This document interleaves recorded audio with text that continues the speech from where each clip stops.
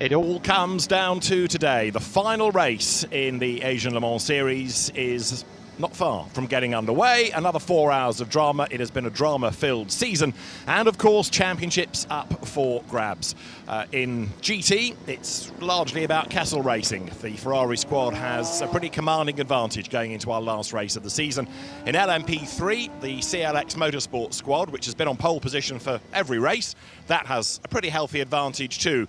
Although I think pretty much now you can safely say is the champion team given the gap over everybody else. But LMP2 is still up for grabs. It's a bit mathematical, admittedly, because CrowdStrike Racing by APR has a 25-point advantage. You get 25 points for a win. Chettilar Racing, if CrowdStrike APR weren't to finish and it won, could tie on points. They'd also be tied on wins, and then you'd have to go back to second places, which would tip the scale slightly in favour of Chettilar Racing. It is very much an outside bet for them, but you can guarantee that Roberto Lacorta, along with Charles Malaysia and Antonio Fuoco, his co-drivers, will be giving it everything they have got. But they start at the back of the LMP2 grid after dramas in qualifying. A spin for Lacorta that brought out the red flag. The penalty for that, you lose your lap times, and also you start at the back of the class. And if you don't do a lap time, you have to put your fastest driver from free practice in for the start stint. That's Charles Malaysia. That means they are effectively going to have to do an extra pit stop and play with the strategy. So they're up against it, that is for sure. But you never know what can happen in the Asian Le Mans Series. The temperatures are high, but we're starting an hour later today than yesterday. We'll be racing towards the evening. And as ever, we're going to finish under the spectacular floodlights around this awesome Yas Marina circuit. So, titles on the line, a great race to look forward to in isolation, and a lot to catch up on, I'm sure. Partly from yesterday's race, and partly looking forward to what we might be able to expect in this championship decider. To talk you through it, and indeed to reflect on what happened yesterday, let's join Ollie Gavin and Graham Goodwin. Thanks very much, David. It's warming up on that grid today. It's warmer today, Ollie, than even yesterday. Yeah, 40C at the moment, ambient. Absolutely. Blistering temperature. 40C, sorry, excuse me, 30C ambient. I'm just saying it's a bit hotter than it actually is. It's 30C and it's 40 degrees on the track. And it's a bit like a kind of 600 horsepower greenhouse in one of those LMP2 cars. It's going to be a very warm evening. They're going to be looking forward to when the sun heads for the horizon here. It does so very quickly. Remember, starting an hour later today, so the floodlights are going to come into play earlier in this race. David taking us through there the points. Yep. It was a very, very unusual Asian Le Mans Series race yesterday with pretty much no serious interruptions. Are you saying it was unusual by the fact that it was no safety cars? It was just... Well, we're about to see, because this was yesterday's race. Giorgio Roda starting the race from pole position, looking to get his points on the board for a win. Big lock up there from Crichton and Tudis, which would take out the Nielsen Racing car in the early stages as a really meaningful competitor. But remarkably, a totally clean start in all three classes. 45 cars making it through what is a very tricky first set of corners on this Yas Marina circuit. It's often been the source of, let's call it what we've seen before, carnage. Meantime, it would be the 47 car made its way through the pack to lead to get Lacorta into the car, but there were dramas for the Italian bronze driver pretty early on in his stint. Some great battles underway in LMP3 once again. Julian Kirby side to side, and a bit of contact as well with Alexander Bekantsov. It was a second off-track moment for Lacorta in the hotel section as he came towards the end of his first stint. Ridiculous drama for the number 5 car. Dominant performance from Giorgio Roda, and as soon as Gregoire Saucy got on the car, a highly unusual gearbox actuator problem put the car effectively out of the race. Excellent battle between the number 3 car and the number 30. Griffin Peoples doing battle with James Allen.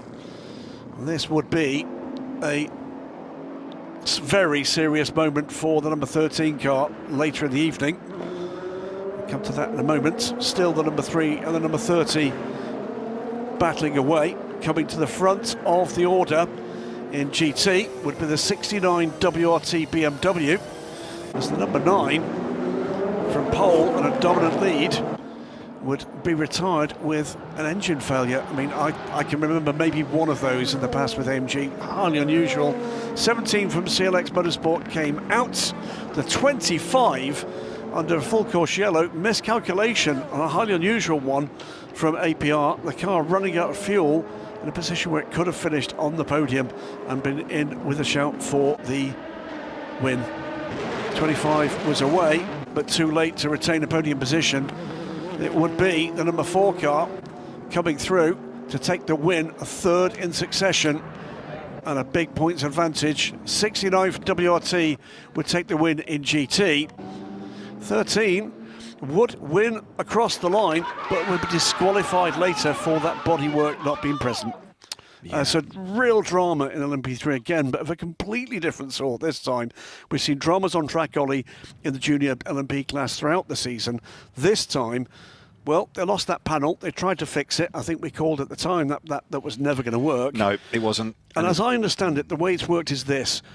They would have got a time penalty for not fixing it properly, but there was a protest post-race from CLX Motorsport upheld, and they were disqualified, and they are out of it. They cannot now win the championship. I believe that there's a regulation that says that everything mechanical needs to be covered by the bodywork, and the fact that it wasn't replaced, I think that's where they fell foul with it. So, yeah, tough on the 13, but the regulations are there. They're not happy. They're on the front row of the grid alongside what was their title rival, CLX Motorsport. In terms of the points, it's quite simple. There are 2 cars in it in each class, as we heard a little earlier from David. It is a 22-point lead for the Kessel Racing car, the number 74, over the 69. They're the only 2 that can take that win and the automatic entry for Le Mans, invitation for Le Mans. It's 20 points, it's the gap in LMP3. The 17 ahead of the 29, that is the Forestier Racing by VPS car, and it's 25, as we heard, with the number 4 car, CrowdStrike Racing by APR, ahead of the 47. And in terms of that overall championship win, it's pretty simple. Chetelain have got to win, and have got to hope that real drama affects the number 4 car and they finish outside the points. And on countback, remarkably, they would win the title. Yeah, it would be absolutely extraordinary, but I think it really is something special to sort of see how these teams have been able to deliver the performances, whether you were CrowdStrike Racing by APR or by WRT with BMW. In GT, they did a fantastic job yesterday to get those victories, and they were very clean, very clinical, and followed their plan. VIPs on the grid, fans on the grid, and it's a packed grid indeed. We're about to go racing in just a few minutes' time, but before we do that, you're going to get an early look at pace around this fantastic Yas Marina circuit, commented by Ollie Gavin. On board here with Gregoire Saucy, the number 5 United Autosports P2 car, Yas Marina circuit, 16 turns, 5.281 kilometres into turn 1, second gear, trying to get on the throttle carefully and smoothly, nicely done.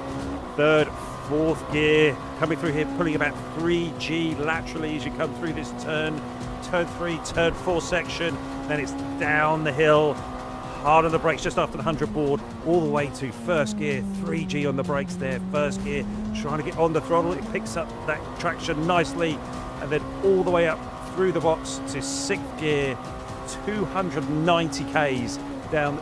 This is the fastest part of the racetrack. A little bit of bumpy, little bit bumps here and there, but generally pretty smooth. Hard on the brakes, all the way down to first. 3.2 G on the brakes, locking the rear slightly there, and then back to the right as we come off of there. Good traction again, up through the box, hugging that left-hand side, shortest route, and then winding back to the right-hand side, getting prepared for this banked turn 9 corner. Again, pulling about 3 Gs laterally here. Third gear, second gear. A little bit of traffic in front from the P3 car. Sticking to the right-hand side. Nicely done. And then winding our way back to the hotel here. 5th gear, spotting that brake point nicely. All the way down to first. And then first, second gear here. These corners get quicker. The apexes get quicker. The further you go through them. And just trying to get the exit there, nicely done. A little bit of debris in the road there and traffic in front, one of the Corvettes. Just trying to sneak up the inside before this final turn 16, all the way down to first gear. WRT car in front, hard on the power, good traction, and that's another lap here at Yas Marina. The drivers have decided to go for a little bit of last-minute shade in the garages, including pole position driver Giorgio Roda. But on the other side of the front row, the number 20 Algarve Pro Racing entry, and Sami Megatunith, one of the drivers. You've had a good season, podium yesterday, and looking forward to rounding out the year with a win. Yeah, Honestly, now back-to-back podium with yesterday's race. We did great. I enjoy a lot this championship so far. Unfortunately, it's the last day today, so we're gonna push to make it another good one. And yeah, that's it. You really seem to have adapted well to these cars coming out of single seaters. Yeah, it's a car that is close to Formula 2. So at the end, I jumped in, and it came quite naturally to me. The rest is learning, but I'm trying to not make any mistake and learn quick. The other new thing, I guess, also is sharing a car. It's not all about you. You've got to look after your other drivers. Yeah, that's very strange. As you can see, I'm there watching the start when I'm not driving. So that's something really new and really stressful for me. I prefer to be in the car. But yeah, it's a good experience. We share a lot of good moments also with my teammates. And it's a new way of working, a new approach, and I really enjoy it. Have a good race. Thanks, Sammy. So it is the end of the season. Always a rather sad moment, really. It's been a magnificent finish to the season here in the United Arab Emirates. 2 fantastic races, Ollie, in Dubai.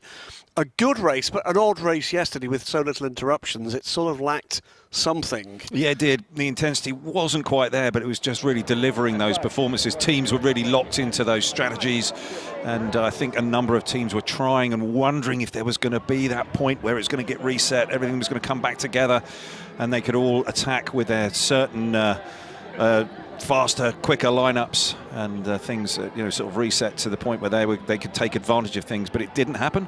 And now we've got this final race here at Yas Marina, and I think it's got that real sort of end of season vibe to it. And last day of school, great to see such a fantastic crowd here. They've all been queuing up for the last few hours to come out and experience multi-class racing with the Asian Le Mans Series. And fantastic to see. Yeah, it is. And as you heard from Sammy just a moment ago, second on the grid, by the way, alongside the luckless number 5 United crew. And I'm not surprised that Giorgio's sort of run away, because I mean, he's now had countless interviews with David. It's never gone well in terms of the race. I'm not nothing to do with David. I'm not blaming David much. No. But gosh, they absolutely. It's unreal. I mean, Gregoire Saucier, I think, had been in the car for a lap and a half, lap and 3 quarters before the gearbox went, after a dominant run. Bad luck they've had. 3rd on the grid and coming on strong, towards the end of this season. High-class racing. Jan Trainer Muller has been strong all season. Really good race yesterday. Gustavo drove extremely well yesterday. We were seeing very much more of the old Gustavo Menezes that we'd seen so far this season. It's good to see that too. And what we've got here is pretty simple. Some mathematical calculations over the championships. There's a lot of cars that will feel that they've underperformed, and this is one of them. Georgios Kolovas will start the 43 into Europol car from row 2. Nolan Siegel, Bijou Garg to go. It's never really clicked, has it? It just hasn't quite got there. They had a messy first pit stop. Georgios missing, I think, his pit stall for the first driver But change. that's one of the things that's actually been a factor here. There's been a number of teams, a number of drivers have had that problem, and coming down a pit lane, it's sometimes very difficult to pick out where your pit box is and where your fueling rig is, and they're very, very on it with where you need to stop. And if you don't stop in the right spot, it really does hurt you. It's 5th in LMP2, but 1st in the points. It's the CrowdStrike Racing by APR crew. And in truth, there you see it. It's 25 points to the good. They have been the class of the field for the last 3 races, Ollie. And that's been George Kurtz sticking to the plan. Yep. Melty Jacobsen in Dubai, really setting up a cracking end to the races, then Louis Delatraz just delivering. Yeah, George has really sort of understood his role here, and he's not got flustered when things haven't quite gone to plan, maybe in those first few laps, or he just gets pushed back a little bit. He really has been clear-minded, clinical, and then he's delivered the car to his teammates in Molt Jacobsen and Louis Delatraz, and they have executed brilliantly. And that CrowdStrike by APR crew have done a really fantastic job. Preparation, but then also execution, strategy and pit stops. Yep, great to see fans and families, by the way, out here. A lot of families, or particularly European teams, taking the opportunity for a bit of winter sun. Weather is miserable back in the UK, I can tell you that, if you're watching in from there. Hard luck. It's brilliant here. 30 degrees.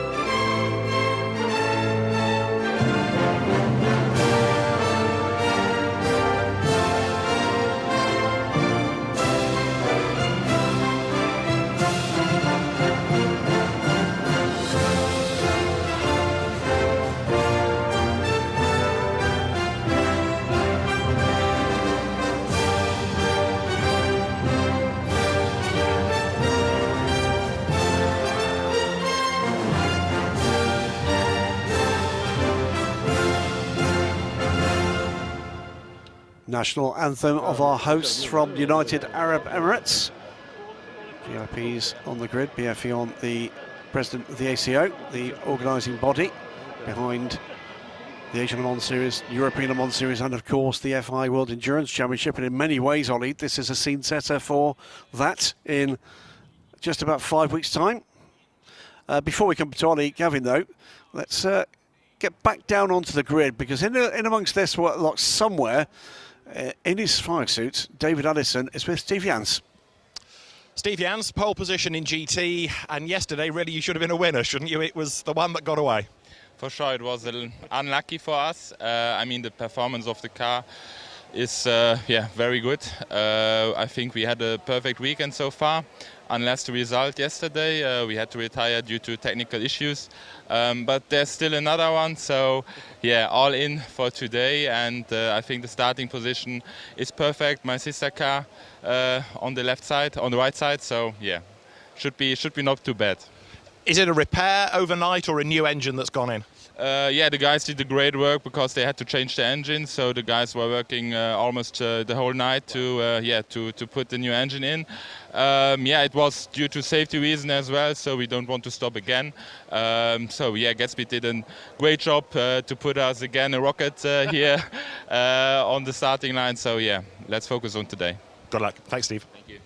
Yeah, a very unusual engine failure for the AMG. I was wondering there whether the team actually knew how to do it, because I'm not sure they've ever changed the motor because they're so reliable. I was at AMG last winter, and they put one of these monster things on the dyno just to show us. And you'll be aware with dynos, the thing rattled the building. You could feel it through your feet. And the exhaust they were putting on the dyno rig were just glowing cherry red. Yeah. Absolutely astonishing thing.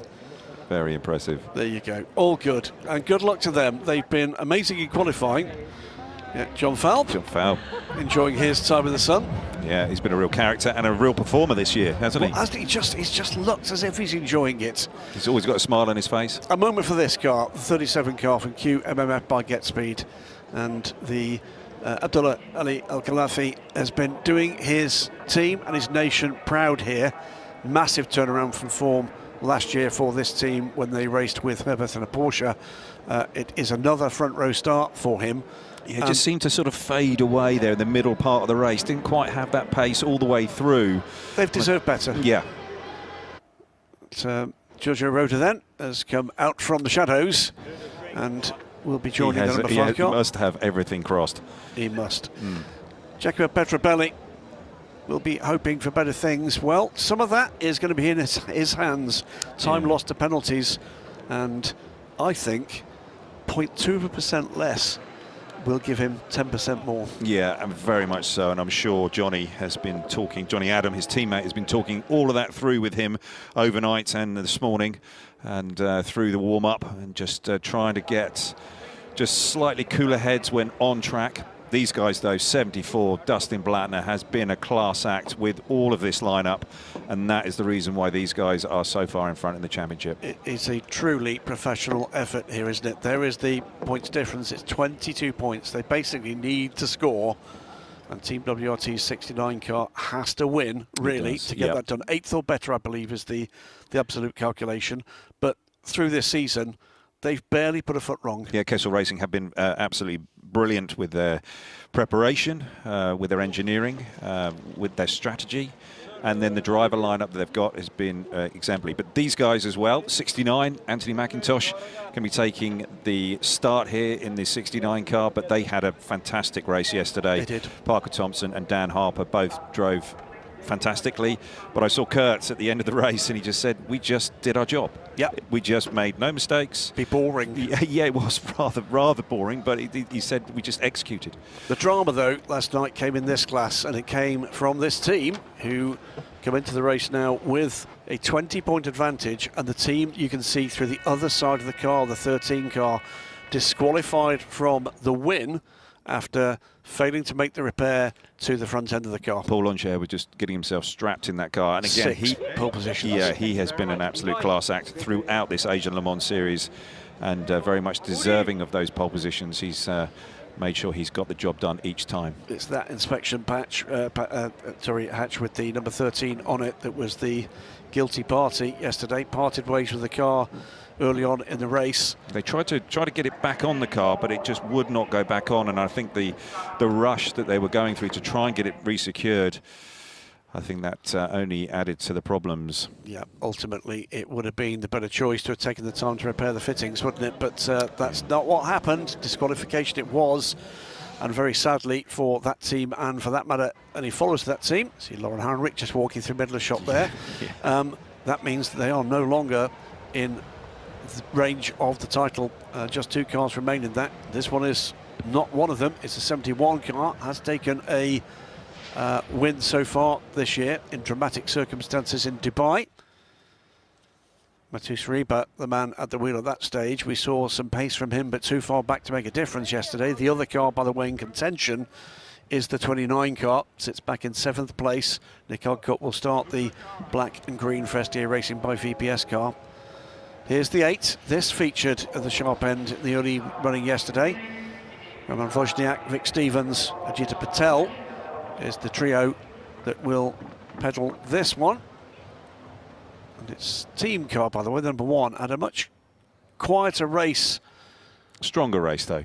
It was a much stronger race. Julian Kirby was on it, yeah, no doubt about it. He really did provide the LMP3 fireworks and much of his 2 stints in it. But more importantly, Ajith Kumar managed to get himself into the race and have himself get the experience of running on track with all of these other classes around him. He'll have learned more in the 52 minutes, I think it was, he was aboard the car than probably he did through what was a traumatic Dubai for him. And that will help as he progresses in his journey in LMP3. What's going on here? Yeah, we're on board here with the 1 car. They got an issue here. They're still in the pit box. That's looks in the like. box. That is in the box. It is. Here's the Yas Marina circuit, 5.281 kilometers, 16 turns, and it really is a mixture here of high speed stuff, but then real heavy braking and slow speed corners, and then those big long straights. So, yep, combination. And something very technical and something for every driver here. Yep, 44 cars then on the grid, 1 in the garage at the moment. Looked like a steering problem or electronics problem for the number 1 Team Forest car. The first of the 2 formation laps. Gwen Boursier, our race director, reminds us that it is indeed 2 formation laps for the Asian Le Mans Series, as with all ACO rules racing now. Yeah, no tyre warmers. Yeah, no tyre warmers. Yep. They should get fairly warm. Yeah, 40 degrees on the track. Yes, it's going to be pretty toasty out there. And yes, they'll still have to work through, the drivers will go through their plan on how to get everything going and switched on and up to temperature. We did see a couple of guys coming into turn 1 with some issues yesterday, so hopefully they've learnt those lessons.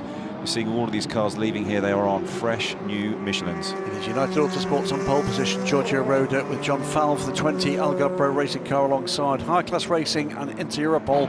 Second row, Jens Moller and Georgios Kolovos, George Kurtz and Michael Jensen for CrowdStrike Racing by IPR and the Algarve Pro Racing car. Then it is the number 6 car of Phil Thayer from United Autosports, DKR Engineering's Alex Matchell. Next up, RD Limited's Fred Pordad and the 22 Proton car of Stefan Aust, 9th and 10th. 11th and 12th Proton competitions. Hertz Feldbamar, the 88, Ponos Racing, Tezuko Yorikatsu, the 45, the orange and black car. Vector Sport RLR's Daniel Schneider sits 13th, Crichton and Tudis 14th, and the final row all cars to close the gaps. LMP2, Mira Konopka in the 44 ARC Bratislava car, and Chatelaar Racing with Charles Malaysi, the only non-bronze driver to start. Paul Langer, the absolute pole domination from him continues. CLX Motorsports, the 17 CLX car alongside it. Europol's Alex Bekantsov in the 13. 23 Events Racing, the 71. Terence Woodward, Roman Wozniak in the 8 all Team cars to close the gaps alongside are him. too big. RSGP's Duquesne, Fabien Michel and Tim Whale in the High Class Racing car. They rode at 11. Row 12, Nick Adcock. Title contention still from SDA Racing's 29. Breton Racing's Jacek Vanolka sits alongside. 23 Events Racing, Louis Stern and Julien are too Gerby large. in the Please garage close at the the gaps. moment. Starts at the moment 26th, but will start from the back of this grid. Into GT, an all-AMG front row. Get Speed's 9, Steve Jans, and the 37Q MMF by Get Speed car alongside. A Courier Cross, Blackthorn, the 56 Aston Martin, Giacomo Petrobelli. Title leaders, Kessel Racing's Dustin Blackman in the 74 car. 69, Team WRT, they're still in the hunt. Tony McIntosh. Okay, the line and Team is too WRT's long, Renat ladies and Salikov gentlemen. Please close the alongside. gaps. United Autosports 59 McLaren, Andrei Murkozov is next with the TF Sports 11 Corvette of Blake McDonald. Origin Motorsports, Bob Car Yuan, the 71, you are 87, delaying the the 10, whole pack. and Taras 71, Al close the gaps. Porsche alongside from Montai. AF Corsa, Darren Young, the 21 Ferrari, 34 Racing Team Turkey Corvette of Tom Van Rompuy, that is row 19, and row 20, Kessel Racing's Bill McGidley, Montai's Francois Heriot, the 15 and the 92. 51 and 66 make up 21, row 21, Charlie Samani and Prince Jeffrey, and row 22, Castadio Toledo, and Vista AF Corsa 54, and the 50, American by AF Racing Ferraris of Craig Bennett. That completes the grid, and it is trouble for the number 1 car. Yeah, looks like they've got the bodywork back. 21, if you have an issue, pull to the side. 21, if you have an issue, pull to the side. Otherwise, close the gaps. We're getting instructions there from race control. Now, is there an issue for the 21? We'll keep an eye on that one. Yeah, I thought it was 71. Was it 71 or 21? 21 has got a big gap to the number 10 car. Yeah, That is Darren Young, I think, aboard that car. Yeah, and Gwen will be just wanting all of these cars to come back in one pack. Reminder to all teams, T12 all information 2 by 2. At the start, all cars through the grid paintings, no overtake before the line, no side movement before the line. That's the gap. 21, close the gaps. Yeah, and you know, if he doesn't close the gaps, then he'll be up for a penalty. You're usually not allowed to be any more than 5 car lengths in between the car in front of you, and they really want you to start. He's back there now. Yeah, he is back there now. Maybe he did have a problem. We'll have to wait and see. But yeah, it's super important for the pack to be packed up, just so that there's not these big sort of concertina moments where cars speeding up and then slowing down, and that's what can cause incidents and accidents just on this very lap. Sherry Kamara pace car brings them all under control. And that means Loic Hartog's looking forward to his next interview with the somewhat more vertically challenged David Ellis. Yeah, well, I just must have booked it in. Absolutely. Yeah, that's that was what the cheer was for. They've got a time for that, so we can all enjoy that later. Yeah, obviously there'll be one of the highlights of the race. Yeah, it looks a little like the Statue of Liberty when he's doing that, doesn't he? Not Loic. Leaders to start assuming grid position, all cars in grid position, T12, 5 cars lengths maximum between the categories. One car out on the pit. That's great to see. Will be able to join at the back of this grid once they clear the safety car line. Under the hotel turn. What that was, that problem. GTs, you have to close the gap. GTs, close the gaps. No overtake before the line. No side movement before the line. Now the grid will be under control of Giorgio Roda. We'll wait for the red lights to go out as they come towards the line and let you enjoy the start of this race.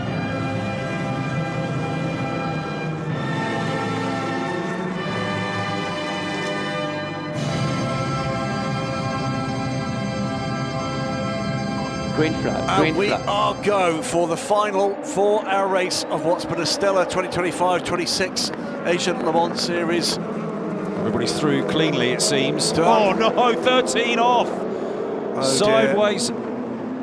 Just maybe a tick too late on the brakes there. Lost the rear. Didn't seem to be another car involved at that point. I can tell you the number 1 car will be joining us. It's a radiator leak for that car.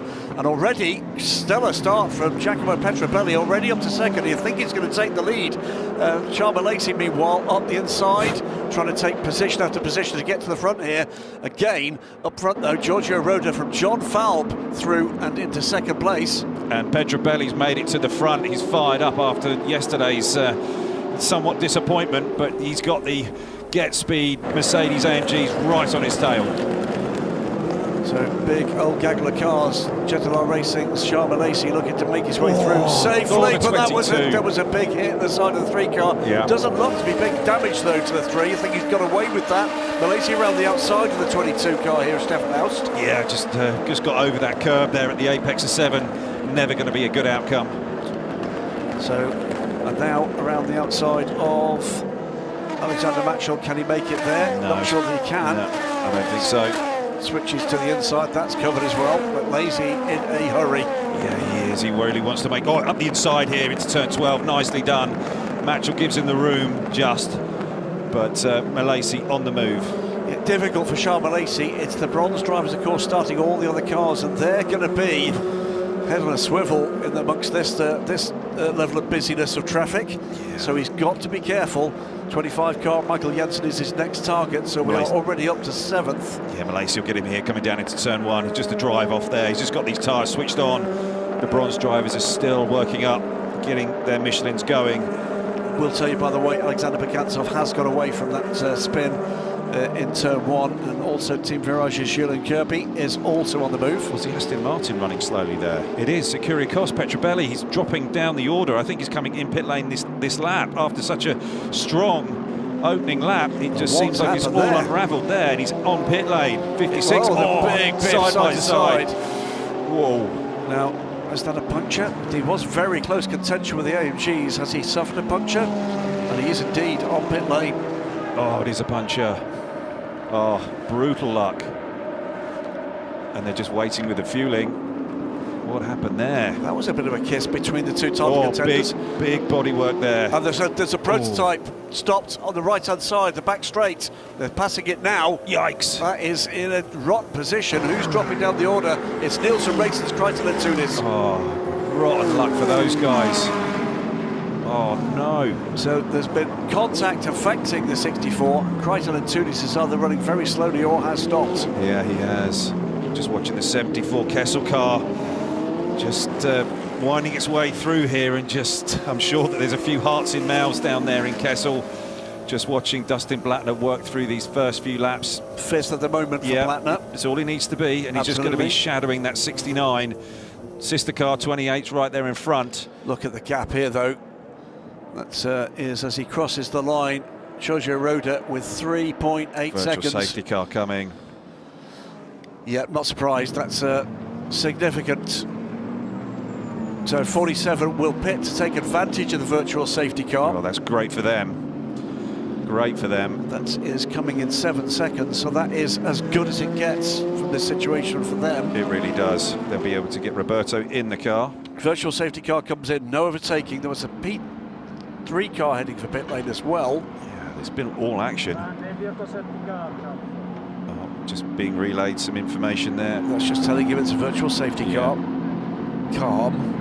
Also on pit lane, 85 and 23. I think this is going to be them burning a long stop.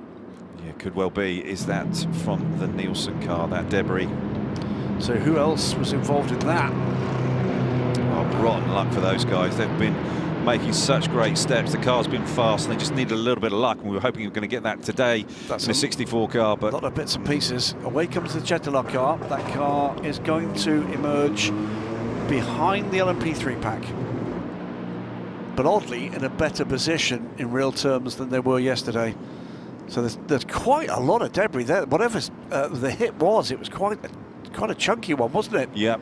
I think that somebody's been driven out there. 13 on pit lane as well. And that was another car that had a bit of drama. He flat spotted those tyres. There you go, immediately taking tyres. That will compromise them later. Yeah, they'll have to triple stint tyres at some point. Because they're not a lot. Can they reprofile those tyres and put them back on? They could work them. They could send them down to the Michelin engineers and just see if they could try and find a way. Here's the start. This was not where the dramas came in P2, but watch the 13 car, the bright green fronted car behind. I didn't see contact. The CLX car is moving over, but I don't think there was contact. It just looks like locked rears. This is turning into the corner. Yeah, there we go. We're all felt it, Molt. Yeah, Monty Jakobsen. He's got a career ahead of him in TV. Yeah. In a few years yet, though. Yeah, I would say. Big wobble for a couple of cars there. There's Krytel and Tunis with 2 cars behind him in a little pack, little battle pack, and here is the 56 car. Did get side to side. We're going to see something here. Oh, that was the 13. 13. That was 13. Yep. This is Yep. turn 1. Yeah. But there was also a side-by-side contact with the 34 and it was the 87, wasn't it? Banging wheels. Yeah. That looks like a headlamp lens.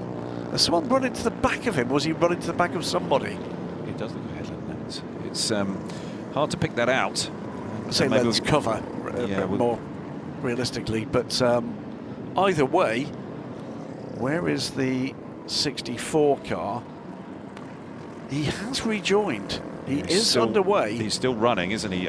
It could have been there was a spin, and he stops just refiring it and getting it going.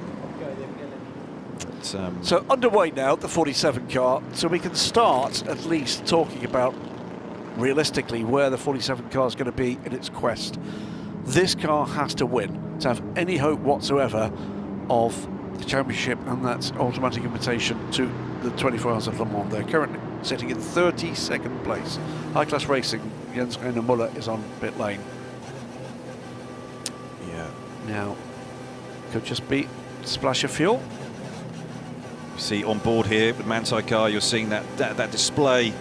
It's just trying to hold it around about 80 k's. It's sometimes just popping under, just popping over. There's a tiny amount of tolerance there, and they're all on that sort of VSC mode that all of these cars have programmed in. Yeah, it's going to take just a little while. There's a lot of very small debris, and not just in one place, which looks like there was impact damage and then something else let go from one or other car. So we certainly know the 64 car was one car involved.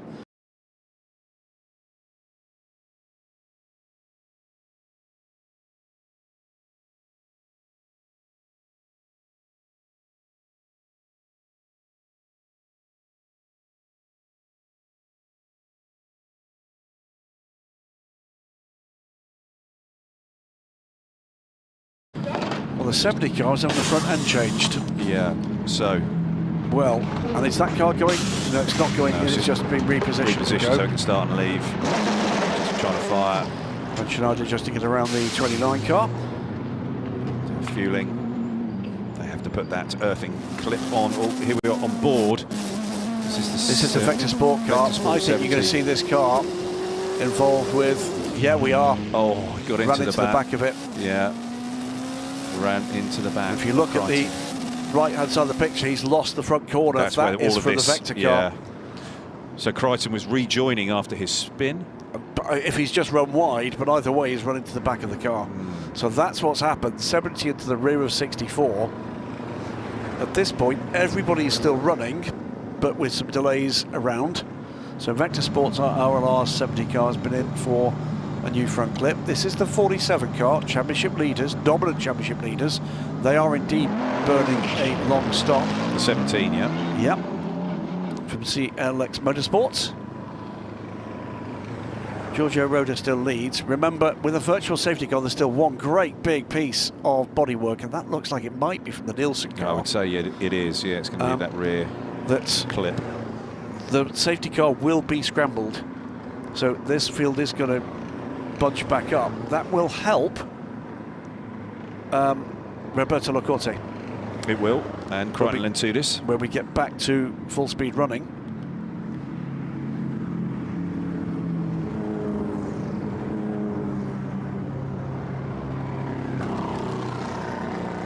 So all of these drivers are now running around on this 80k an hour limiter that they have, and that's so that they can all sit and comfortably at that speed, and then once the virtual safety car period is done, which is 2 laps, they will send the safety car out, and everybody will be able to release that 80k an hour speed limit, and then the speed will be controlled then by the safety car.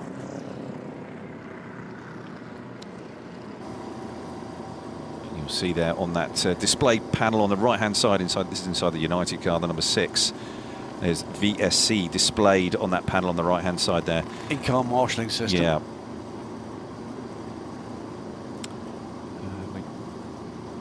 Just hearing that Giacomo Petrobelli has just done a drive-through in the 56 car. Resetting drive time. No. It's weird, that one. Yeah, it is strange. That'll be interesting to find out from the Aston Martin team. In comes the race leader, Giorgio Roda, and indeed the cars that are following. So I think they're all just going to top up with fuel. I think they've realised there is still debris there. We know the safety car's going to come. Yeah. So, and this helps them just extend their period that they can run for.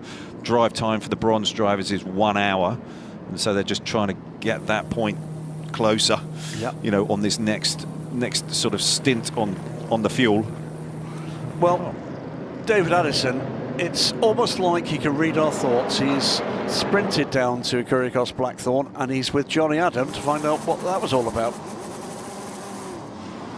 Not a great start to the race. It was a demon first lap for Giacomo, but Johnny Adam, on the scale now of wanting to go and have a beer or call the Samaritans, where does this leave you? Yeah, he was very unlucky, you know, at the start. He had a great start up to first, and then I think he just, a P2 car just turned in quite early at T9, I think, and just caught the wheel in, obviously, a slow puncture, so we thought it would be better to do 2 tyres, and then we've just reset our drive time there as well. So we are at the back, but we've reset that as well, so long way to go. True. Yesterday, he was a bit leery at times. He'd had one double espresso too many, we thought. Yeah, unfortunately, we had a few too many track limits yesterday. But we've just, I don't know, we've had pace in the car all the championship from, you know, for first round in Sepang, but we've just never sort of executed the whole weekend properly. So it's not been the greatest start, but still 3 and a bit hours to go, a long way to go. We've got good pace. I think over the 3 drivers, and if we have clean pit stop, we can get right back in this fight. So yeah, it'd be nice. Said this yesterday, but nice to finish on a high. It really would. But you've been calming him down overnight, you know, about these track limits. You've been able to work out what the problem was. Yeah, different driver today. He's in a good place. Giacomo's fast. He's always been fast. It's just trying to sort of calculate that. And the bigger thing is, it's an endurance race. It's just 4 hours, you know. But we need to be super clean. Let's see later on. Thanks, Johnny. Thank you. Yeah, I was in the hotel lift this morning with Jacko and his family. 7-year-old daughter was taking me through the various things he'd done wrong yesterday. That must have been a real boost for him. Oh boy! Always, if you've ever had a 7-year-old, and particularly a 7-year-old daughter, I can't express how brutal their judgment can be. Yes. On the scale of 1 to absolutely terrible, it must be worse than the Supreme Court, I think.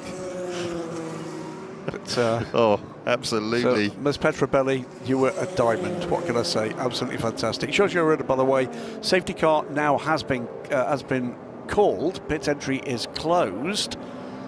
Where is the safety car, though?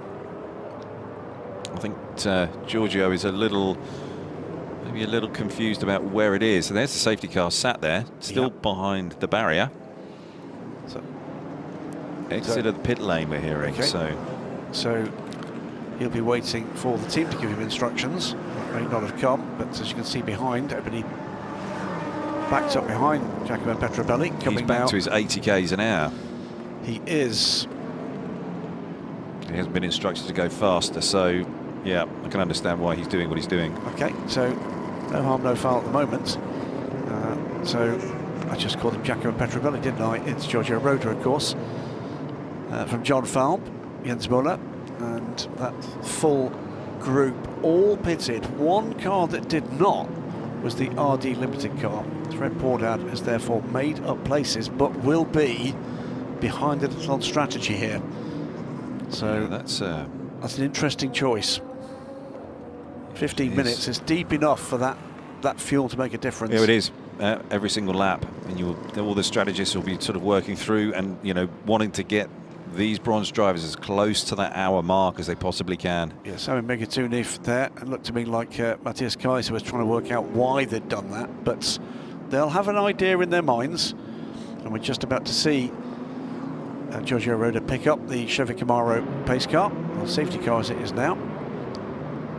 Yep. And the young class at Deco in Geneva, they had a strong race yesterday. Yeah, it didn't quite fall their way in the end, did it? But yeah, they did. They had a lot of pace. And Griffin Peebles did a great job in that car. Yeah. And yeah, certainly they look like they're on a good march here. Scene there, they'll be familiar for you from your career, Ollie. Chevrolet joining from behind the barrier. Oh, man. It's tough today, isn't it? It really is. It's a long race, mate. Oh boy. 3 hours 44 minutes to go. Is going to be that long? Yeah. Sam Cox there, the co-owner and team manager, team principal of Algarve Pro Racing. Look again at this start. No dramas in LMP2, but the drama came for the number 13 car in LMP3, just about to come into shot now. Yeah, I think that was alone. I don't think he had any contact. Doesn't look to be any damage. That was the response from Malte Jakobsen. His range of emotions extended by surprised. And there's been a touch there, I think, between one of the Algarve Pro cars and DKR Engineering number 3. And lots of bumping. 13 off there. There you go. Lots of bumping and boring between lots of GT cars. On board now with Antares out. Will not be retaining. This is the run to the front, or the start of the run to the front from Giacomo Petrobelli. Sharma Lacey, meanwhile, going 3-4 wide in his quest to get to the front of the. There we go, off the curb and into the side nourishing car from the Racing Team Turkey 34. Yeah, that was pretty brutal, wasn't it? And this is the moment we brought out the virtual safety car. Went wide. There was no spin, I don't think, from Knighton and Tudis. He went wide, rejoined, and that, I think, caught out Daniel Schneider, and somebody hit a big piece of the debris as the rear of the 64 car disassembled. Davids with Sharma Lacey. Charles, I think this is looking a bit more promising than yesterday in terms of the race, even if the championship is a long shot. Yeah, no, for sure, it's better for us, also for the race itself, because yesterday we were just trying to stay in the lap, and it was not an easy task. But yeah, no, I think we'll just try to do our best, and have a good race. I think now championship, except if there is like some crazy circumstances, it will be difficult for us, and I don't wish them to have this kind of circumstances like a DNF. So no, I think we'll just try to do our best to come back as close as we can to the podium. And yeah, if we can like fight for a podium or a win, it could be nice, and to end the championship like this. Anyways, I think it was a good fight until the end. So no, like I said, we'll just try to do our best. Does a situation like this help Roberto in a sense, because he's getting into the car but at a reduced speed? He can get himself settled. He doesn't have to be flat out when he leaves the pits. No, for sure. I mean, like yesterday, because the driving time for the bronze driver is quite critical. So the best is the earlier we can put him in the car, the better it is for us. And plus, there is a VSC, so that he can catch up and not be stuck in the middle of the GTs when he get out. So for sure, we are not behind another P2. We have like multiple GT between the last P2 of the pack and ourselves. So we will lose a bit of time, but definitely is better than yesterday. Normally we'll not lose a lap, so yeah. Like I say, we'll just try to do our best, and I wish that we can have still a nice race, have some good fight with the other P2s, and we'll see how it goes. Good luck. Thanks, Charles. Just taking a look at some other points of order. One of them is Team Virage have pitted twice, did not see their first pit stop, but the second pit stop was certainly a long stop. They've lost the lead lap, as has the 23 Events Racing team, and I think both those teams have done both their long stops. Yeah, Breton Racing, it's in the lead of LMP3. Way in the lead. Yeah, they haven't pitted at all. Yeah, the 23 car, by the way, will be getting the wave by. I'm just trying to pick out the number 1 in the order behind their safety car. WRT enjoying their moment on camera. Yeah, they had a fantastic race yesterday. It was really quite boring, I think, for them. Well, yeah, I mean, it's kind of yes. I mean, they just executed. Yep. They just delivered the plan. Broke no rules, cracked on, took the opportunities to get to the front where they could. A little bit of fortune with that number 9 AMG with that super rare engine failure. Yeah. Safety car is coming in this lap. There's no wave by. No wave by. Lights are off. And Giorgio is keeping pace with the safety car, which is unusual. When's he going to back it up? Well, he'll have that one move. It's going to be here. Oh, yeah, that's maybe not the greatest place to do it, because people can't see around that corner. Oh, yeah. Yeah, and that's the whole thing. Don't think we had any contact, did we? I don't hope not. Away we go, though. We're going to go back to green flag running. It's 3 hours and 39 minutes, the end of this race and this season. Giorgio Roda's got the hammer down. John Falb and Jens-Reiner Müller right there, though. He's not got the getaway this time, and the chasing pack behind slightly stymied by the fact that they've got the 23 LMP3 car they could not overtake before the line. No. So everybody's just trying to get things going again here. Would have been a number of laps. You know, getting things would have been cooling down, and they would have almost got things to the racing temperatures and pressures, but they're going to have to work pretty hard on that now. Oh, the 25 APR car was looking left and right to get past the 23 car there. Fortunately just got through, no other incidents. Thomas Racing 45 tucks in behind briefly the LMP3 car, gets back on it now. Who's going to get the best of this running as we get back up to full speed? Team manager car 23 to race control. There's been some kind of issue there under the virtual safety car. Yeah, maybe there was something going on there with... That's why they've not done a wave bar. They think there's a problem with that 23's position in the queue. Oh, yeah. If that is the case, that's going to be expensive. Yeah, big penalty, I would say. Let's see. Away we go. Roda, Falb, Müller, Kolovas, Bourdais, Kurtz, Fire, and Jensen, Matschel, and Stefan Aust to your top 10. Just a bit further down here, 34 car on board Racing Team Turkey. This will be Tom Van Rompuy. Had a pretty strong run yesterday. They've been given a little bit more performance today with a bit of a BOP break. So I think Charlie Eastwood was quick in the warm-up, and I think they've got higher hopes for performances today. This is the battle for 12th being fought out between the Corvette, based in the UK, and the UK-based McLaren of United Autosports. Two very different cars. Normally aspirated V8 in the back, or mid-rear of the Corvette, and the turbo V8 of the McLaren. This is the battle for 5th position. RD Limited's Fred Bourdais. Strong race yesterday. He did. He was almost like rejuvenated after his treatment. Yeah, he missed the 2 races in Dubai with back pain, and he suffered that. Knows that is absolutely no joke. But after treatment, back in the driving seat and providing a good basis for James Allen to attack. George Kurtz, Phil Clare are tucking in behind him. Giorgio Roda getting away again.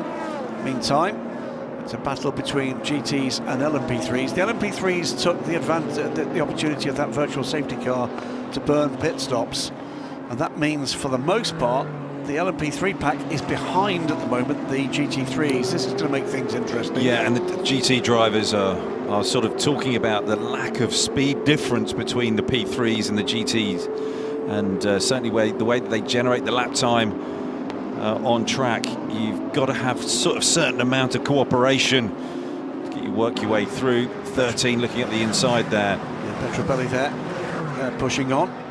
He's now 18th place in GT and be looking to make up positions. Driver stint time resets, of course. High class racing and into Europol side by side. That position going the way of the recovering 13 car. Giacomo 6th. got close to Banksy there as they came through turn 6. And I think whenever the 56 car appears in shot, most of the team must be sort of holding its breath at the moment, because it does seem to be all action. Petrobelli taking that position from Banksy, and George Kurtz taking a good hard look at whether or not there might be a way by the 30 car, but they'll be on minimum risk strategy here. Yeah, I mean, George will know himself, but he will also have quite the briefing from his team manager and engineers. No risk, all high percentage moves. So Roberto Lacorte has has passed the LMP3s and GT3s. He's now up to 15th place. His next target, Vector Sports' Daniel Schneider. Yeah, Fred was just very keen to get back to the inside of the track, the left-hand side, as I come down here into turn 6. 290 k's an hour here. Hard on the brakes, 3G on the brakes, and just got it all stopped. Working those Michelin super hard, but George is working hard to get past Fred. And there we are, back in the 30 garage. Romain Dumas enjoying the racing. He is indeed.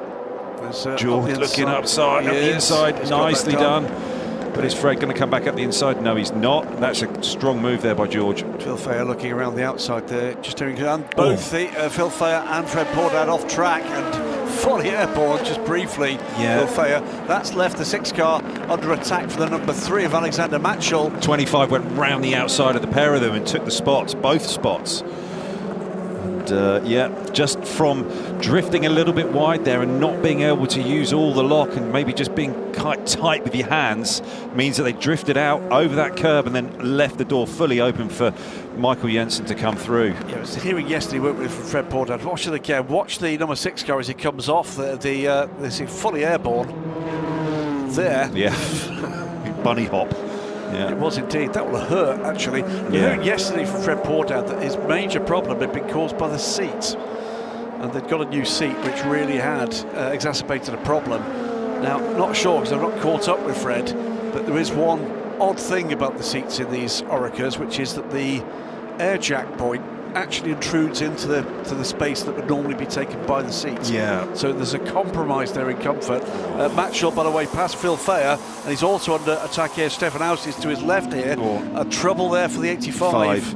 And just gone deep at 12, I think. Just sideways on the brakes and then completely backwards. Yeah, that's not the recommended angle. Definitely not. And the wiper has also left the surface of the windshield. Yeah. So trouble for the Decade. They've had a troubled run in this Asia Le Mans series. It's not been very straightforward, is it? Title winners in dominant form in the Michelin Le Mans Cup in 2025, but they'll be disappointed with their efforts in their first outing here in the Asia Le Mans series. They move back to Europe for the season in both European Le Mans series and the Le Mans Cup.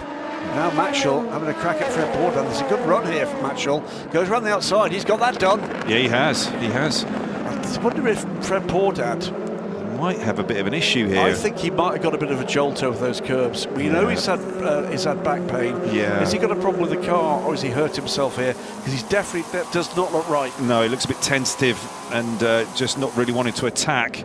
And pain inside the race car is just horrible. When something's not right, and particularly in your back, it can be brutal. And so, yeah, maybe the team are just talking to Fred, just wondering, you know, what do we need to do here? Is there an issue? Is there a problem? Or does he just need it to settle? Give it a couple of laps, take some breaths, and get himself back on track. United Autosports, Giorgio Roda pulling away, as we said, 2.8 seconds to the good now as we approach the end of the first half hour here at Yas Marina. From John Falb in the Algar Pro Racing number 20, they'll be looking, both of them, for a win. High Class Racing 2 would love to be on the top step of the podium as we're into Europol competition. Then we get to 5th, and that is George Kurtz, title leaders by 25 points. And it's all about them getting to the end of this race trouble-free. Yeah, Stefan Haus up the inside of Fred. Just gone very deep there, but it's got the deal done. Just going to have to pinch off turn 7, but that's okay. But Fred does look a little bit backed up. And his Crichton Lentudis is coming back through the field, and he's just killing up the inside of the 37, which is nice. The 9's just, It's a bit further up the road. This is Crichton almost back to the back of the LMP2 order. Just the GT leader now between him and that. But he's some 20 seconds back, isn't he, from the back of that? So Roberto Lacorte is the back of the pack, isn't he? In P2. So these guys were so quick at the start of the race yesterday, and Steve Jans did a great job, but it just all started to unravel when Anthony got in the car, and then they had that engine failure. Yeah. And they had to park it up. Crichton goes through, gets through up to 16th place. Yeah. And so where are we? Top 15 separated by just over 30 seconds, and 15th is Roberto Lacorte, and he is trying to catch Daniel Schneider, but at the moment his pace is not quite there. Yeah. This, meanwhile, is Giacomo Petrobelli trying to leapfrog his way back up the order. Now he's just taken the place 14th. from the 21 car. The 21 car is trying to sneak it back, pick his pocket as they come down into turn 9. Giacomo's, I'm sure that Johnny is on the radio to him. That tighter line seems to work for this Aston Martin as well. Nicely done there by Giacomo. And he's been strong. He's been really been very fast on board, but Darren Leung in the 21 was looking for a way that he could get that spot back. The AF Course Ferraris just haven't looked quite as racy. Not really had the bite, have they? No. You were saying yesterday that, you know, Davide Rigon is aboard one of those cars later, and I, like you, cannot remember mentioning his name. No. And that indicates that he's not really been in the fight. Meantime, towards the back of the order in LMP2, what are we looking at here? This is 71 and a 59. And this, I think, is the 29 taking that position. Yeah. This is our championship contending car, 4th place now for Nick Adcock. Giorgio coming through the traffic now, 54 there in front. Is he going to sneak past them, and is Banksy going to see him? Yes, he is. But now Banksy's gone wide, and he Vista Ferrari 296 going to have to try and find his way past the 77. John Falb will have that traffic to deal with shortly as well. That's brought the gap down for the moment, 2.4 seconds into the next half hour now. So United Autosports lead the race again with Giorgio Roda. Just what is going to be thrown at this effort this time? Yeah. In GT, because that is the next class up, with the LMP3s having taken those long stops in the virtual safety car. Get Speed Steve Jans from Abdullah Ali Al Khalafi in the QMMF car by Get Speed. MG12, Tony McIntosh and Rinat Salikov in the Team WRT cars are in close contention though. Dustin Blattner is holding station and holding off Blake McDonald. That's the top 6. Then we get to the lead car in LMP3, and that's the Breton Racing car, Jacek Jaslonka, but has not taken a pit stop, and some of the other contenders have taken 2. The incident involving cars 3 and 22 under investigation, causing a collision, and car 1 is under investigation for starting from the pit lane. That JMR Corvette, by the way, that we said had pitted, has not rejoined the race. I'm sure David will be on that. They had a gearbox change. They had a gearbox change after warm-up this morning. Oh dear. Okay. And they put the new one in, but maybe they've still got some issues there. Yeah, that was a surprise for them. Just jumped up on them, that gearbox issue they had. Yeah, John Fowle making short work of that little batch of traffic. And we'll soon see just exactly how effective that's been through the next timing beam. JMR have had a very tough Asian Le Mans series. They really have. They've realised where the level is, and they realise they've got work to do to get there, I think is the...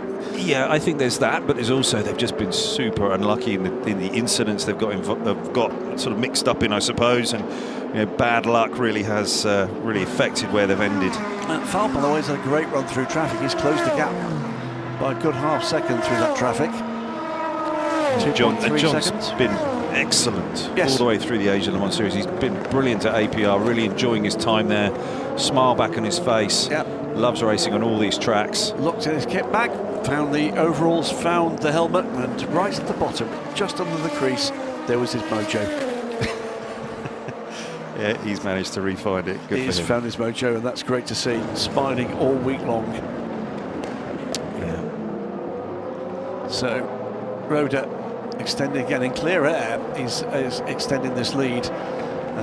Georgios Kolovos is 1.8 seconds behind John Fowle, but this is the other APR car, Michael Jensen, our defending champion.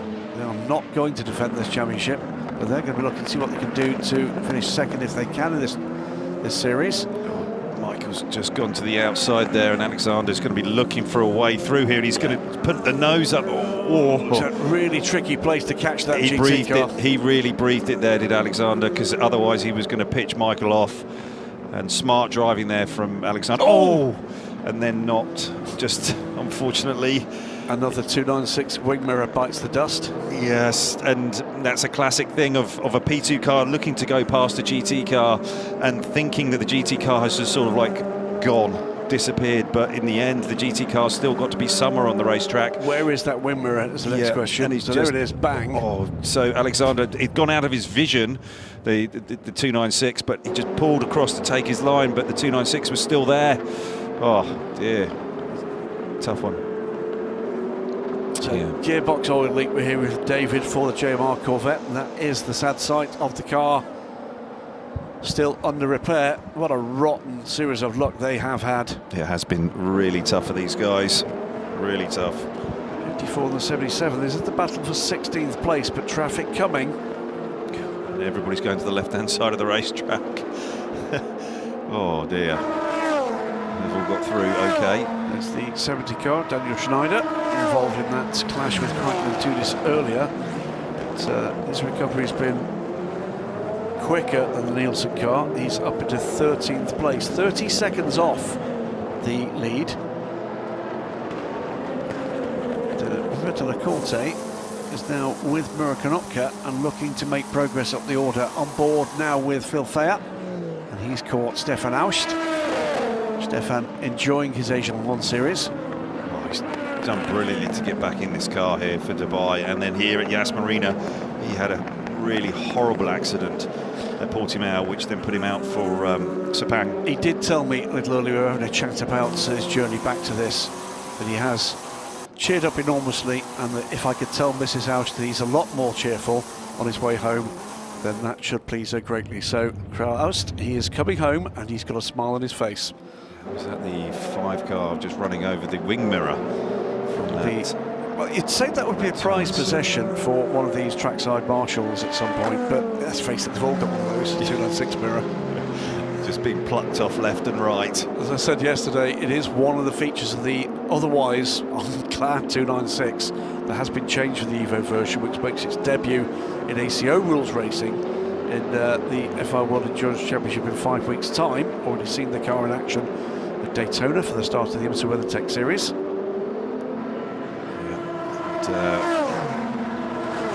Looking back down in the GT battles, we're seeing that the 2 GetSpeed cars are just edging away. Car 22 will have 5 seconds added to the pit stop. This is the Proton car of Stefan Aust causing a collision. Was that down at turn 7, turn 6? I think it might have been. Meantime, in a hurry here, and going well, Alex Matchell with Michael Jensen for 6th place, and good run into and through that corner, put himself back in contention with the Argo Pro Racing team.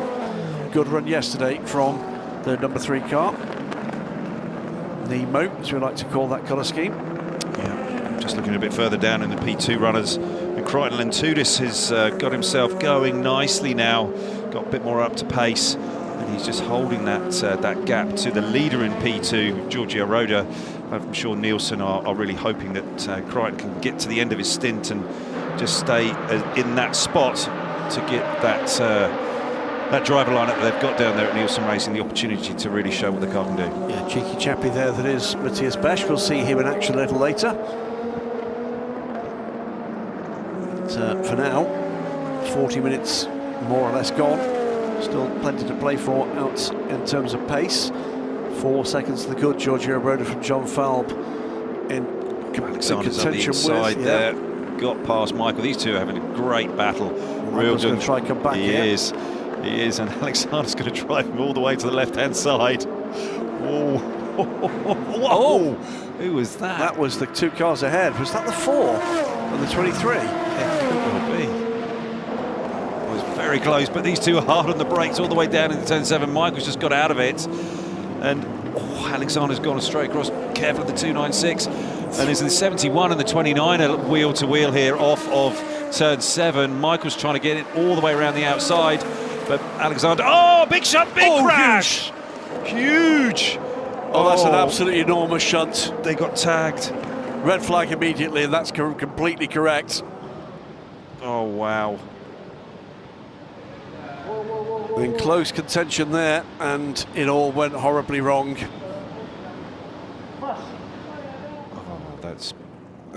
That's 2 cars involved. Was that the 15? It was the 25. And the 15, Michael, I think. And 15, yes. Well, immediate red flag, and that is correct. There's debris absolutely everywhere. There will need to be intervention on both those cars for certain. The 25 absolutely destroyed. Yeah, Mimo's on board the 15. Cool. Never like to see it. That's a big one. So we pause, and we wait for confirmation of exactly where things stand. Red flag will mean this race stops for now. Yeah, we'll just come around and stop here on the front straight. And the drivers will be instructed what to do once race control has a minute.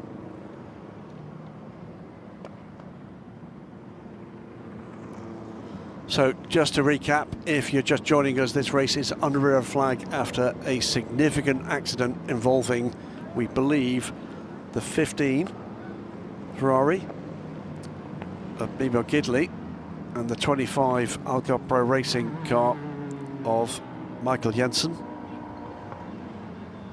On the exit of the chicane, as the cars were getting back up to speed and coming down towards the bank turn. Yeah, turn 8.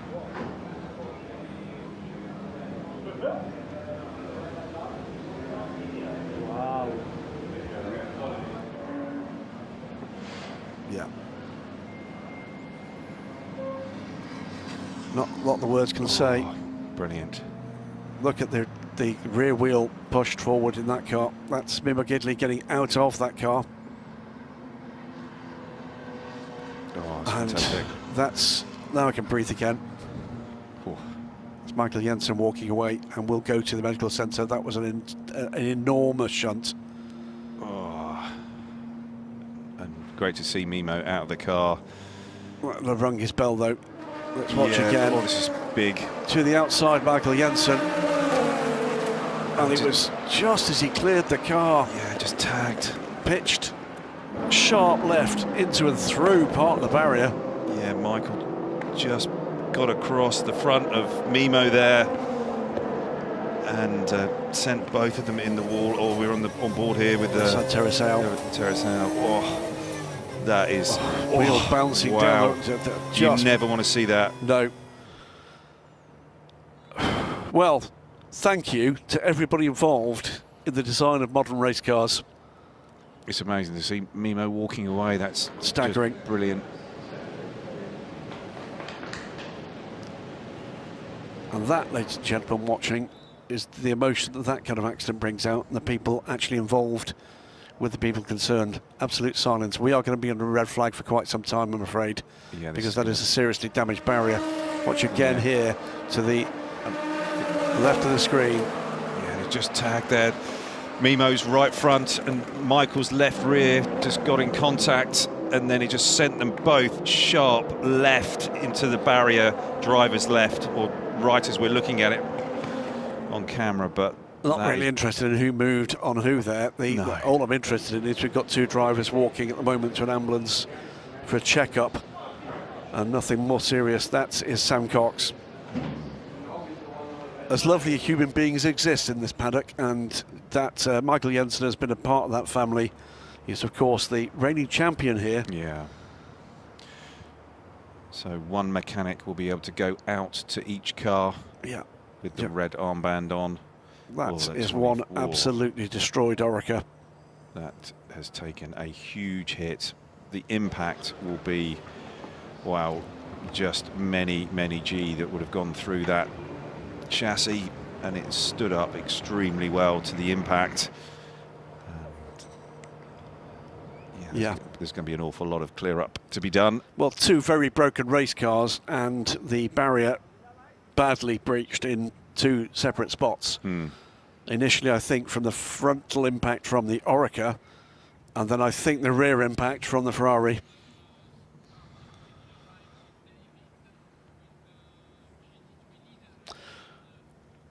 Well, while we recover our breath, David is hot-footed it to the GT leader Steve Jans. He's with the AMG driver right now. As Graham's been saying, we are going to have a little while, I think, while barriers are repaired. So, Steve Jans, we spoke on the grid when you were on pole. Now you're leading your class. And, all right, we don't want a red flag, but you're in a good position. Yeah, that's true. I think we already had a nice gap to the guys behind of us.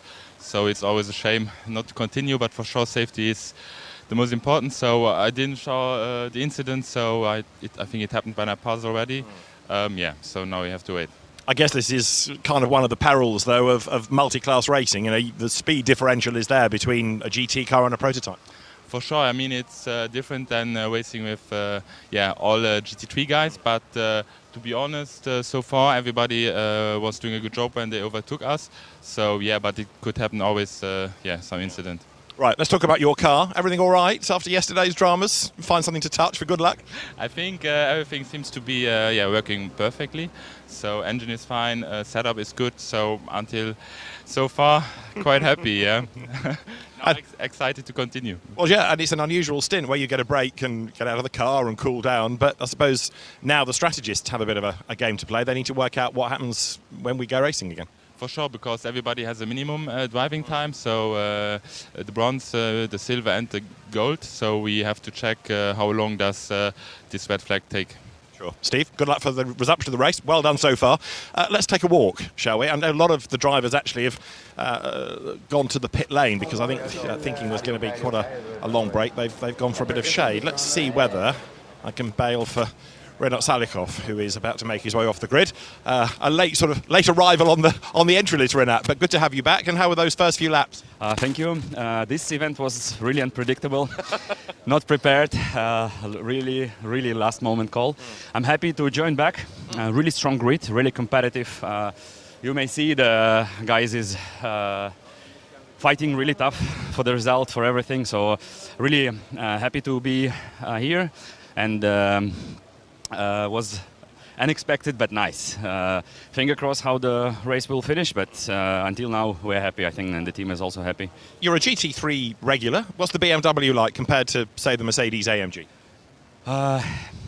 They're same but different at the same time. Yeah. So for sure a lot of small differences, which gives a result. I mean, you have to know it, but I never drove BMW before, so it might.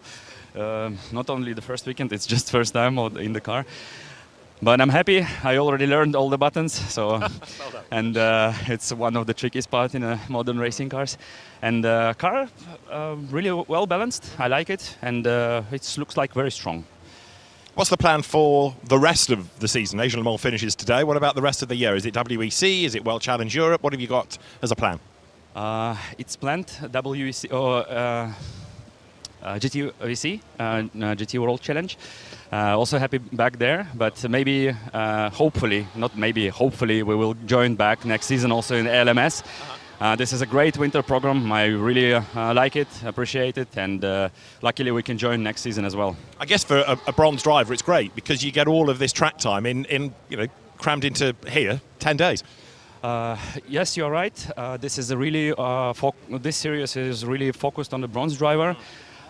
Result is really depending on what the bronze driver is doing, how they're driving, how they're preparing the car and everything. So you're right. I mean, this is great for bronze, and this is great that we mandatory have like more than other drivers in the car, and usually it's more than 2 hours in the car. This is really great.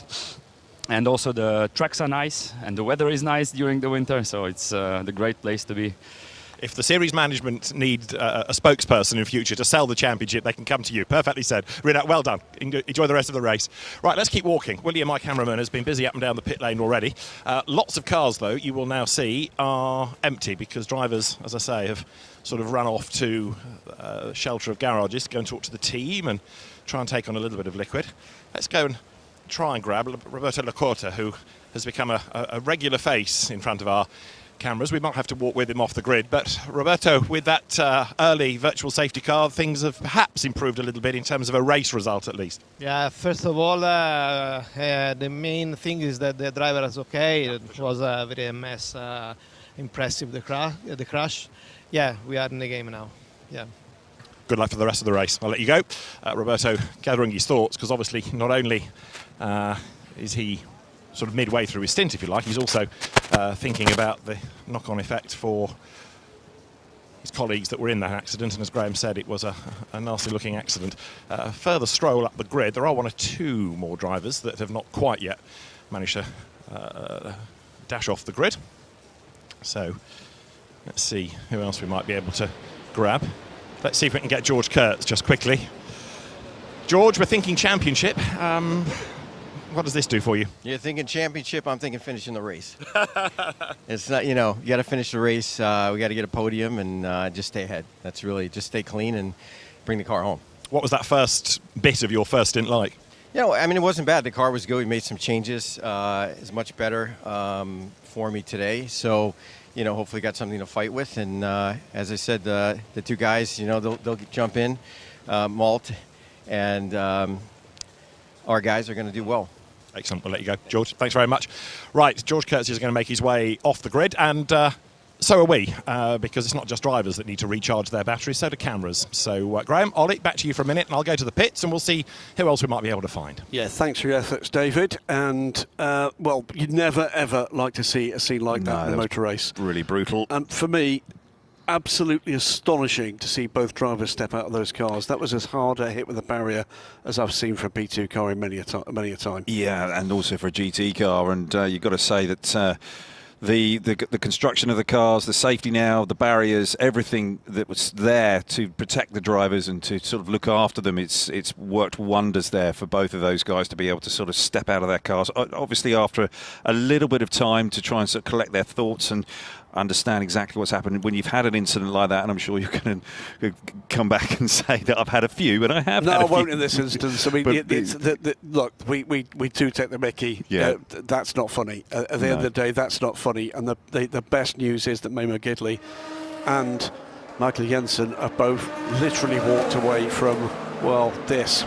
Huge. Massive. Yeah, I mean, and the way that the Orica goes, the Orica 07 goes in the wall first, the P2 car, and Memo's impact maybe helped a little bit by the fact that he sort of hits the P2 car before going in the barrier, maybe kills some of the energy of it. But yeah, it is a brutal accident. I mean, it was so brutal. Just if I saw that again, parts of the Orica, I believe, breached the barrier, went through the hole in the barrier. It hit it that hard. Yeah, they'll be picking stuff up from the other side side again, of it. I'm lost in admiration for those involved with the design of these modern race cars. I've been privileged to have, been involved with the sport in an era where we almost expect people to walk away from incidents like that. It doesn't always happen, sadly, but when you look at all of the equipment that the drivers have now, with the hands devices, with the helmets, with the head and neck restraints, the seats, everything there is designed to support the driver in that sort of incident. And it's amazing that they've both been able to walk away. We breathe again. Both drivers, as we said, walked away from that. Was a brutal crash. We're going to go back down now to pit lane where David Addison has literally recharged his batteries. Something like that, Graham, yeah. And Stefan Aust is with me. Second weekend in an LMP2 car and enjoying it and getting faster all the time, Stefan. Yes. To be honest, today is really much better than yesterday. Yesterday was a solid stint. Okay, it was good, but not so fast. Today I'm okay with me. So no, there was a horrible crash. I hope the drivers are good. So yeah, all good now. And I guess every mile you do in the car, you gain confidence, gain speed. Yeah. I get more and more confidence in the car. I get more feeling for the car. I like to drive this car. Sure. It's my passion. So it's good to be here. Excellent. Good luck for the rest of the race, Stefan. Let's just grab Fred Poordad if we can. Let me get William, my cameraman, to turn around. Fred, sorry, I know you're trying to head back to your garage, but we got a bit concerned about you a few laps ago because you had a rattle over the curb and then you seemed to lose time and we thought, oh no, I hope his back's not hurting. Is that the case? Unfortunately, yeah. Yesterday was good and today not so much. Right. So, but it does show you the difference it makes. If you're distracted a little bit in the car, it's not good. So I'm able to drive safely, just not comfortably. And obviously that's showing a little bit.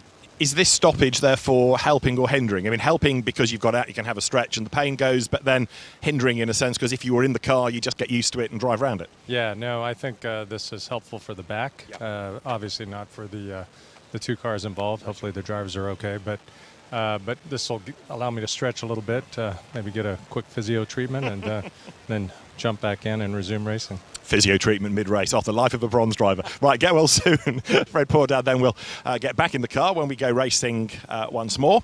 Let me see. I think the majority of people have now fled to the pit lane. So, William, let's go to the pits. Let's see if we can go and find one or two people that have already made that decision to go back to their teams and look at data and talk to their co-drivers. On the grid, it's very, very quiet. Engines off, one mechanic per car, as Graham was explaining, and really waiting until further news comes from race control as to what they're allowed to do.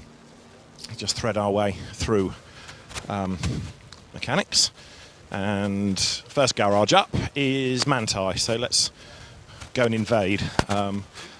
Richard Leitz is sort of studying his phone and hoping that I might go away, but let's have a word. Richard, sorry to interrupt you. Yes. You're busy watching, what are you doing? You're watching the footage or playing a game? Playing a game. Oh, okay, that's important stuff. Right, let's reflect a little bit, first of all, on yesterday's race.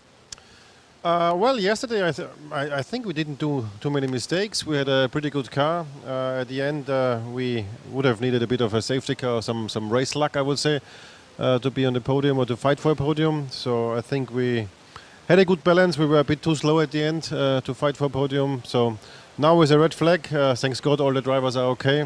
Maybe with some race luck we can finally achieve our first podium in this race season. But so far we are quite happy, to be honest, with the car and with François doing a good job. Now, thanks God, it looks like all drivers are okay, and we hope we can go back racing soon. The GT class, though, has been really, really competitive this season.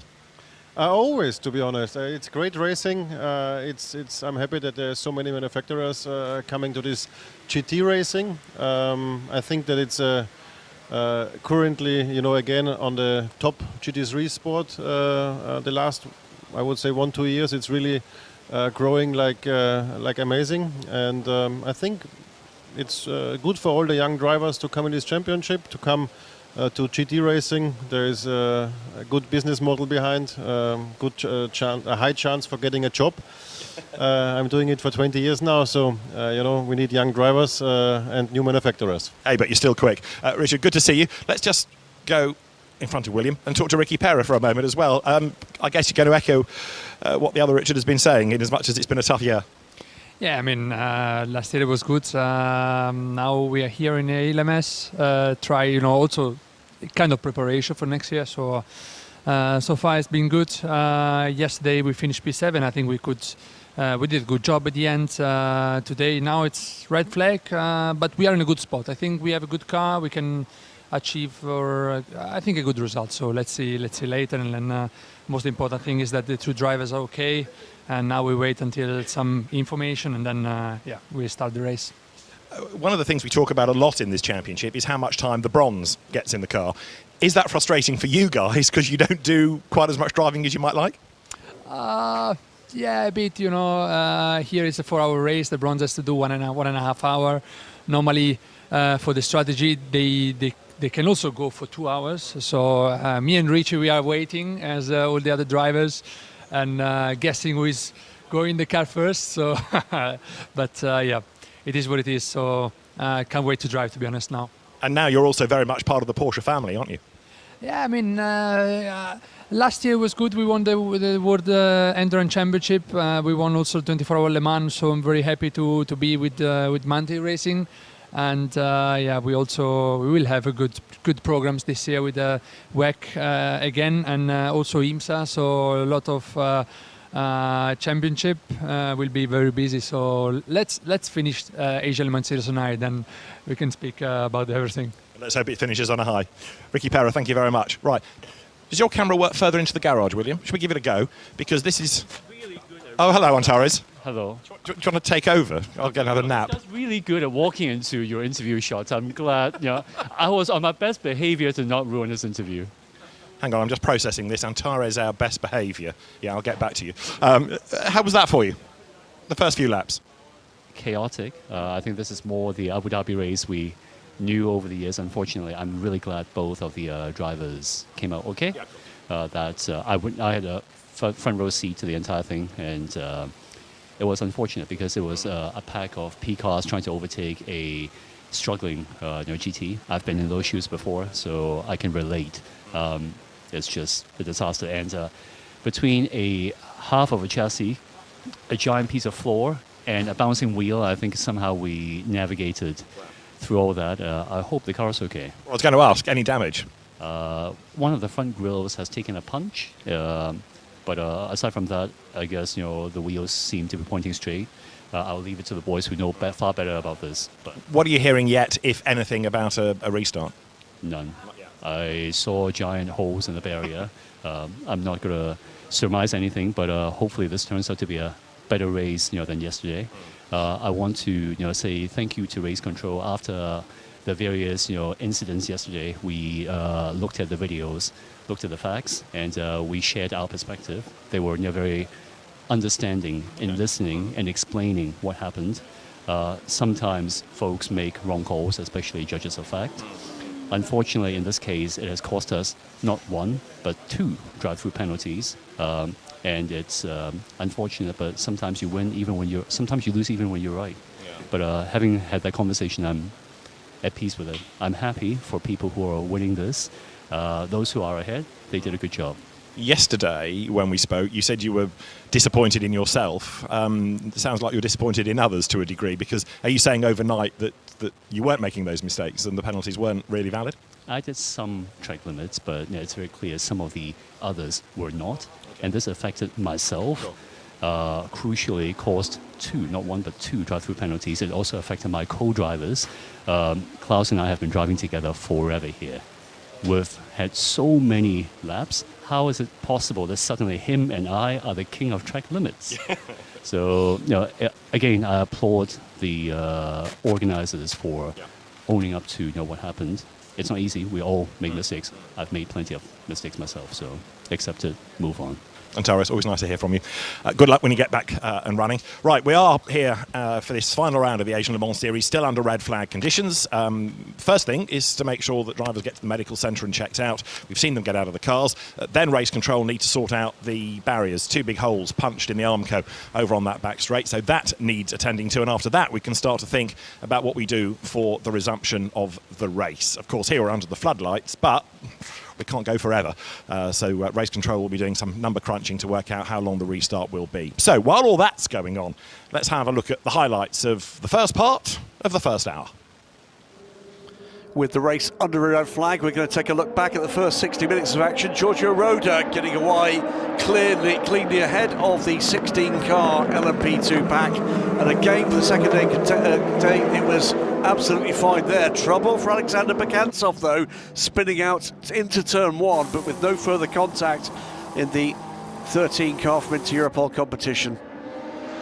Through the all came, bit of a wiggle in the middle there from Alexander Matchel in the DKR car.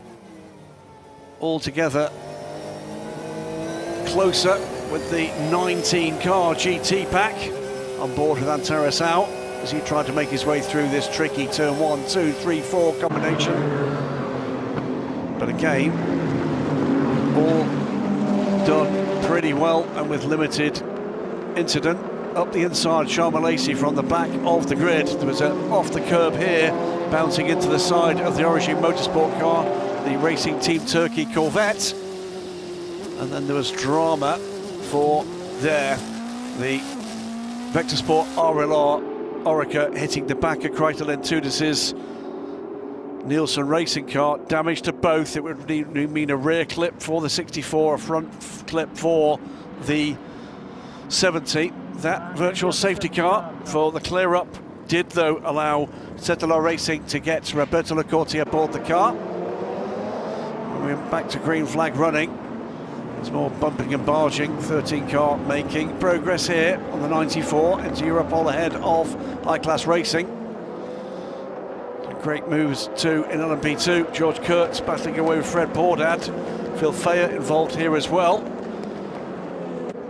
On the exit, watch the number 6 car behind, all 4 off briefly as they recover the track. Big spin, but with no further harm, apart from to the windscreen wiper for the 85 Duquesne, as RSGP got back to action. and this was a position made by Nick Adcock in the 29 car, still in the hunt for the LMP3 battle. And that was side-by-side contact, Alexander Matschel and the Ferrari, and that the result. The 3 and the 25 in traffic, and this was where the drama really took off. Out of the turn for Memo Gidley, and his attempt to get around the side from Michael Jensen went horribly wrong.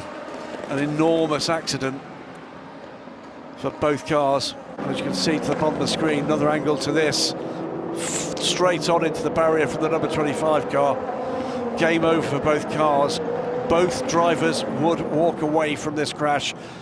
The red flag called instantly by race control. This is Antares' hour's view, coming through a hailstorm of carbon fibre, a wheel bouncing down the track. Not what you want to see. And there is Memo Gidley stepping away from his car, and mercifully Michael Jensen stepping away too. Red flag.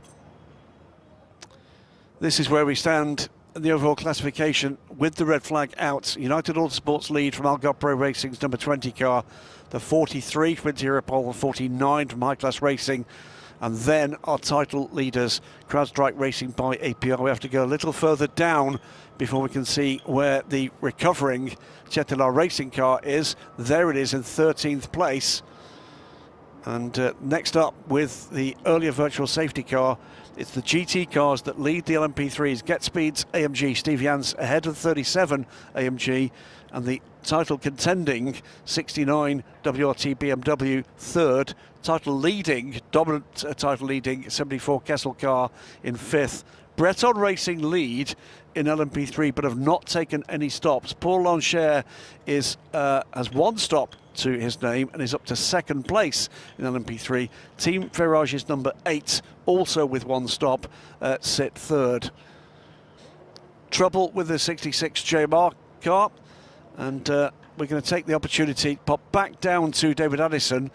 He's with the man who was on the move at the start and then moving backwards a little later, Giacomo Petrobelli. Giacomo, it was a really good first lap, and then you came down the pit lane, so it wasn't a very good first lap, but it started off all right. It started off well. I think the start was quite tight, but the space was there. I got squeezed by the Mercedes. I think the start was a bit borderline because it came across the boxes, but there was space on the inside, so I took it.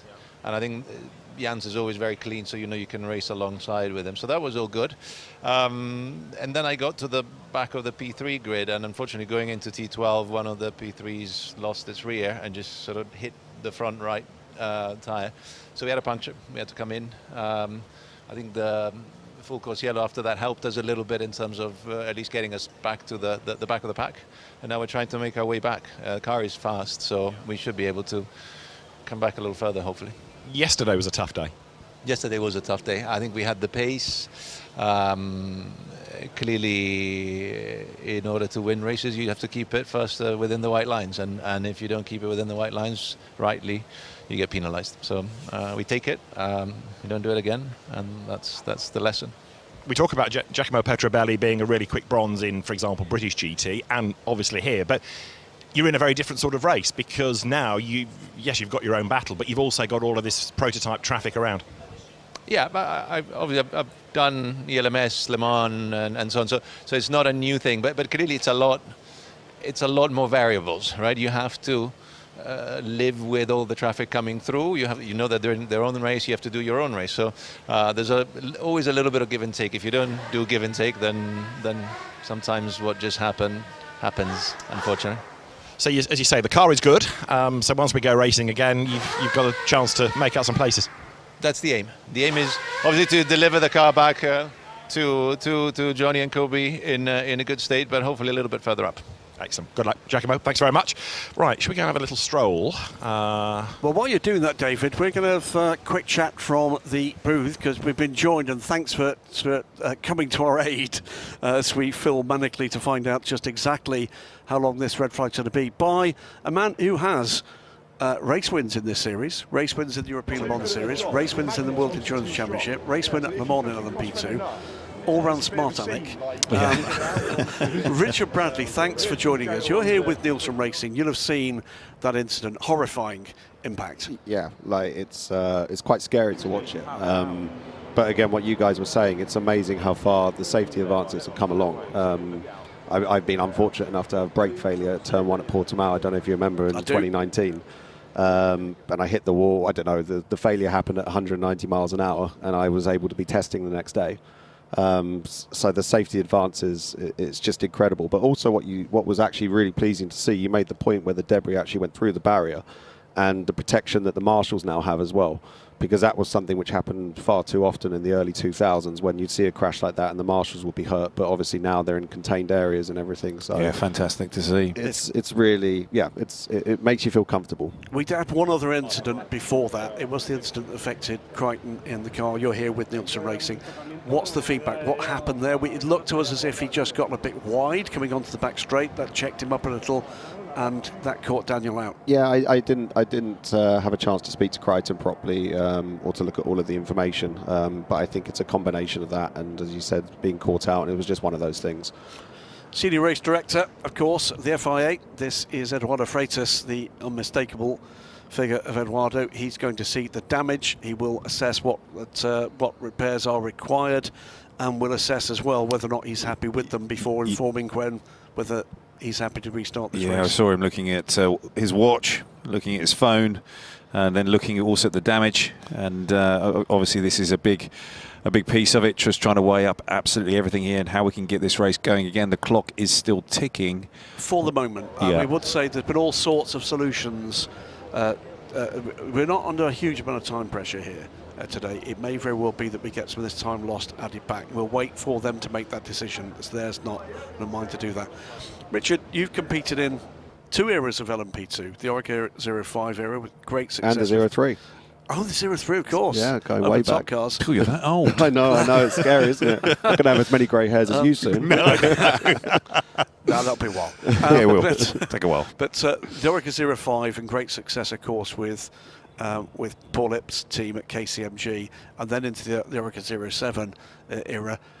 We've not seen competition this deep in this series. We've got used to it in the European Le Mans series, but the evolution of this Asian series has been quite some story. Yeah, it's you know, I was in that first iteration when it came around in 2013, and that was actually my first ever race in an LMP2 car when I was doing Super Formula.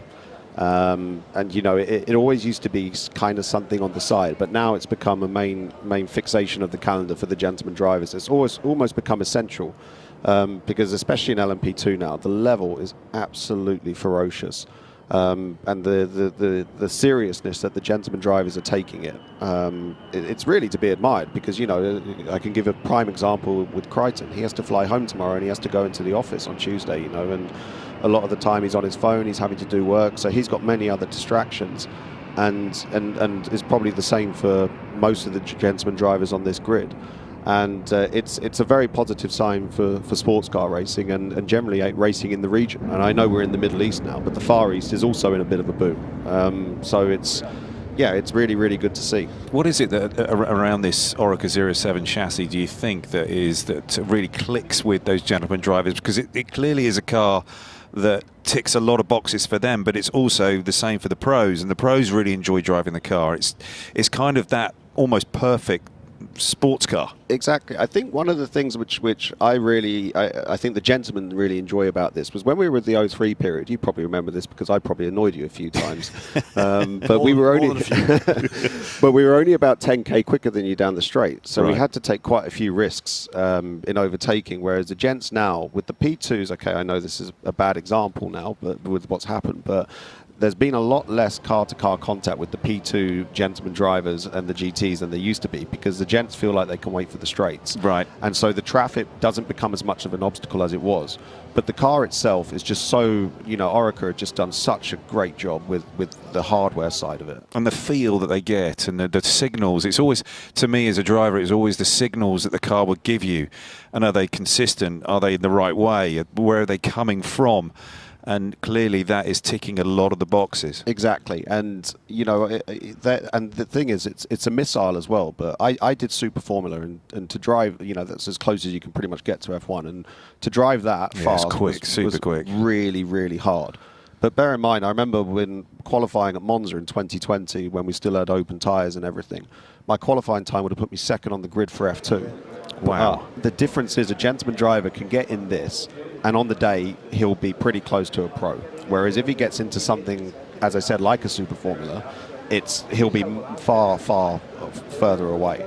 And Orica have done a really good job at designing an incredibly quick race car and a car which is very usable. That car, the Orica 07 back in the day, was putting in sub 330 times at Le Mans in the order of pre-hybrid Audi LMP1 cars. It's quite a remarkable piece of machinery and at a cost cap for this car. And the number of these cars that have come through and into use, I believe still, I'm prepared to be corrected by Bart Hayden, who looks after the customer side at Orica nowadays, that the newest car we got on this grid is the DKR car, replacing their original 2017 chassis, 05, which, by the way, won the Asian Le Mans Series just a few years ago, with chassis number 140. That is completely ridiculous. Now, I would say it's not 140 cars.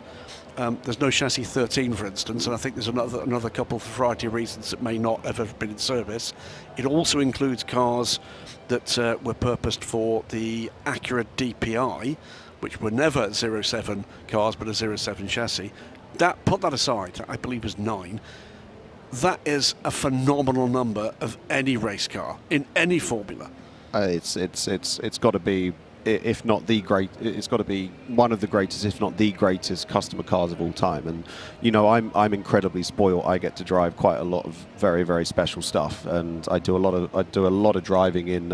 You're mentioning the non-hybrid LMP1s. I do a lot in Peugeot 908s, which I'm incredibly spoiled to be able to do. And the difference between, you know, if you go to Silverstone, the lap time is actually very similar between the 2011 car and an 07. The only difference really with the Peugeot is you can tell that it's had 40 million euros a year or whatever they were spending on development back then. And so every little detail is perfect. But the Orica 07, they put everything they could do into the performance and cut back on the stuff which wasn't necessary, which means it's such an accessible platform. It's as I said, I'm going to be very sad to see it go, put it like that. I think everybody is, and I think that with the greatest respect to what follows it, it's going to be a hell of a act to follow. It will, of course, be Orica again and Ligier are the selected chassis builders for the next generation. A couple more years before we see that car, and it will be Gibson that will come up with whatever powertrain we're going to see. Or Gibson, I apologise, and their partners, because it's a powertrain rather than just an engine that's now been selected for the next LMP2 batch. Grid has gone very quiet.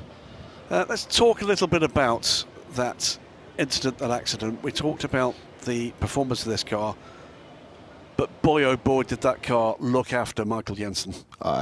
It was one of those, I expect you guys were the same. When you see that, you just have your fingers crossed that he's gonna come back, and you know, to see that. And also I think the other thing as well was for Memo to walk away as well fairly instantly. It's just absolutely remarkable. And again, referring to Memo, we all remember his shunt at Daytona a few years ago, and turns the blood cold. That does. Yeah, it was you know, on a similar scale, and obviously it put him out for a long time. And thank God he's back in a racing car, and great to see. But you see what happened with Michael, and he's able to get straight into the ambulance, and that's such good news. We'll pause there with Richard. Richard, stay with us for a little while, because I think we're going to have quite a lot of time to talk. Let's go back down to David Allison, who I think has got Nico Lapierre with him. David? I have, yes. And Nico walked out of the garage and sort of pulled a face that said, wow, because you were looking at those pictures like everybody else, and they weren't nice to see. Yeah, that was a big one. It's not what we want to see, and very luckily we saw Michael running out of the car, walking, so that was the very most important for sure. It was a big one, to be honest. It was quite impressive, yeah. You and I were just chatting privately, and you were saying how impressed you were as well with race direction for the immediate red flag call. Yeah, I mean, when we watched the onboard from the Porsche, I think that was just behind. We saw that the car, they are still moving, spinning, and the red flag was already there, so it was a great call. It's not an easy one, but it was good to calm down the situation at this stage, and yeah, great call from the race direction. Right, let's talk a bit about your race so far, your season so far, because certainly in qualifying, Paul Longchamp, pole position in LMP3 every time. Just reflect on his performances and reflect on the season as a whole. Yeah, Paul did a great job. I mean, he's certainly doing a good job as a bronze out there. He's very fast in qualifying, and also on the first 2 stints he's doing is faultless and very fast. So luckily yesterday he did a good start of the race, and then we were fighting for the win. It was a good race without any interruption, safety car, virtual safety car, very enjoyable. Today seems a bit different, I mean, at least for the start. But overall, yeah, great season. We have 2 new drivers with us this season, and they did well. They are very young. We have a very young lineup, and very successful so far. We are leading the championship, and hopefully we try to keep it until tonight. And what about you? Do you enjoy this life now as a team principal, or do you still sometimes wish you were in the car? No, I'm very busy, and I don't miss it yet. The only time I missed it really was in Le Mans last year when I was standing on the green start, and I was like, oh, I wish I was going for the start. But anyhow, now I'm very busy with the team. It's going very well. We have a lot of young drivers. It's, for me, very interesting. It's what I always wanted to do, and also I have this job at Alpine as the sporting director, which also keeps me busy. So no, overall, I'm enjoying it very much, and right now, sports car is a great place to be. You know, so many manufacturers, young drivers coming. It's just great. All the championship, the grid are full with good drivers, good teams. So it's very enjoyable to be here at this time. You've stolen my next point, which was just that. If you're a sports car racer or an engineer or a team principal, you're working, what, 50 weekends out of 52? Yeah, my wife is very supportive. So. Say thank you to her. It's busy for sure. I mean, we are testing. We are doing Asia Le Mans Series, ELMS, and Le Mans. It's taking a lot of time as well. But you know, you do what you like, and for sure, it's for the case for most of the people in this paddock. And we need to enjoy it. You know, it's a great time for motorsport in general, but for endurance racing especially. Nico, nice to talk to you. Thanks very much. Good luck for the rest of the race. Right, let's go and stroll down the pit lane a little bit more. While I do that, let's go back to the commentary booth. Another absolute zinger of an anecdote from Ollie Gavin is coming up. So buckle in. He's got so many. What we are going to do is take another view of this horrifying incident. We were talking just while Nico Lapierre was on the air there, just how quickly race control responded to this. Remarkable. It was. Yeah, it's such. You'll be able to see something interesting in this next shot when we go to the onboard marshalling system, which all the cars, it's now mandatory for them to have, how quickly that goes to red. And we're going to see coming up here, Anta is driving through, and you can already see the marshalling system as he's driving through the debris has gone to red flag on the top left of the corner there.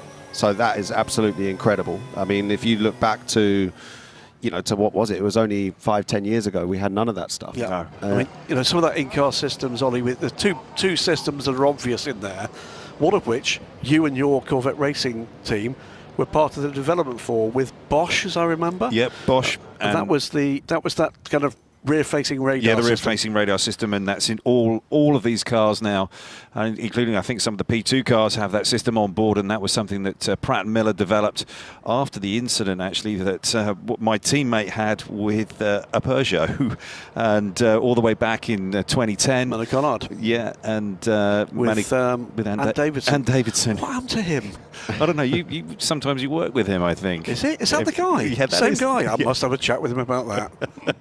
Yes, and it was the incident. Yes, it was the incident that Manu had with Ant there in the Porsche curves, which resulted in us developing that rear view camera system, and that was over a number of seasons that Bosch and Pratt & Miller wrote the code and all of the software and all of the hardware, and then ended up in every single GT car.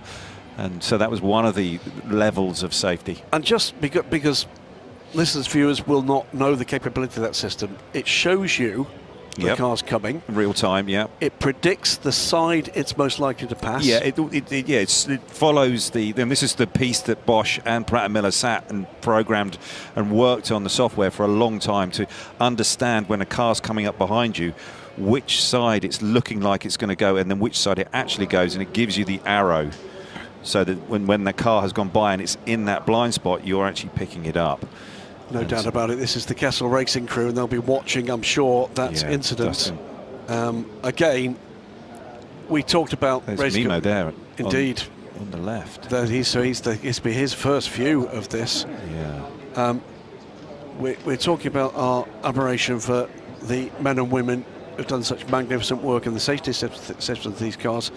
I doff my cap, if I were Vincent Voss, to Gwen Boursier and the team in race control. That was phenomenally quick. Yeah, it really and it was. needed to be phenomenally quick, as we saw from the debris that Antares was trying to avoid. I think the other thing, what a lot of people don't realise, you know, when you're in the prototypes especially, you're incredibly low down. So when you're actually behind a GT car, you're obviously trying to stay in their slipstream as much as possible, and then use as much advantage of that as you can. Then pull out, and you're actually incredibly blind when you approach them. So without that onboard marshalling system or the quick action of race control, you would still be just focusing on that car in front, and you can come out and all of a sudden there's a field of debris there. Which remarkably, we talked a little earlier about Mimo's earlier shunt, was exactly a carbon copy of what happened to him, pulling out from behind another prototype, and a pretty much stopped GT car was right in his path. Catastrophic, and mercifully we're not looking at that today. So Mimo back with the team. He'll have been through. Fantastic to see that. You know, he's been checked and gone back to see the team, and they were just reviewing that footage, which will be rather chilling. Complex set of regulations around this, and regulations sounds terribly boring, but essential they are for all sorts of reasons. But after a high G incident, doesn't matter whether or not you tell the guy in the response vehicle that you're feeling fine, you will be going to the will be going to the medical centre to look over. Did I hear that David Addison's got another interview with him? Let's go to David, because he's with, remarkably, Mimo Gidley. Well, the fact that Mimo Gidley is standing in front of me and he's okay is great news. You are okay, aren't you? Yeah, I am okay. I'm just disappointed, that we didn't, got stopped, obviously, with the accident, because the Kessel Racing Project 4 Motorsports car was working really well, and we were making some positions up. And I was just anxious to, put in a solid stint and hand it off to my teammate to see if we could get that podium that we've been wanting so bad. Just come and stand over here, because on this television, Mimo, you're probably going to be sick of seeing it, but we'll show the accident so people at home can see it, and you can have a look as well and talk us through it. Well, I mean, there were a couple LMP3s in front of me, and I wasn't racing those guys. I was letting them pass me and just giving them all room. And I mean, at least from my standpoint, the LMP2 was trying to go into a spot where there wasn't any room. And he's obviously the fastest car out there. And he didn't get quite around me, and then he pulled back over like he was trying to make another move. And there's just no room at that point, I mean, we're only less than half an hour into a race. And, I wasn't racing anybody. I was just trying to put some consistent laps in. Do you have a feel for what kind of speed that is at that point of the circuit? It's pretty fast. So you're definitely moving along pretty fast, but the safety in the cars is so great these days. The seats are awesome. The Ferrari is well made, and just everything is. It looked worse for me than it was. So it's unfortunate that our race stopped then. But as I say, the best news is that you're okay, because with respect, you've had big accidents before, and it can't be good for you. Yeah, absolutely. I mean, it's the price you pay for having fun. But, for me, it's I dedicate my life to being in super strong shape, because I want to get the most out of myself in the car. And that also helps when you crash, but it's not why I prepare myself to crash. I prepare myself to be as fast as possible and strong as possible when I'm driving. The fact that you can be so lucid after a crash like that, and even crowbar in team name and sponsor name, is very impressive.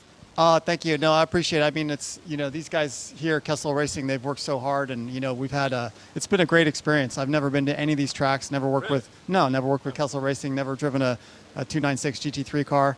And it's just, awesome being teammates with Dylan Medler and also Alessandro Balzan, which is great. And I just feel disappointed because everybody puts in so much work, and it's just a shame to end it this way. At least you're okay. Mimo, thanks for your time. Thanks for talking to us. I'll say it out loud. What a remarkable moment that was after what we've just seen, and to have Mimo that clear about what happened. Chris Bierman there, friend from the paddock, but and to be that lucid, like he said, he even gave the sponsor mention. That's a remarkable moment. It is, and I think actually in that one of those replays there, we did get to sort of see how, as he's going into the barrier, he's actually collected by, or sort of caught up in with the P2 car, and I think that's actually helped to absorb a lot of the impact for Mimo. I mean, it's made it harder for Michael. Yeah. But you know, it's just amazing just to see Mimo sort of, like you say, stand there, talk it through, be so lucid with it, being able to communicate all of that, and even hitting the sponsors' names and the team and his teammates and everything. You know, you've got to take your hat off to the guy. That was pretty impressive. It was indeed. I mean, what we saw, we didn't see all of it. We've obviously not heard from Michael Jensen's side of it. Mimo's position was fairly clear. He felt that the Orica turned where there wasn't room to do it. What we don't know is whether or not there was contact, whether he lost grip. We don't know is the straight answer. What we do know is that one remarkable man is fit enough to stand up and talk lucidly to David Addison. Yeah, and it that's is. frankly all I care about this at this particular point. This is some fluid on the grid by the look of things. Now, where's that come from? Maybe just David spilt his ice cream. I wonder. We have a car in the garage, and that car has got a gearbox oil leak. The 66. I wonder if that is from the Corvette on the grid. Yeah, they had to have a gearbox change earlier, and it was directly after warm-up they found that there was a problem, and so they had to switch that out. We've been told next information, by the way, from race control, and there is Eduardo Freitas still at the site of that incident. New guardrail is being readied, so it's going to be a while. Will come at 18:10. That's in about 8 minutes' time. In fact, next information, 18:05, I'm now hearing, in 3 minutes.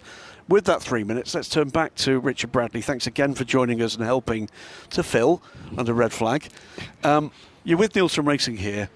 It's a rebirth for that team. New ownership structure, new feel, new technical director here, and looking to take a big step forward in what is a piranha-filled pool in LMP2.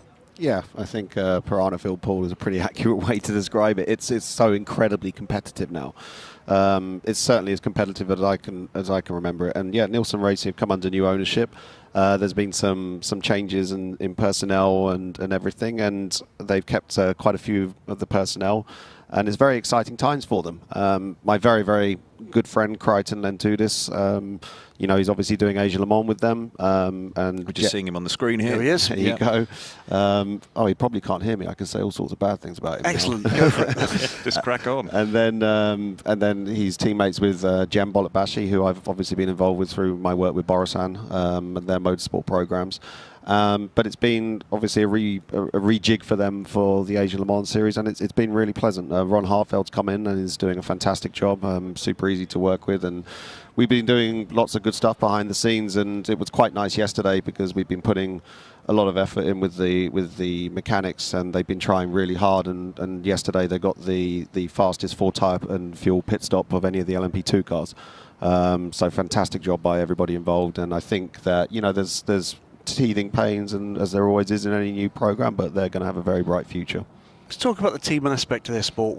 I always mention, you know, when we're broadcasting, whether or not it's Asia, Europe, or the FI World Endurance Championship, as a team sport, sports car racing really stands up, because everybody, whether or not they're at the back of the garage, inside the garage, on the pit wall, or indeed in the car, on the pit apron indeed as well, has a real part to play in making sure that you get what everybody looks for elite sport. Excellence. Exactly, and to be honest, it's one reason, you know, I obviously had a single-seater time for quite a while, and, you know, had good success in that and everything, but I really enjoyed the aspect of endurance racing because it really wasn't everybody.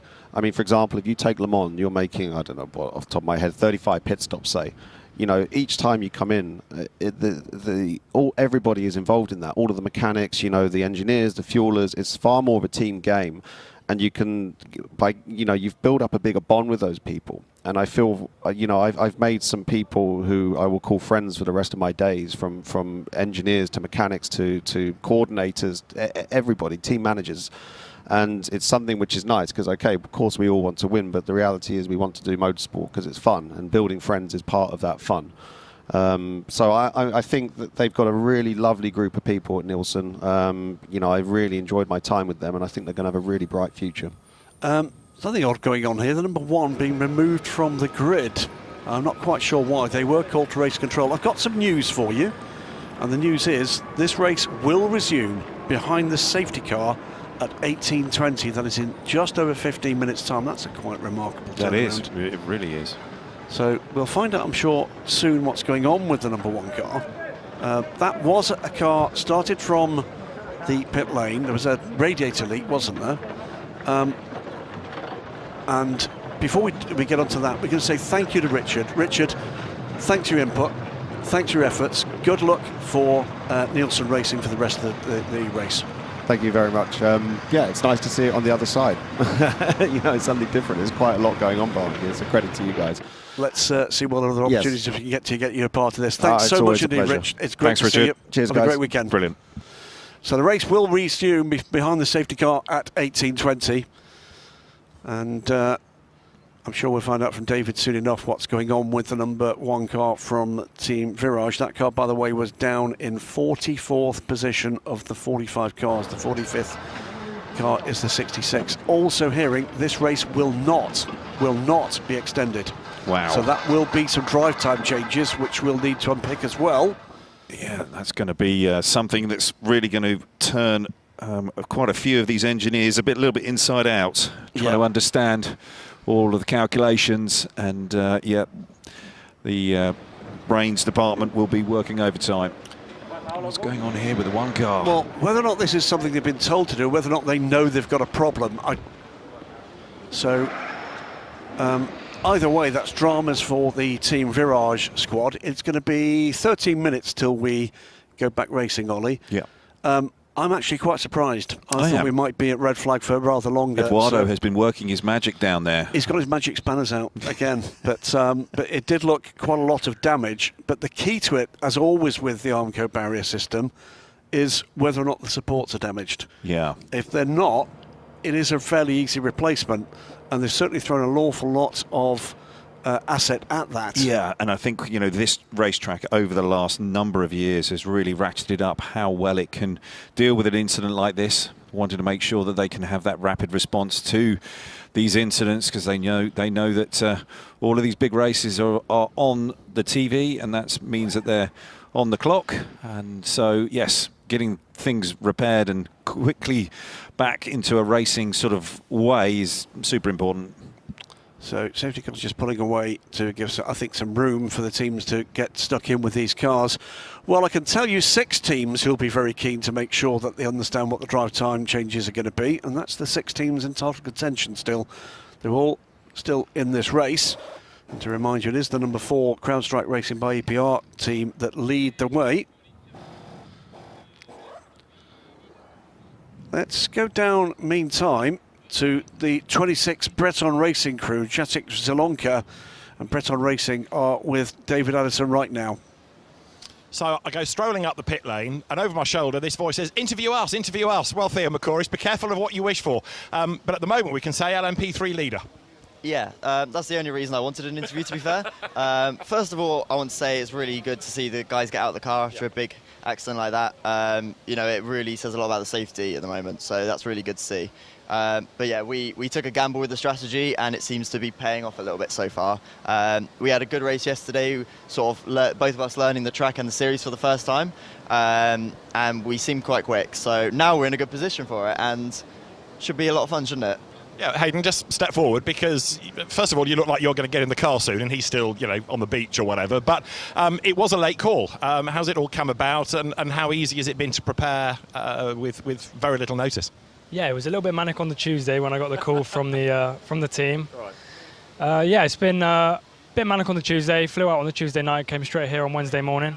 But yeah, it's going well so far. I'm enjoying the series. It's been absolute pleasure. The team, I raced with them last year in Le Mans Cup, so I know them very well, and I'm absolutely pleased to be here. This circuit, new to you? Yeah, absolutely, fully new. Never raced in Asia or the UAE, only UK and Europe, so yeah, it's good. Theo, what about you? Have you been here before? No, never. It's actually my first time leaving Europe. So I'm loving the weather, the views, everything. It's a bit of a holiday for me. So yeah, I'm loving it. Excellent. Right, good luck for when we get going again. We're not far off. Guys, good to see you. Well done. Hayden Chance and Theo McCouris, who are part of the Breton Racing squad this weekend. Right, we'll let them go because, Graham, Ollie, we're not that far away, are we, from getting things back underway? We're not. Interesting moment on the grid. Teams are being offered, I think, the opportunity to change tyres. I'm sure, Ollie, that will be because they'll be concerned that a number of these teams will have run through that extensive debris field. Yeah, absolutely. And that'll be just precautionary. And whether they're going to take them or not, we'll have to wait and see. But yeah, drivers getting ready, teams getting ready. They've got stacks of tyres out there, and some have been scrubbed, some are brand new, as we can see here. They've still got the stickers on, those Michelins, CLX cars. It looks like a set that has been brought out but rejected. Not that one, the one previously. But it's... Yeah, we're going to be getting back underway fairly shortly. But before we do, I think we're going to take another... Yeah, we're going to take a look back once more before we get underway. Remind our viewers of just why we are where we are. They have repaired that barrier. That's remarkable work. Brilliant. Astonishing. So let's take a look back at the early running. The 45-car grid led away by Giorgio Roda. He'll be hoping for a win to back up his astonishing qualifying form. It was a clean start at LMP2, not so much at LMP3, with Alexander Bekantsov spinning out in turn 1. That's the reaction from Milton Jakobsen. Giorgio Roda pulling away.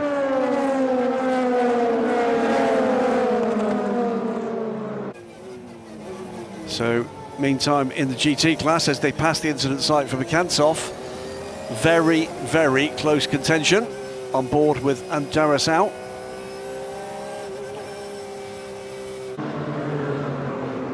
Giacomo Petrobelli in the early stages, making his way by both AMGs to briefly lead the race, but he would suffer a puncture. Charles Malaysi made his way through the rear row start in LMP2. Tom van Rompuy bouncing off the curbs and into the Origine Porsche, lap 2, and then this incident as coming off the curbs and slowing up. Kreitelen 2, this is collected by Daniel Schneider, and there was significant debris as a result. Damage to both cars. That brought out a virtual safety car. That allowed the 47 car to make the stop they never got to make yesterday under caution. Roberto Lacorte into the car, where they would have preferred he started. Side-by-side action LMP3 between the 13 from Inter Europol and the 94 from High Class Racing. And action 2 between Fred Pordad and George Kurtz. Kurtz going through to the outside, but the exit this turn would see the 30 and the 6, and the 6 airborne. There, just a bit of a bunny hop. Fred Pordad. The 85 Duquesne, a lurid spin into the hotel section. And a change here with the 29 car making up a place in its pursuit of the title race it is still in over the 71. Clash here between the 3 and the 51. The Ferrari losing a mirror as a result. And then it was the lead up to the incident that brought out the red flag, and a horrible incident it was. The number 3 car making its way through, pursued by Magdal Jensen. He would go to the outside to get by the traffic, trying to get down to that turn, and a clash with the number 15 Ferrari. That was the utterly horrifying result. Huge damage to both cars and to the barriers. Watch this, can't you? You can see the barrier being pierced by not just the car, but debris coming off the car. And the most astonishing news of all, as the wheel bounced down the curb. Watch the red flag indicator on the top left before he's even cleared the debris field. Oh, astounding stuff. Red flags out from race control. Member Gidley and Michael Jensen astonishingly able to walk away from that wreck. So this is going to be the order as we await the race to be restarted. It still will be the Giorgio Roda number 5 United Autosports car ahead of the surviving Algar Pro car, the 20 car. Into Europol's 43, the 49 from High Class Racing are title leaders. CrowdStrike Racing by APR doing all they need to do at the moment. Their only remaining challengers, meanwhile, down there in 13th place and making up ground, and that the safety car restart will help them. Get Speed, QMMF by Get Speed, and Team WRT. The 1, 2, 3 and 4 for Team WRT. The 69 car needs to win this race and needs to hope there are problems for the car that sits there in 5th, the 74 Kessel Racing Ferrari. Breton Racing lead in LMP3 but have not yet stopped.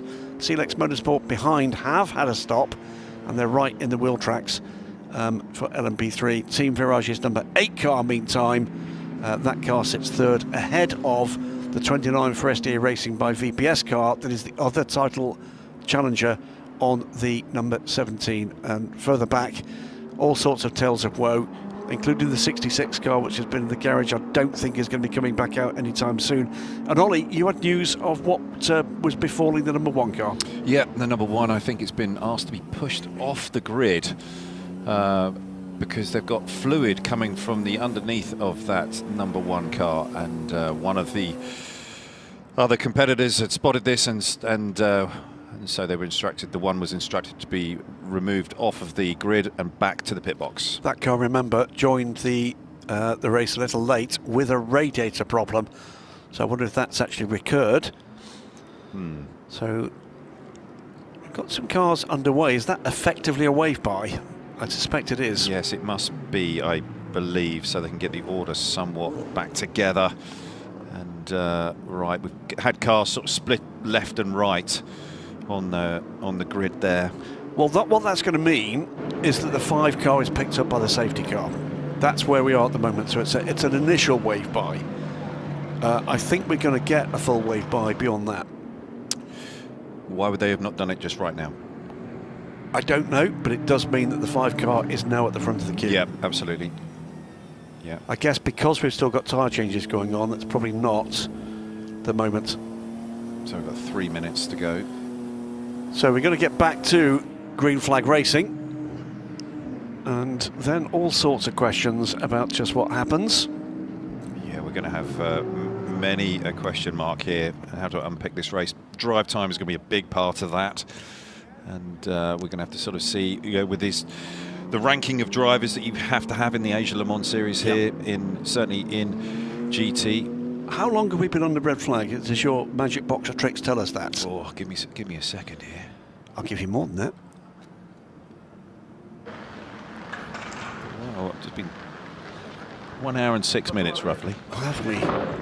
That does beg a question. Thank you, David, for that bit of information. While I was looking it up, you came through with that. Very kind of you. Thank you very much. It begs the question, we're not going to get an extension to this race. Is it a 70 or 75% rule here? Cool. Now you're asking.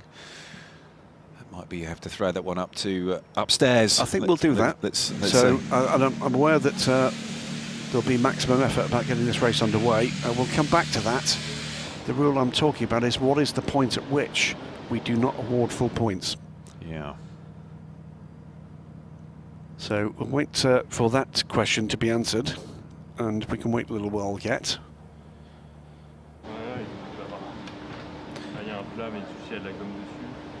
They're just inspecting tyres. Yeah, they just smart move there. I mean, we saw from Antares perspective, he was coming through a hailstorm of carbon fibre, and it doesn't need much of that. Looking at flat spots on those tyres, and just sort of looking and seeing where the problems are. 1 minute board, and all the cars on that right-hand side All are cars giving. will pass around to proceed behind each other to do their best effort to reach the queue as quick as possible. 74 just rejoining there very late to being given the pass around, and that would mean it's dropped a couple of spots. So all of the cars that, as we're looking at it on the left-hand side, they are for the pass around, and all the cars lined up behind the safety car, they're going to be just sat there 30 stationary. seconds to resume the race behind safety car.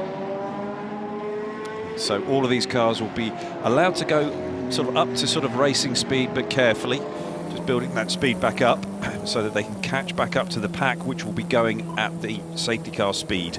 10, 9, 8, 7, 6, 5, 4, 3, 2, 1. Race has resumed behind safety car. This is lap 1 of safety car. Pass around cars, make your best effort to increase the pace and reach the queue behind safety car. You cannot overtake each other on the pass around. So you cannot pass one another on the pass around, but if you are stationary at the start of the pass around... 74 is under investigation for pass around infringement. Yes, and I think the 74 might have had a bit of an issue there, whether it's a communication issue, but they joined that pass around very, very late, and they were not in the queue on the right-hand side. They came from the left and rejoined, and so... That's a big penalty if it's coming, and that is our championship leading car. Yeah. They might just have got a massive get-out-of-jail-free card. I'm just checking right now, and with the safety car out, the timing is readjusting. And what do you mean by that? I'm waiting to find out. Oh, I see, excuse me. Yep, it's... there is drama to come in this situation. So you have the hotline to upstairs. The bat phone is red hot. I'm talking at the moment to Sports Car God. Almighty. Yeah. Car 51, please close the gaps. Close the gaps, 51. 77, close the gaps. All GT cars for pass around, please close the gaps behind.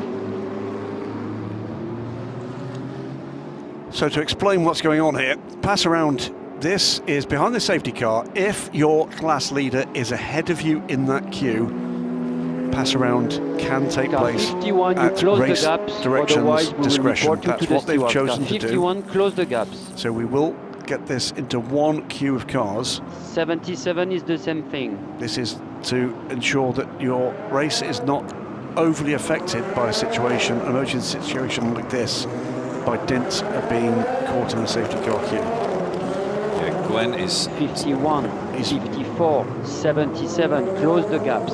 So he is working hard to just get order into this. And he's giving those instructions to the teams. So they've then got to relay it to the driver. Yeah, exactly. So the teams are listening, and it's their responsibility to relay that information to the driver.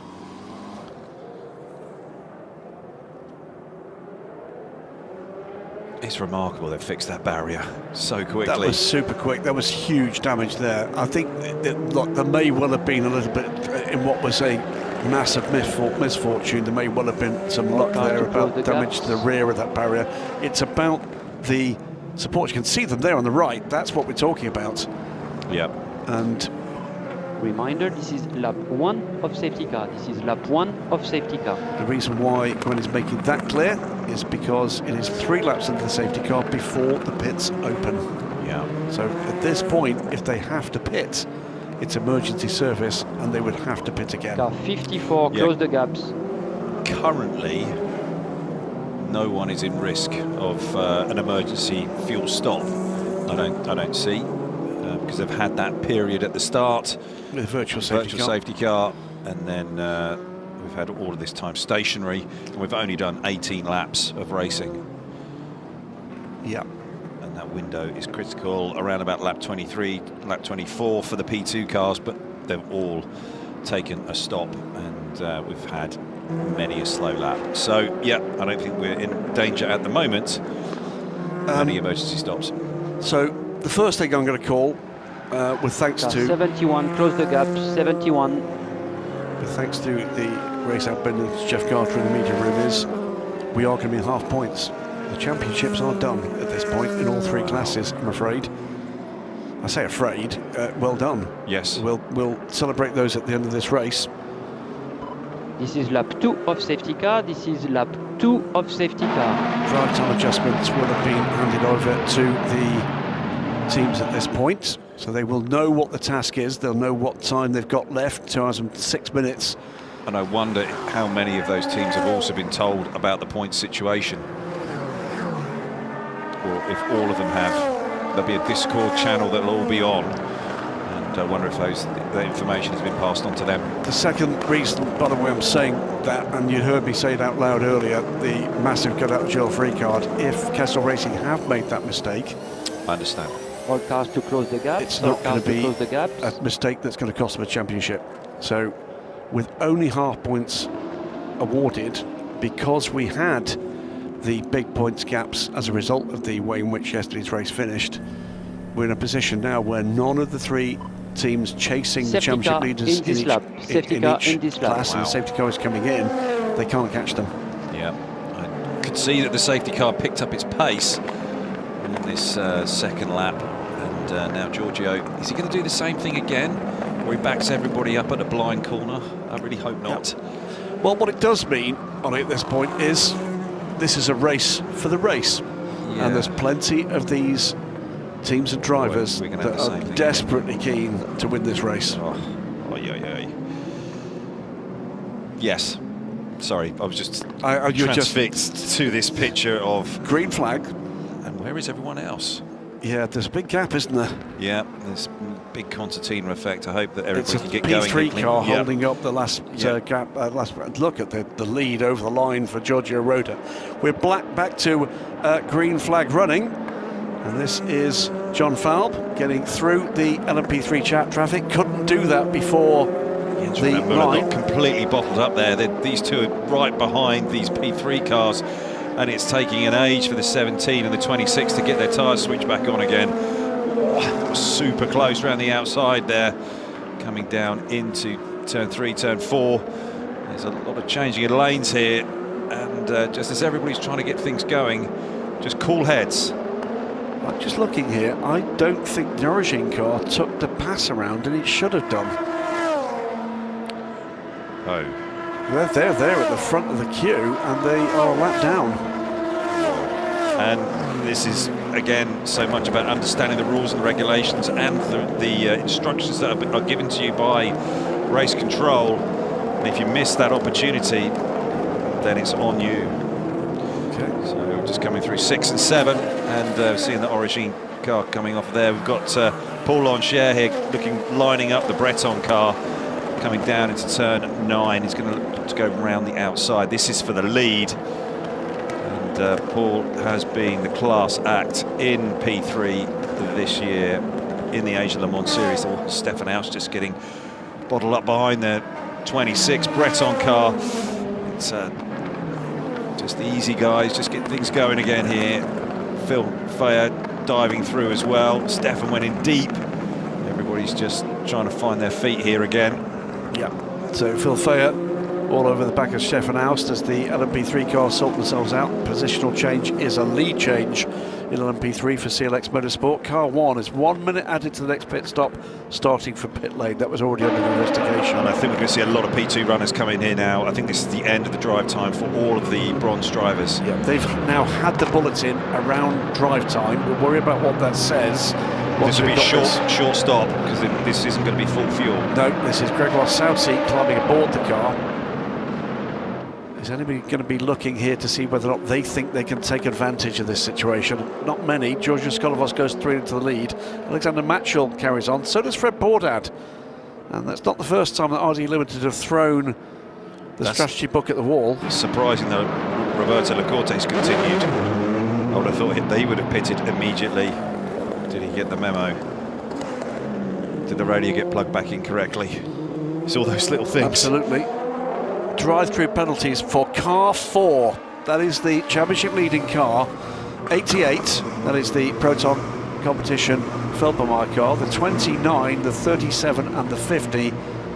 It's drive-through plus 1 penalty point, I think that is. Starting procedure. So that, I think, will be the grid hatchings. We've got double yellows at turn 5. That, I'm just checking what that is. That might be the 51 car.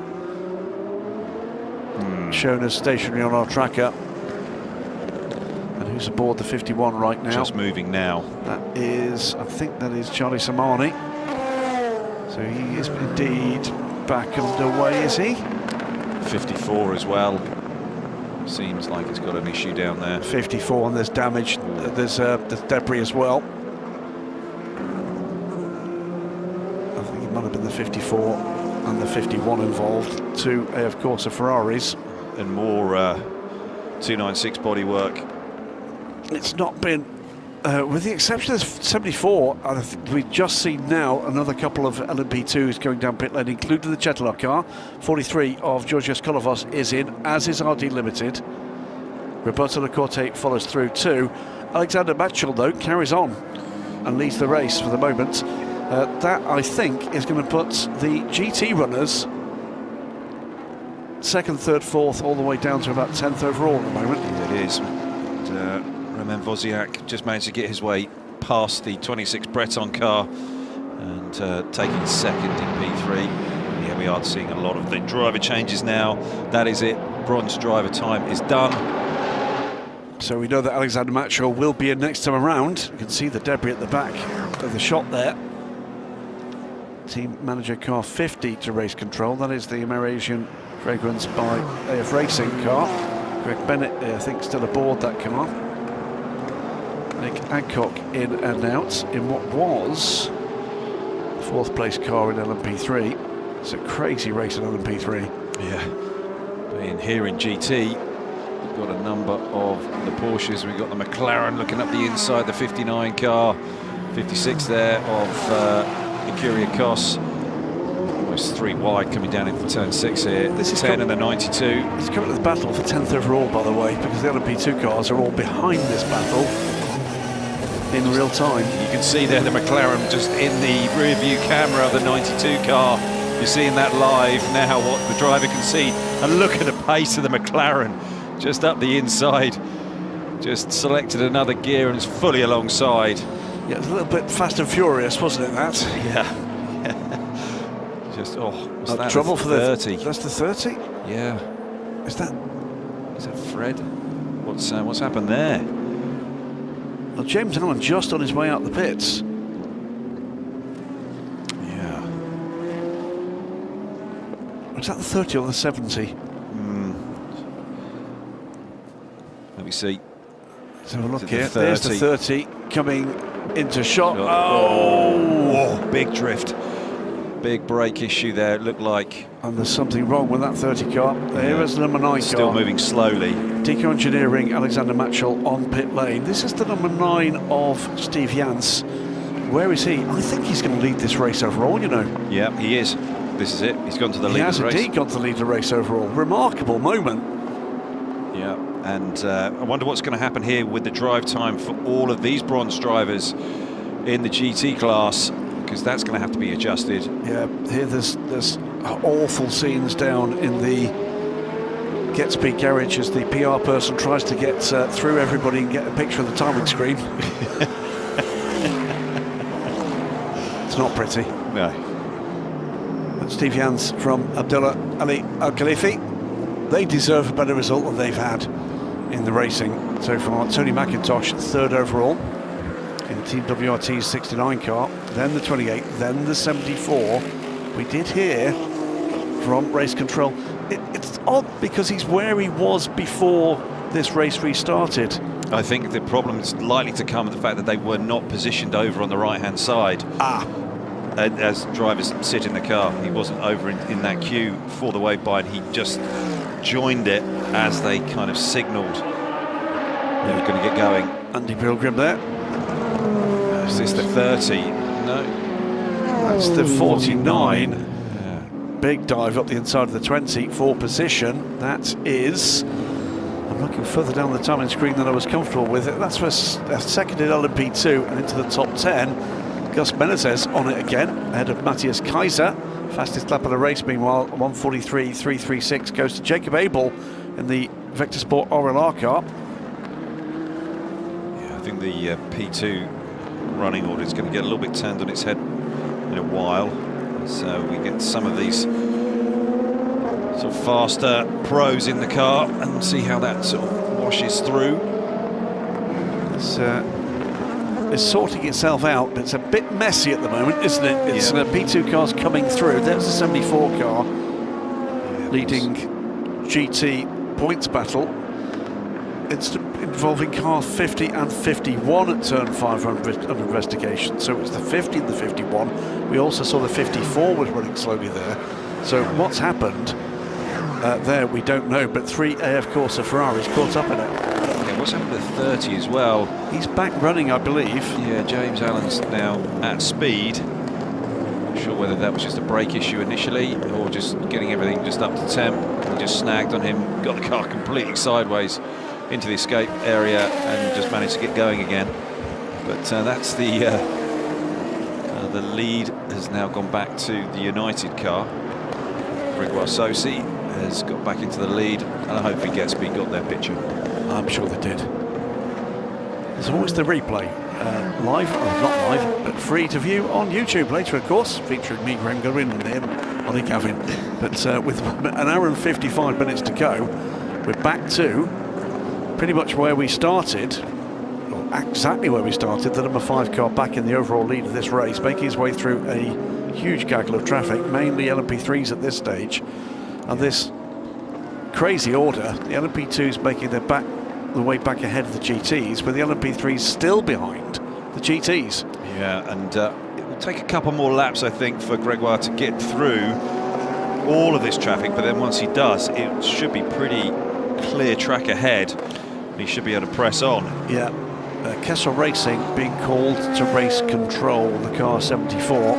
Could be a problem ahead for them, but I don't think that's going to stop them taking this title because of the length of the race that remains. It's under 2 hours to go.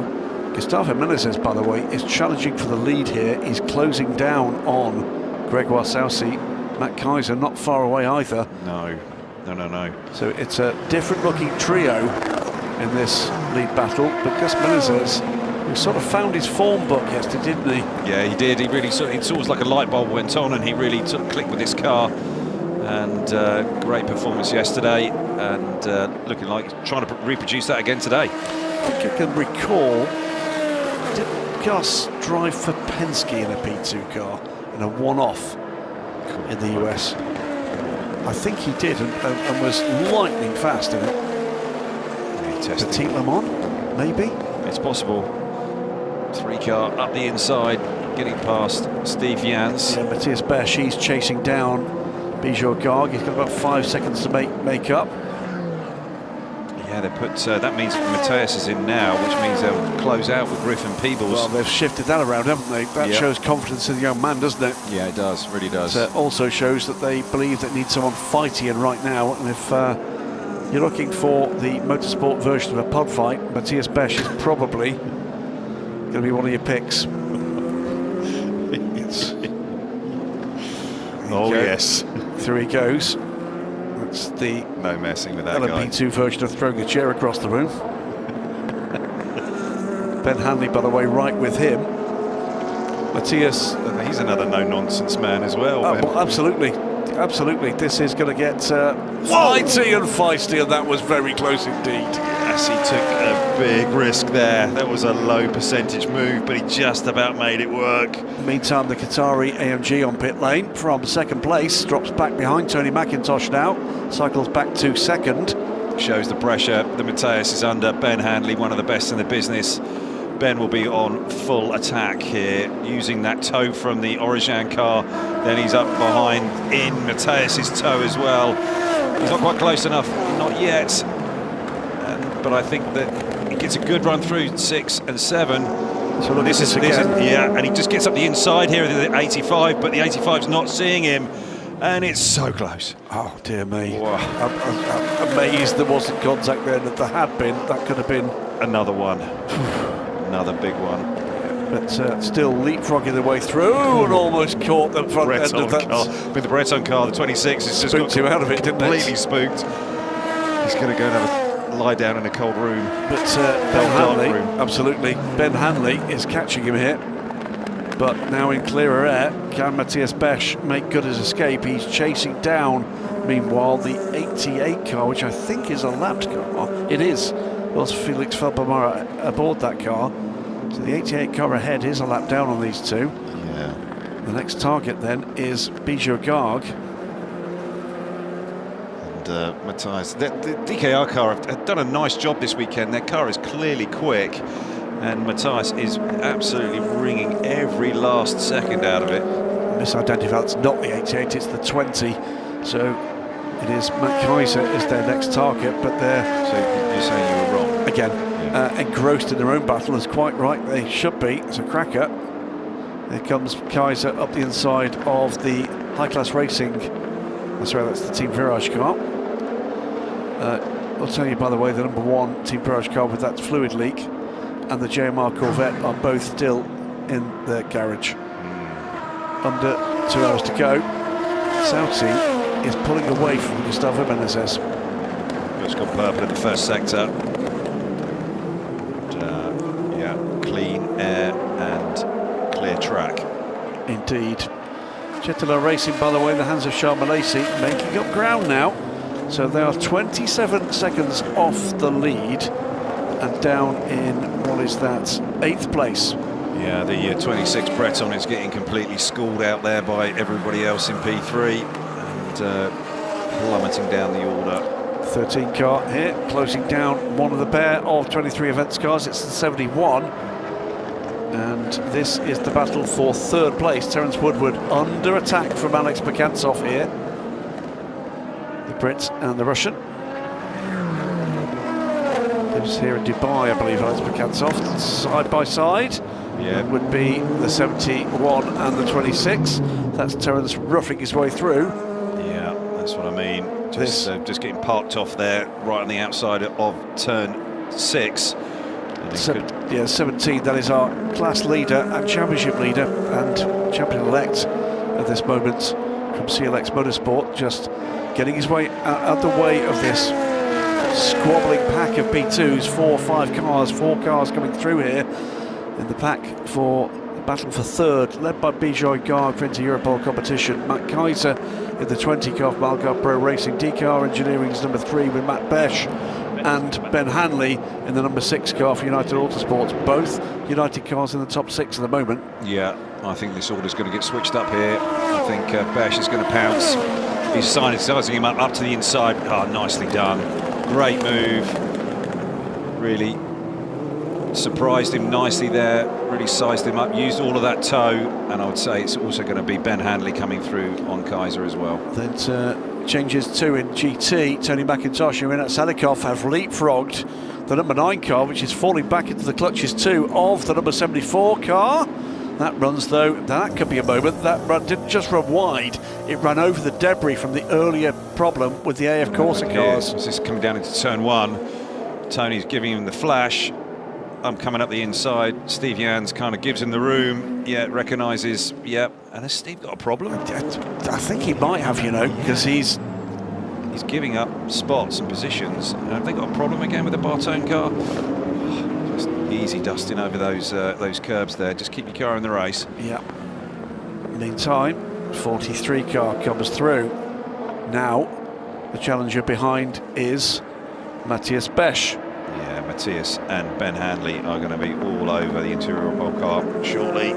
This correction, by the way, was not this car number 50 that is involved. Was it the 54? 51 and 54 is being looked at. Keep an eye on that 74 car. It clattered over the debris on the exit of that turn where that whatever brush happened between the two AF Corse cars. Yeah. And hopefully Jan Maria from Kessel is up there talking very nicely to race control about whatever the 74 car is having to explain away, maybe on that pass around safety car. Tony McIntosh has lost 2 places here. He's down to 3rd. What happened there? Because the 74 car is ahead. They're both coming into pit lane. So's the 11. They're running under instruction here. They must be going, okay, this is the end of the bronze drive time. Right. Oh, they've reordered. WRT have reordered their cars. Is that for the pit garages? And I think that they're driving slowly to make sure that they can get inside the drive time, whatever that might well be. And look at the teams going to work. Blake McDonald will be jumping out of the 11, 9. Maybe that's the reason why 69s have to come in on the angle. They have to get that up and turn that car around and get it straight to get it going again. And it's going to impede the other car. Oh, No, they didn't reorder because of... No, they didn't. So something went wrong. Yeah, see, this is going to hurt Tony's car. Tony's trying to get out. And, this is a surprise. Car up, car down. This is a little unlike WRT. Yeah, very on WRT.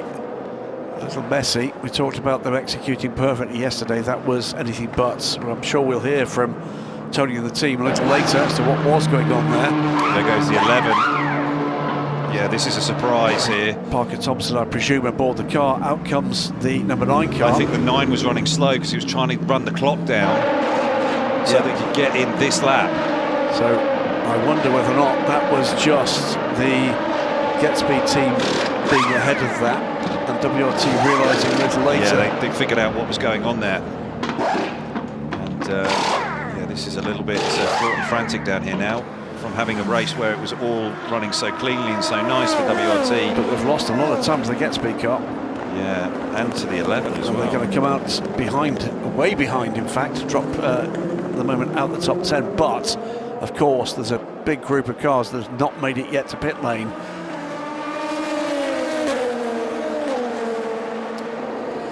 Yeah, so we're just hearing from David that the 9 likely didn't take tyres, and maybe the 11 has done the same. Well, I'm looking at the time on pit lane. It was only 52 seconds, so David's absolutely right.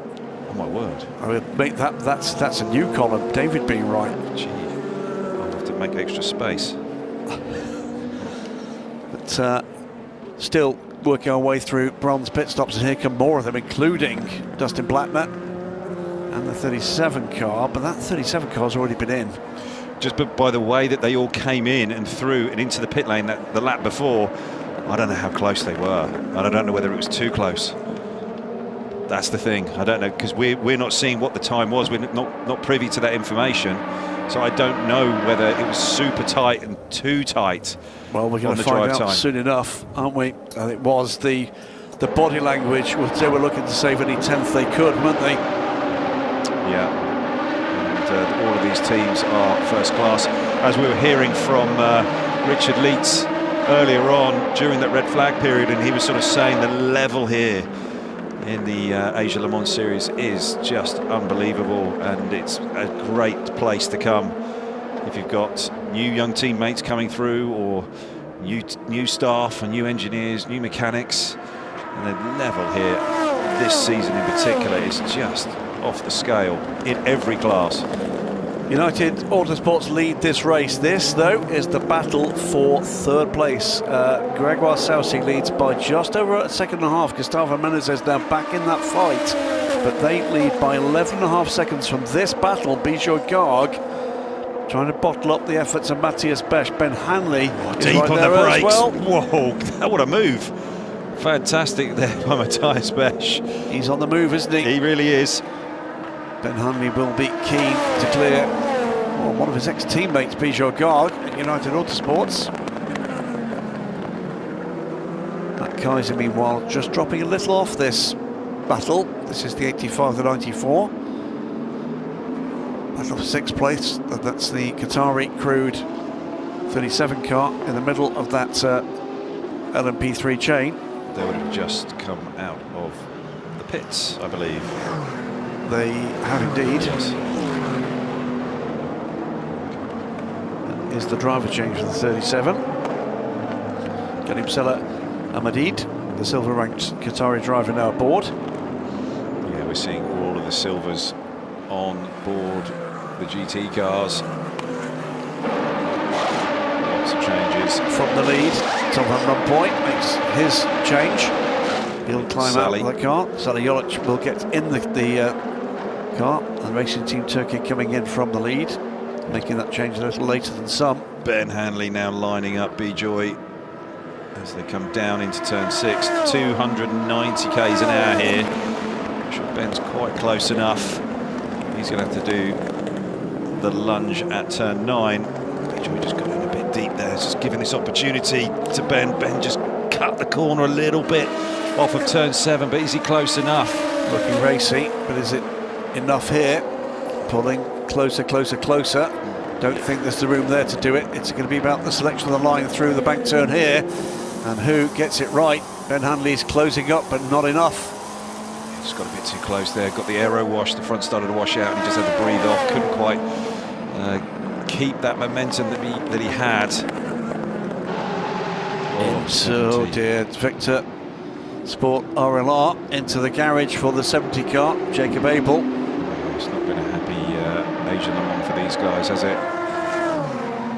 Had some pace, but it's just not quite been there. So there's the 10 going past the 11, coming down into turn 6. Yeah, the 11 as well may have some trouble coming. James Rowe just aboard that car, under review. Pit exit white line as he just triggered too early. Yeah. So Southsea That's leads. usually pretty much a slam dunk, isn't it? When that's something like that. Gus Benitez closing under a second, 10 seconds back now in the fastest lap of the race last time around to Matthias Besch, 1:42, 2:43. He's going quicker again this time. TF Sports team manager being called to race control. Bijou Garg under attack from Ben Hanley. This is the battle between the 11 and the number 10 car, Luke Hartog. That is currently for second position in GT. Interesting to see how this unravels and winds out with cars in GT that took tyres or didn't take tyres. And yeah, Parker Thompson is on. Well, that was a lock up there for the number 5 car, and that's let Gus Benitez get right there. That was a bit of a stumble into the hotel section from Gregoire Soucy. He's also got traffic ahead. This could be the moment. It's Dustin, sorry, not Dustin Blattner anymore. It's Chris Lunham, isn't it? Goes up the inside of the 74 car, clears that before the apex to start the next lap. And a big slide through that turn from Gustavo Menezes. It's just going to cost him a 10th or two, but he's certainly in the chase now. Yeah, pressure's on now for Gregoire Soucy, and he's that mistake is just sort of pushed him back into the clutches there of Gustavo, and Gustavo's got through that traffic. He's now got his sights set on the back of the 5 car. Takes a quick look in the mirror, Soucy. Yes, he's not gone away. So Gregoire heading for the hills, hoping he's got enough to fend off a rampant Gus Menezes at the moment. Soucy, Menezes, Besch, 9.5 seconds back and catching. Bijou Garg under pressure for Ben Hanley. They're the top 5 in LMP3. CLX Motorsport clears the GT leader. Paul Lancher is in 15th overall now, ahead of Roman Wozniak. He sits 2 places back, and what is that? 10 seconds back to the CLX car. Interior pole competition is 30. It's in the hands of Alex Bekantov, sits 3rd. Terence Woodward 4th.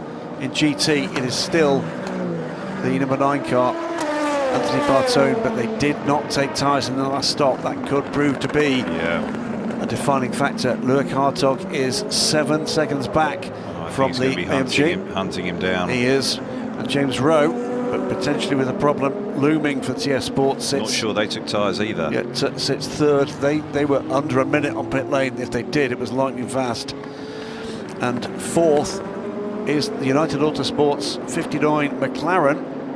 Alexei Nesov leapfrogging through the traffic, and again looks to me as if Soucy's got the better of it there for the moment at least.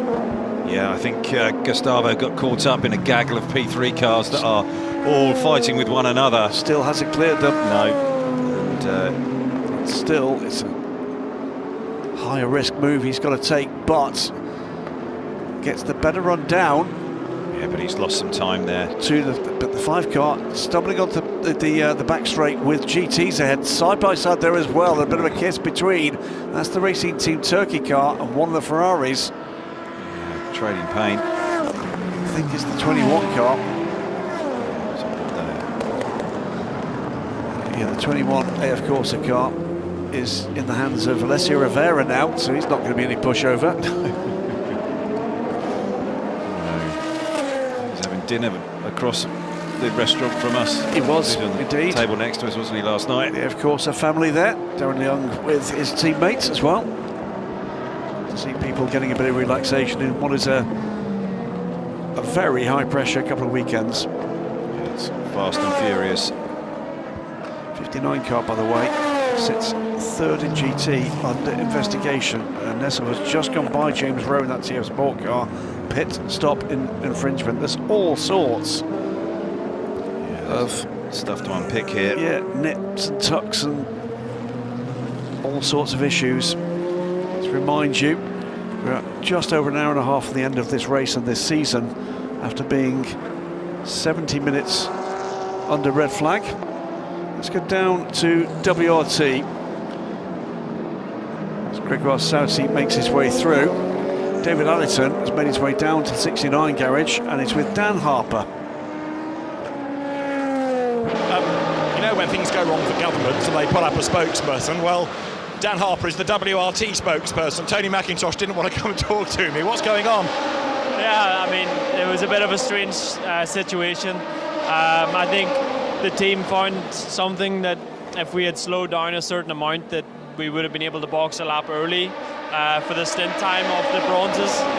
Unfortunately, there was a bit of misunderstanding between the drivers, and yeah, I mean, we ended up losing much more time than we should. But I mean, it's on everybody. There's no one to blame. It's we tried something, and yeah, it didn't work out. So let's see what we can recover.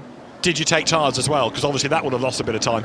Yeah, we did take tyres. Yeah, we sort of needed to, and now we try and find another way to get to the front. We're not done yet, though. Clock's still ticking down. Absolutely. Yeah, you're never really out of it in a race like this. I mean, I think whenever a race is delayed so long and shortened, then it can create a bit of chaos. So yeah, let's see what we can do. Let's wait and see. Thanks, Dan.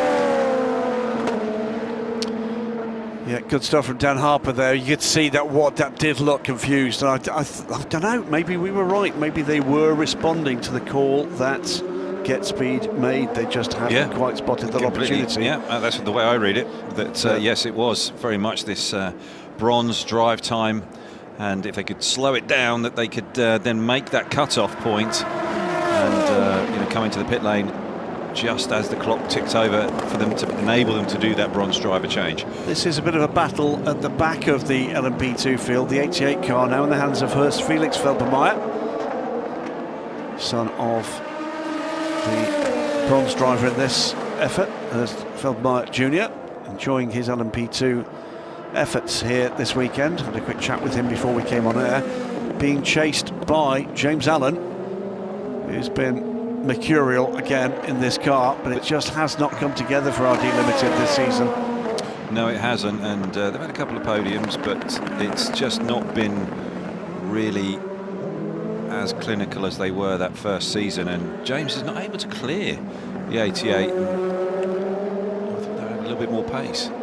Doesn't look as if he took tyres, so it may be that Horst Felix Felbermayr, who's served a drive-through by the look of it, and we saw that is the case. I wonder if he's on fresher rubber than the RD Limited man. Meantime, by the way, Bijan Garg has been shuffled back by by Ben Hanley. Yeah, Ben's finally cleared, and now he's in clear air. He's gone fastest in that first sector of anybody, purple. And the second sector looks pretty racy as well. So I think he's going to be joining Matthias Besch, who is some 5 seconds up the road from him. Yeah. So to remind you where we are, let's have a quick look here. So 14 laps ago, the last pit stop for Felbermayr, 15 for James Allen. He's now lining him up. I think he's going to have a look up the inside and see whether he can do that under braking. That's covered off by the youngster. James Allen, though, takes the wider line. We'll look to see what he can do on the exit, the turn here.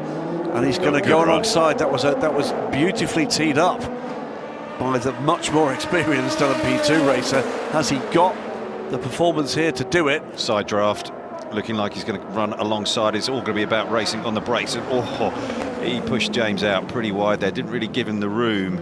But James is still not giving this up all the way around the outside. But he does have to breathe it off there on the exit. I'm sure that Horst Felix Felbermayr is going to be... is on the limit there. Didn't really give him quite enough racing room, but we'll have to see. Indeed. Battle for, I would say, 13th place at this stage. Just to remind you, if you did leave us during that red flag, barrier repairs. Yes, indeed. Barrier repairs made, and car 54, by the way, is getting a drive-through penalty for causing a collision. We didn't see that, but we did see the results of it at turn 5. Little pile of Ferrari debris. But back to green flag running. James Allen will have to reset now and have another crack and just see if he can get himself in the position. He's a lot quicker through there, a lot quicker through that section, and he's going to have a lunge here, pretty short.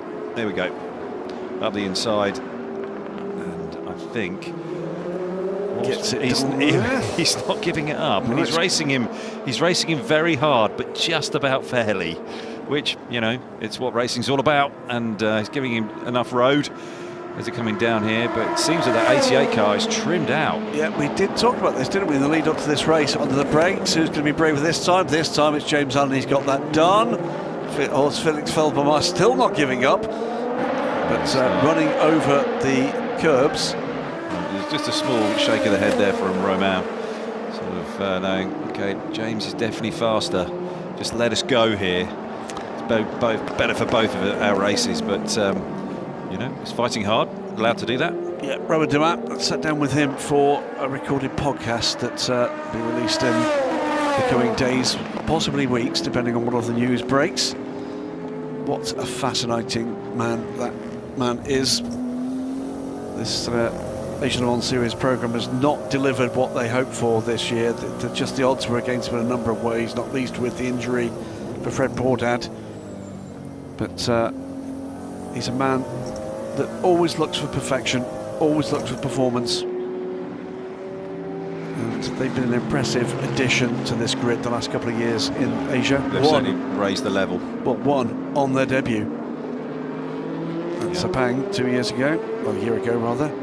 This is the battle for 7th place between the QMMF by Get Speed car. And Chris Lulham closing in. Car 74. Drive-through penalty, pass around infringement. So that will hurt their position here. But if we're correct, and I believe we are, Ollie, they will be champions because there's not enough time to complete the required 75% distance here, and it will be half points awarded for the final round of the Asian Le Mans Series this year. Disappointing way to finish it, but there will be reasons behind that decision. This is Lurk Hartog on, oh, he's just taken, hasn't he, Nessov? I'm not sure. I think Nessov may have caught him. You're right, he has caught him. McLaren is very, very fast. There's another performance break with BOP for this race as well, haven't they? Yeah. So something of a rocket ship. It is, and lurking there just behind them is Johnny Adam. Some 15 seconds or so back, but he's got time. Again, just to confirm, we came into this race, Ollie, in all 3 classes with really a mathematical chance of a second car in each class. Looking to go up the inside. He goes, and he's had another crack at that and another nibble. And has he got? Wow, Hartog. That's traction. Yeah, it is traction, but Nessov just got the car crossed up a little bit. Traction control would have kicked in, and it would have dragged the torque out. And Luke Hartog just got a better run, but the power of that McLaren is just pulling it up deep on the brakes here. He's trying to go around the outside, and contact. No, the 2 of them are sharing the road. Okay, and notably, that AMG is just ahead of them. They're both catching him, despite being in this intense battle. Yeah, the McLaren just switches into overdrive and just drives past the Porsche. And I think it's not going to be too long. Hartog going to pull out of that. You haven't seen the Nielsen Racing car. Yeah, and so we're also going to the curb there. I think they could be on Bartone extremely quickly.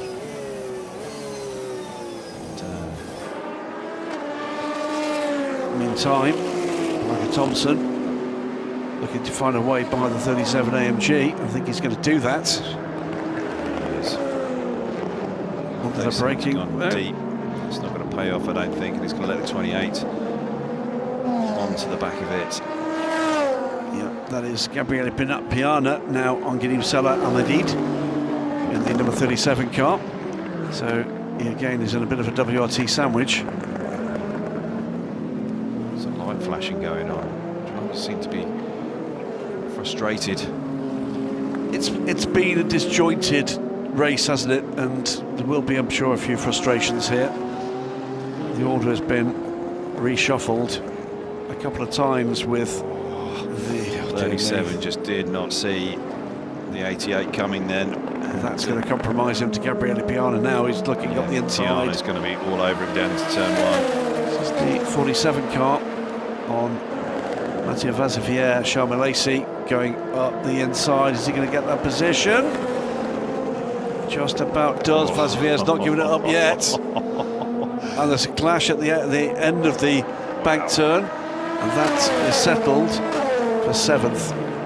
Those two absolute masters in these cars. That was classy racing from those two. Just a little bit of a touch there, but it always looked like they were in complete control of it.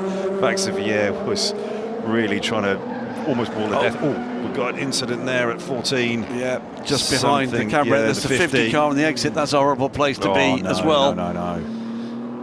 And backing up there is going to be a big problem. Yeah, I'm not sure I want to do it. No, definitely not. I don't quite know how he's going to do this, because it is completely blind there. And quick. Yeah, it's the fastest of the 3 apexes right there. It's around about 115 k's an hour. It's Carl Bennett. He's backed it up. He's going to try and give everybody all possible space. Malte Jakobsen, by the way, has caught and now passed Mattia Vazevier, so that is for 8th. Double yellows are protecting that scene. There's the Chetelaar car ahead. But so these are our 2 prior to this race title contenders. And he's got away with Carl Bennett by the look of things. Still there, Vazevier. Now that will be a problem. That's not what you're supposed to do. Yeah, he's going to give that back. Well, you may get more than that. There is a race director's instruction at that turn. Yeah, this was. He just looped it here, coming through turn 14. Maybe a bit greedy over the curb. Yeah, possibly. And it's all off camber there. And it's tricky. 17 from the lead in LMP3 for Longchamp. This will be the. Still on board. Surely he's going to have that car now. Is one of their long? How does it play with their long stops now? Yeah, that will be their final long stop. Absolutely, certainly, they'd only done one to that point. So, Gregoire Saucy, 2.6 seconds ahead of the high-class racing car of Gustavo Menezes. United Autosports number 5 leads the race. Deco Engineering's Matthias Besch is a further 2.7 seconds back for the number 3 car. Ben Hanley up to 4th in the second United car, the number 6. Just a quick look here. This is Bartone. This is Nesov going to the lead in GT, and does so with a clang side by side. And Bartone, I think, is going to be dropping back to 3rd. He has. Loic Hartog is through. Just the undercut there. Yeah, just gotten a bit too deep there. He would have been spooked by what happened down at turn 2. Johnny Adam, meanwhile, is pushing hard in 4th place to catch this battle.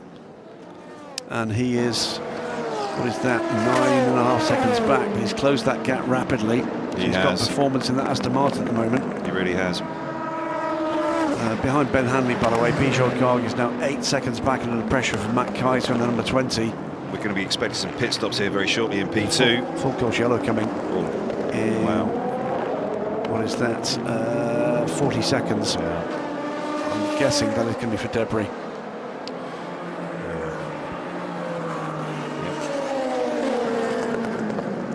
So the action is coming thick and fast. The 8 car there just keeping out the way of the 44, coming under the hotel. The 8, it looks like the 8's got a problem. Just not really at racing speed. Expect this car to come in the pits, I think, this lap. So we are full course caution in about 15 seconds. No, it's continued. The 8's continued. Just doesn't look very comfortable or very happy. Well, anybody that needed to come in, that would have been the ideal moment, because they could come in until full course yellow is called, then the pit entry is closed. There we're down to full course yellow, and that was a contact as they came into full course yellow between the 34 and the back of the United Autosports car. I'm pretty certain he collected the rear of the Orica. That was definitely bodywork flying. And there's definitely more debris to clear now. Let's have another look at this. Yeah, coming down into, and there's 69s in there with the 34. He did, clattered the car, and the damage, I think, is mainly to the Corvette. Yeah, and I think there will be some stuff that's missing off the back of the 5. And that is our race leader. He's recovered nicely, Gregor Associ, after that sort of slip as he came into turn 12 there by the hotel. It's not huge visual damage there, but a fair collection of carbon fibre and other components. Here's another replay. Is this another incident as they came into full course yellow, or that is an overtake? That is the 13 on the 8. That is for the lead of LMP3. Enrique Bides and Ajita Patel. 17, by the way. Kevin Rabin now has dropped to 4th, and there's bits and pieces all over the place. Yeah, it's certainly last race of the season, and people at all 29. That's the 29 car. That was our championship contending car. That's in the garage. That's more recent. Nick Adcock was still aboard that car. They've made the driver change in the garage. But again, yeah, shake of the head, rotten way to finish the season. To remind anybody that wasn't with us when we went back to green flag running, as we understand it right now, with the race not being extended and the length of the red flag period, we will not make the required distance to award full points. And in all 3 classes, there was a full points finish needed to overhaul the class leaders coming into tonight's race, which means, as things stand, you'll see again this incident is coming. That was quite a clunk, wasn't it? It was. It's earning his money. Absolutely.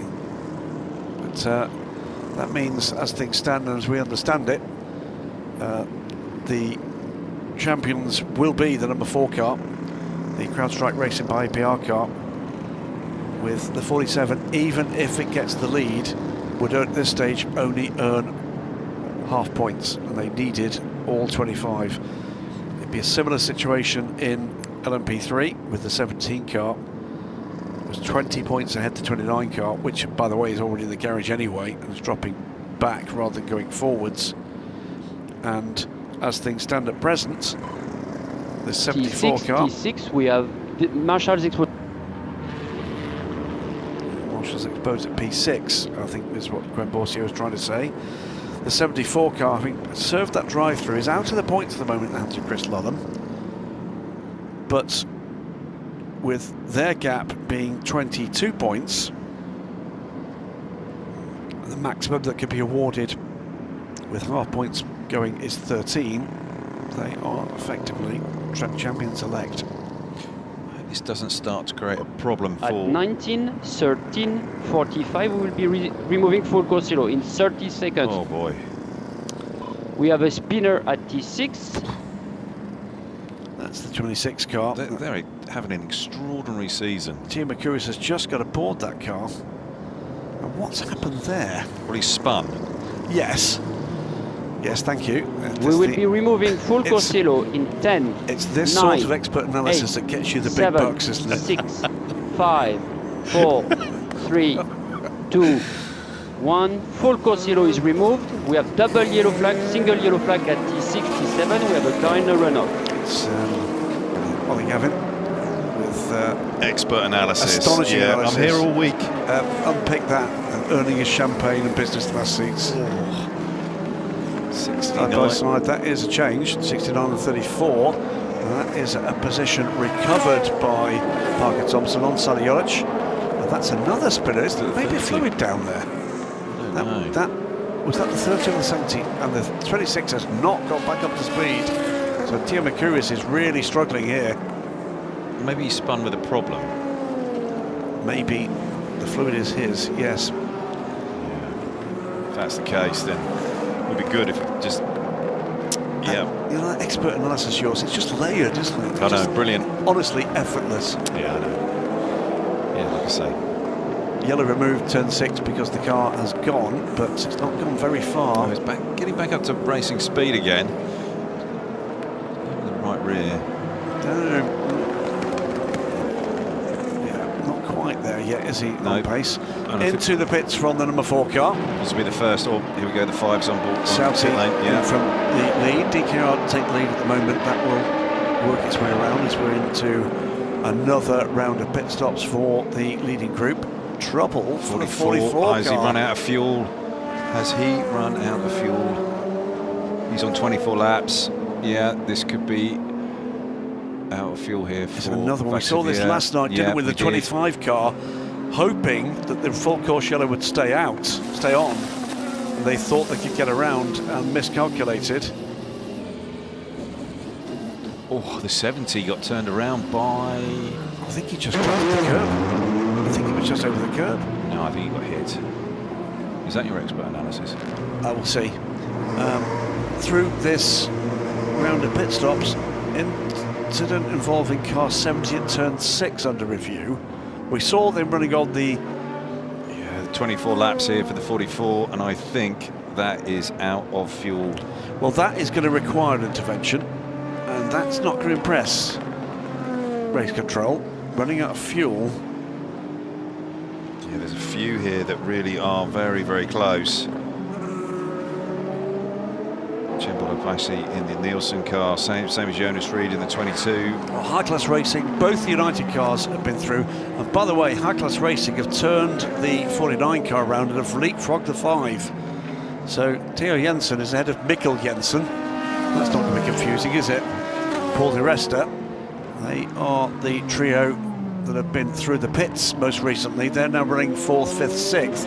Leading the race at the moment, Matthias Besch. He owes us a stop, so does Bijor Garg, who pits, as I say, that. Charles Malaysi running 3rd, but again, I think a pit stop is owed there, but we're going to get another intervention here. Yeah, we are. And if you're close to it and you're smart, I'd be on pit lane right now. Because if this is a full course yellow... You'd be in for a emergency service. Here's the 11 and the 74 racing. This is for 13th and 14th. We are going to go to virtual safety car in, what is that, 25 seconds. That could be very good news for Matthias Besch if he pits right now. See the number of these cars coming on pit lane. Who else could profit from this?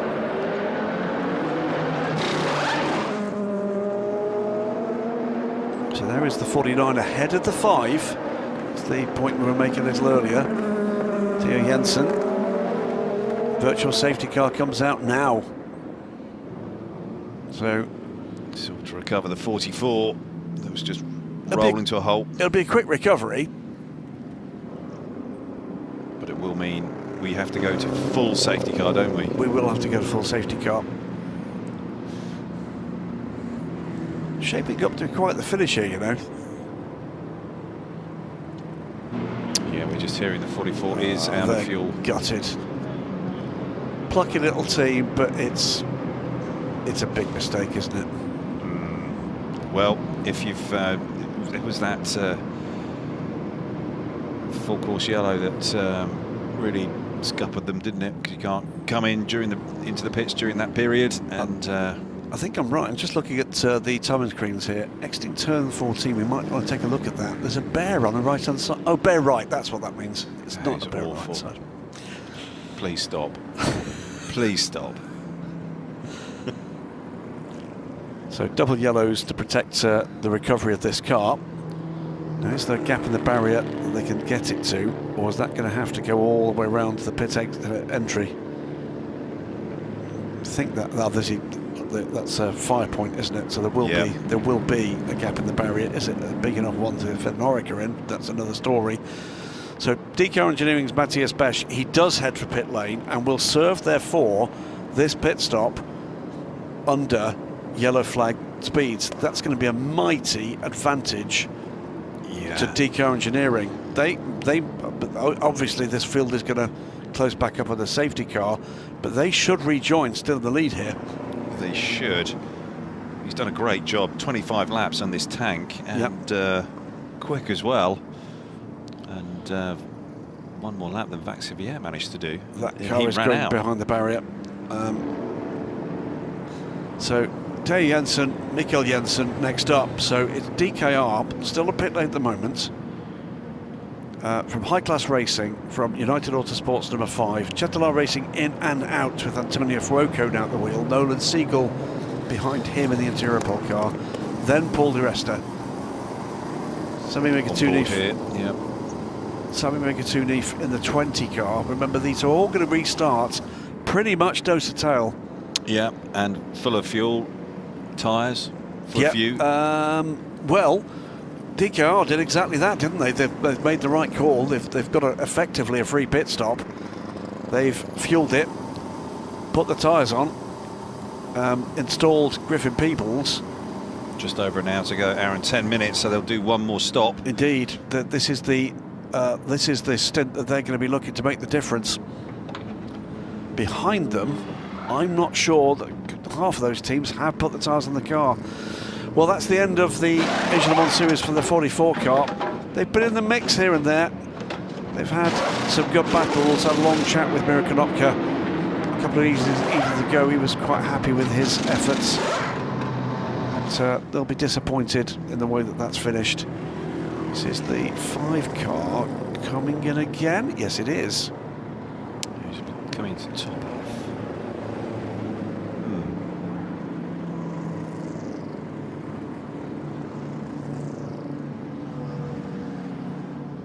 Well, actually, I bet I'll tell you what they're going to do. They're going to put new tyres on this car because they didn't last time. Right. So they can do that effectively with a free stop. They'll top it off, yes, but they'll take the opportunity.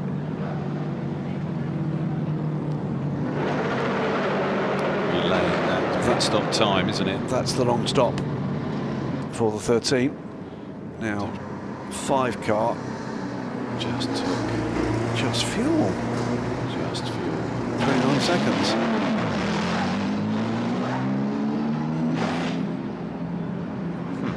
Not sure why they'd do that, but unless they don't have the tyres, but they must have the tyres because we've had the red flag. Yep. So virtual safety car still, will be for just a little while longer. Then the safety car will be scrambled and this field will bunch up. Griffin Peebles leads the race for DK Engineering, the number 3 car. Here's the United Autosports 59, pitting from the lead in GT. Wayne Boyd getting into the finish. Yeah. Kartog is on pit lane for the second place Montai car. Get Speed's number 9, Anthony Bartone on pit lane. The Kyrgios Blackthorn, Johnny Adam is on pit lane, as is the 21 car of Alessio Rivera. They're the top 5. 6 cars now with Parker Thompson, the only car on that top 6. He's just pitted. McLaren guy, United guys, just doing that tyre change. There goes the Manthey car through and into the lead. I would say, by the way, with this field being bunched up at the end, there's the 9 car who got away there. That was quite tight for release for the United car. Who's going to come through that little group first? Stick with a shot, we'd find out. We're going to have about an hour and change when we go back to green flag running. It's going to be nose to tail in LMP2 with some very quick guys aboard the cars. Yep. It's going to be nose to tail in GT. And they might not have to make another stop. This might be it. Yes, if we stay under the safety car for a while longer, that's going to help them enormously. LMP3, CLX Motorsport lead the race at the moment and have just burned a long stop. That may well be the defining factor for this race, but certainly in the LMP2 and GT, yes, in terms of a spectacle for the championship, I'm afraid we've been rather robbed by the incidents that have come along earlier today. But as a race, this could be very exciting indeed at the end. Yeah, absolutely. Yep.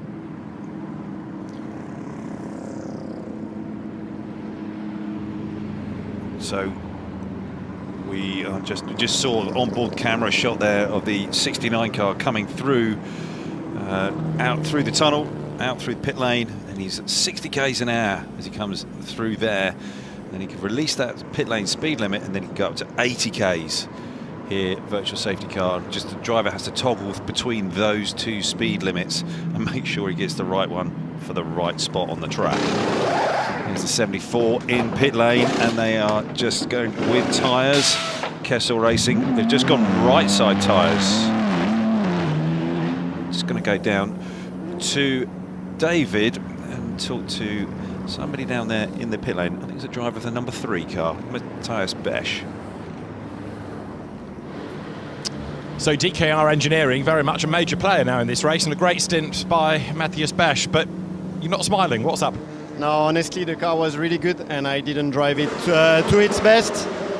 I get a COVID since Daytona, and I'm fighting against that, and I was feeling really bad in the car, a lot of vertigo and feeling sick, so yeah, just try to hold on, survive. The pace was good, but I think it's just the good work we've done with the car, and I'm pretty sure people will make the best out of it, because I'm pretty confident today we have what it needs to fight for a win. It felt like it was a long stint as well in the car for you. Yeah, honestly, again, like when you have COVID and you can't recover, and every day it's another difficult day at the track, so yeah, I need a bit of holidays now. But I'm glad I could make it to that point and bring the car safely, didn't do any mistake, and stay strong for a team result. And this virtual safety car we have now, has that been a big help for the position of the car? I think it's quite good because, as I said, you know, I was aiming to finish my driving time, not feeling well, and give people a double stint at the end, so yeah, it's good. It's worked out well. Go and get some water. Thanks, Matthias. Well, there you go. So recovering from COVID, no less. And he looked like he'd been through a workout, didn't he? Safety car has now been called. Pit entry is now closed. And the Chevy Camaro waits to emerge from the barrier at pit exit. This is our race leader, and it's Griffin Peebles, who is at the wheel of the number 3 car, Nemo, from DKR Engineering. As I said, this team took the championship win in the Asian Le Mans Series just a few seasons ago with a very different driver group than that's fielded tonight. Yeah, well, Matthias was pretty hard on himself there, but I think he did a very good job. He was quick in the car. He kept Ben Hanley behind him, who's exceptional talent in a P2 car, and he also did extremely well on managing his fuel. He managed to do 25 laps and got the car back to the pit lane and kept the car in the race. P1 and handing it over to his teammate Griffin Peebles. So he definitely did his job and did it well. He did. So DKR Engineering lead the race. Safety car will pick up the field as they start this next lap. From United Autosports, Mikkel Jensen now ahead of Theo Jensen, who's just pitted before the safety car was scrambled. So the Jensens have switched positions with those two changes, and I think that might mean that Theo Jensen may have taken tyres. There goes the Camaro. Glorious rumble, the V8 there. We're just under 2 minutes from the final hour here in Abu Dhabi, at the end of what has been, well, a fascinating, at times absolutely dramatic, at times frustrating, at times glorious Asian Le Mans Series. Sam Cox there, the team principal of Algarve Racing, looks set to celebrate a championship win. We just waited to confirm one other source on this enigma about points. 29 car, yeah, it's got still one of with the rear cheeses. damage. Yeah. It's out of the garage at least. Yeah. But that car is not in a position to win this race in LMP3. 7 laps. And that's, whatever the point Also situation was the least they needed to do. And they're not going to do that. That does look as if it's CLX Motorsport. As we under the safety car, let's take a look back at the first 3 hours of this final race of the season at the Yas Marina circuit. 45 cars on the grid, and it's led away by Giorgio Roda, the number 5 United Autosports car. 16 LMP2 cars, all coming through safely. Not so much an LMP3. Alex Makantsov has a lurid half spin out from the lead row. Melty Hackerson reacts to that. It's no less busy on board. So the whole grid comes through without a problem once again. It's a bit more bump and grind in the GT class. 34 car getting through on Antaresau at that moment. Number 10 car coming down the hill. That's Giacomo Petrobelli going to war with the 2 AMGs and briefly taking the lead in the class before a puncture. Tom van Rompuy bouncing off the curb, bouncing off the Porsche and continuing. First major incident, this was Dan Schneider caught out by Kraitelen Tudis coming off the curb and slowing up. And it was damage to the rear of the 64 to the front of the 70. That would bring out the virtual safety car, which allowed Cetilar Racing to get Roberto Lacorte into the car. Battle in LMP3, High Class Racing and Inter Europol. A great battle too between Fred Porter and George Kurtz. The 3 and the 25 battling into the chicane, and this was the start of the incident that would bring out the red flag for a horrifying crash involving the 15 and the 25. It doesn't get any easier to watch it the more you see it. Big impact with the barrier from both cars, in particular for the 25 of Michael Jensen. This was the view of Antaresau coming through the debris field. Red flag on his marshal's system before he'd even cleared it, as he went past the bouncing wheel of the Oreca. Utterly remarkably, out and walking away from the wreckage came both Mimo Gidley and Michael Jensen. We got back to green flag running after 70 minutes under red flag. All sorts of battles on track still to be sorted. 3 wide here. The 49 on the 20. Still leading the race at this stage, the number 5 car from United Autosports. Battle for the lead in GT would go the way of the 59 McLaren, and it did so with a clang in the side of Anthony Bartone's number 9 Get Speed AMG. Luke Hartog putting a move as well on the silver AMG. 13 and the 8 battling for position in LMP3.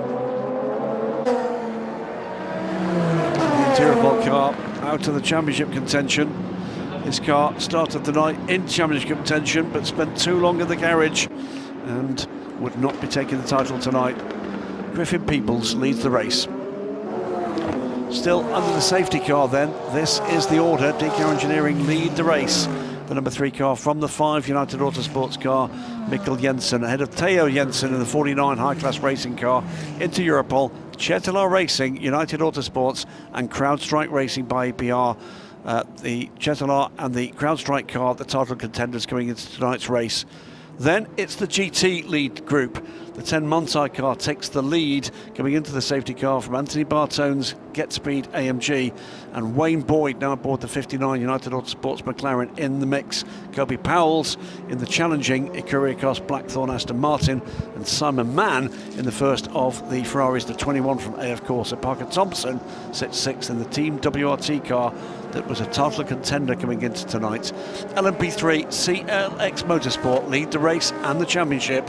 R-Race GP, and there Duquesne sits 2nd. Into Europol's number 13 in the hands of Junting Chu sits 3rd. Team Verage is number 8 4th. Then the 23 events cars, the 23 ahead of the 71, the 94 from High Class Racing, and we have to go all the way down to 9th for the Forestier Racing by VPS car, and that car out of race contention, and that was the title challenger to the 17 coming into tonight.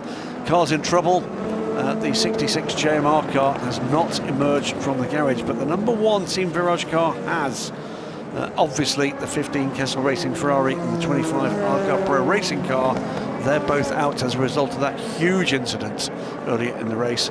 And more recently, coming into the virtual safety car, ARC Bratislava's 44 car in the hands of Mathieu Vazepier, that car running out of fuel and forcing this caution. The safety car is coming in right now, and we, Ollie Gavin, are about to go racing with Griffin Peoples under pressure from behind. He is. I was just looking back through some stuff there on the GT, but we'll come back to that after this got this start done. Griffin is going to be under massive pressure. It's the 30 car right behind him. That's Tristan Vautier down in 12th place, looking to unlap himself. Yeah, it's the United car. It's like 4 or 5 cars back. So Griffin Peebles has got a bit of breathing space here. Yep, it's the 6 ahead of the 5. They'll be switched around very shortly, surely. Is that right? That must be, it can't be. That must be the 70 car. Yeah, 70. Very deep there from the CLX car. That's the 17 car just trying to bail out of this. Yeah. And the Stettler Racing car in a hurry to get into this group. And Paul Di Resta right behind the Stettler Racing car. So it is DKR from United, high class, into Europol. Stettler, United's number 6 car. Then the number 4 from CrowdStrike Racing by APR. Sami Megatuni, Jim McGuire there in the United Autosports garage. Nielsen Racing's Alex Quinn will be looking to get amongst this. Disappointing night last night. 49 and 43 battling away here. This is for 3rd place. Theo Jensen under pressure from Nolan Siegel. Siegel's already won an LMP2 race. Theo Jensen, this is his first season in the class after European Le Mans Series victory, championship victory in 2025. A future star. Siegel takes the inside line. I think he's got that done. He does indeed. Neatly done. Takes the position for into Europol competition. Yeah, I'm just looking back here in the GT category, and nearly all of the runners have kept their silver drivers on board, and they've still yet to switch to their pros. Well, and so they're going to have to do that, and I think that's down to max drive time, and that max drive time has dropped right down because we've got a shortened race. And the only one I think that's sitting here in the box seat is a Kyriakos 56 car. Because they've had all 3 drivers because in. This is their 3rd driver, and they ran Johnny Adam in that middle stint. And I think United might be in trouble here because they put Wayne Boyd in the car, and they might have done that too soon. And they've got a 5-second penalty to come for a pit stop infringement as well. So United, having looked very strong, that might just start to unravel. Yeah. And we've got more debris on this race course. There is Wayne Boyd up the inside. It's Bartone in the 9. Because I was confused because Bartone was still on board, and I would have thought they would have made the switch at that last stop, but it got to be because they can't put the gold in the car because of the drive time. Max drive time for these gold and platinum drivers will be around that sort of hour mark. This is where that started, way back. This is Wayne Boyd trying to get the up the inside of Anthony Bartone. Then he just has a wiggle under braking. Bartone takes the apex. Both did really well there, gave each other room, and they didn't end up in too much contact. But that 59 car, there's contact there. Whatever that was in the middle of the racetrack, the 8 car has collected it, and it's now in the front of that. There it goes. Oh, there it goes. And the 8 is battling with the 13. They're Extremely at war. There's something badly. Yeah. Something's broken on that car. No, it's the piece that was caught underneath it. It collected that piece, and it's now. I'm not sure what that is, but it is now rubbing. It's got a puncher. I think that right front could have gone down. I think it's going to have an issue here. Well, boys and girls, that's why we go to a caution when there's debris. Yeah. Dramatic effects on the number 8 car. That car had been up in, what was that, 3rd place? I think all. There's a hit with a 71 car. Yeah.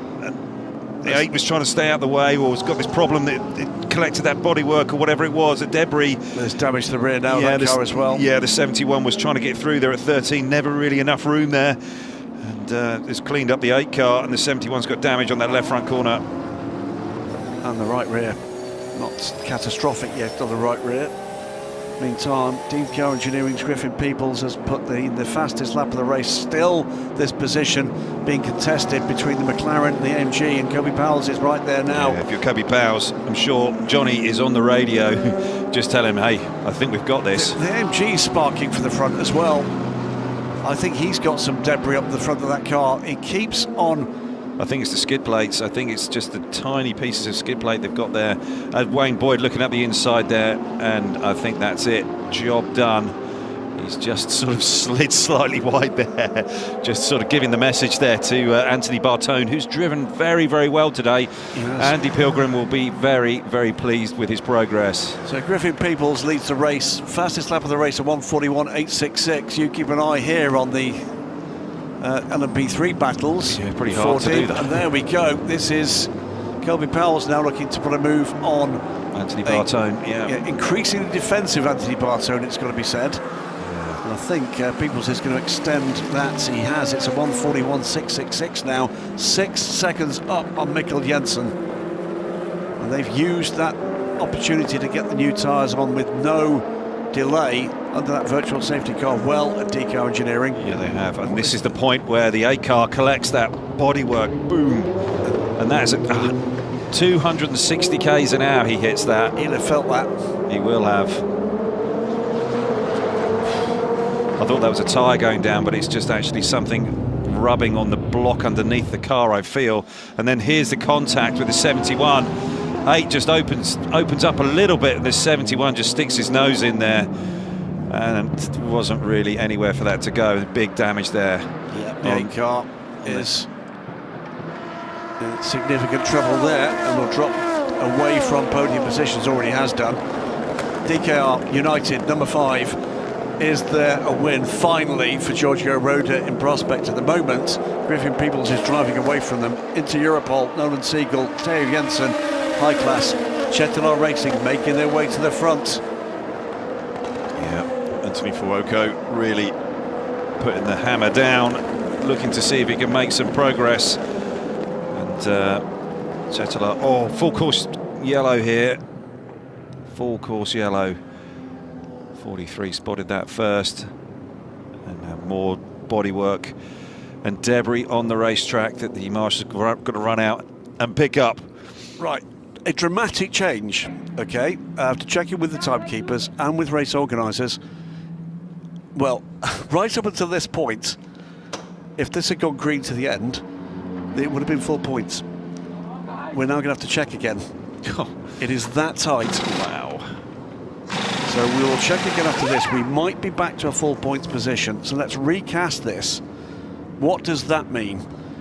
In LMP3, it's pretty much CLX Motorsports title, with the 29 having been so far delayed. It will not win this race, and it needed to do that. In GT3, that was the 69 would need to win with the 74 out of the points. 74 has just gone into the points, but the 69 is only 4th.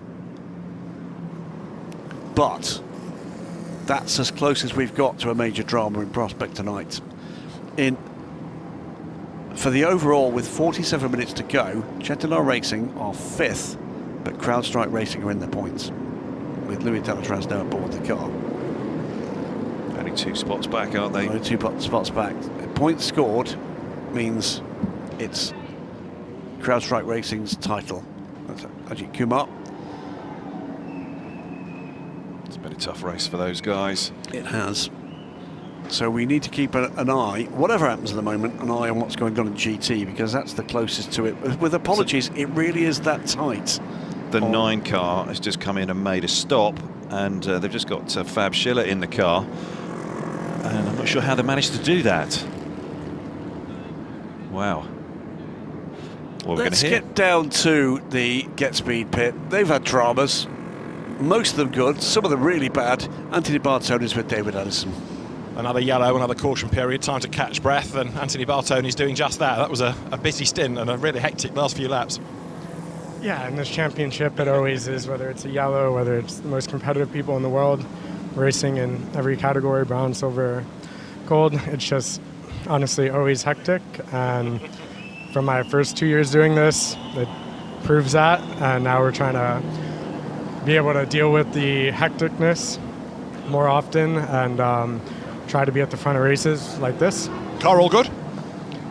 Yeah, just really unlucky yesterday with a technical issue, but all 6 races we've done in the series, car is unbelievable. Being able to drive with people like Steve Jans and Fabian Schiller and with a team like GetSpeed is honestly one of the great blessings of my life, to be able to work with people like this. So when the car gives up on us like that, it's quite hard to swallow because of how much preparation, leaving families, doing how much hard work everybody puts in. We hate to see that. That's it. Thanks. Graham, more drama on track. Yeah, huge drama. Huge drama on track, and that's the championship leader getting tangled up with the 85 RSGP Duquesne. Ollie, how did you see that? Breaking into turn 5. Looks like the 85 was looking to get by the 17, and they just got in each other's lanes, and the 85 got in the back of the 17 and pitched them both into the wall. That could have a significant effect. They both got moving from that side, but with what damage? The 17 certainly hit the wall and is badly damaged on the rear left rather. Yeah, here we go, as they're coming down, and they're just looking for the ways through here, and the 85 switches lanes last minute. Oh, no. Wow. No. Just clears up the 17, takes them both out, and, well...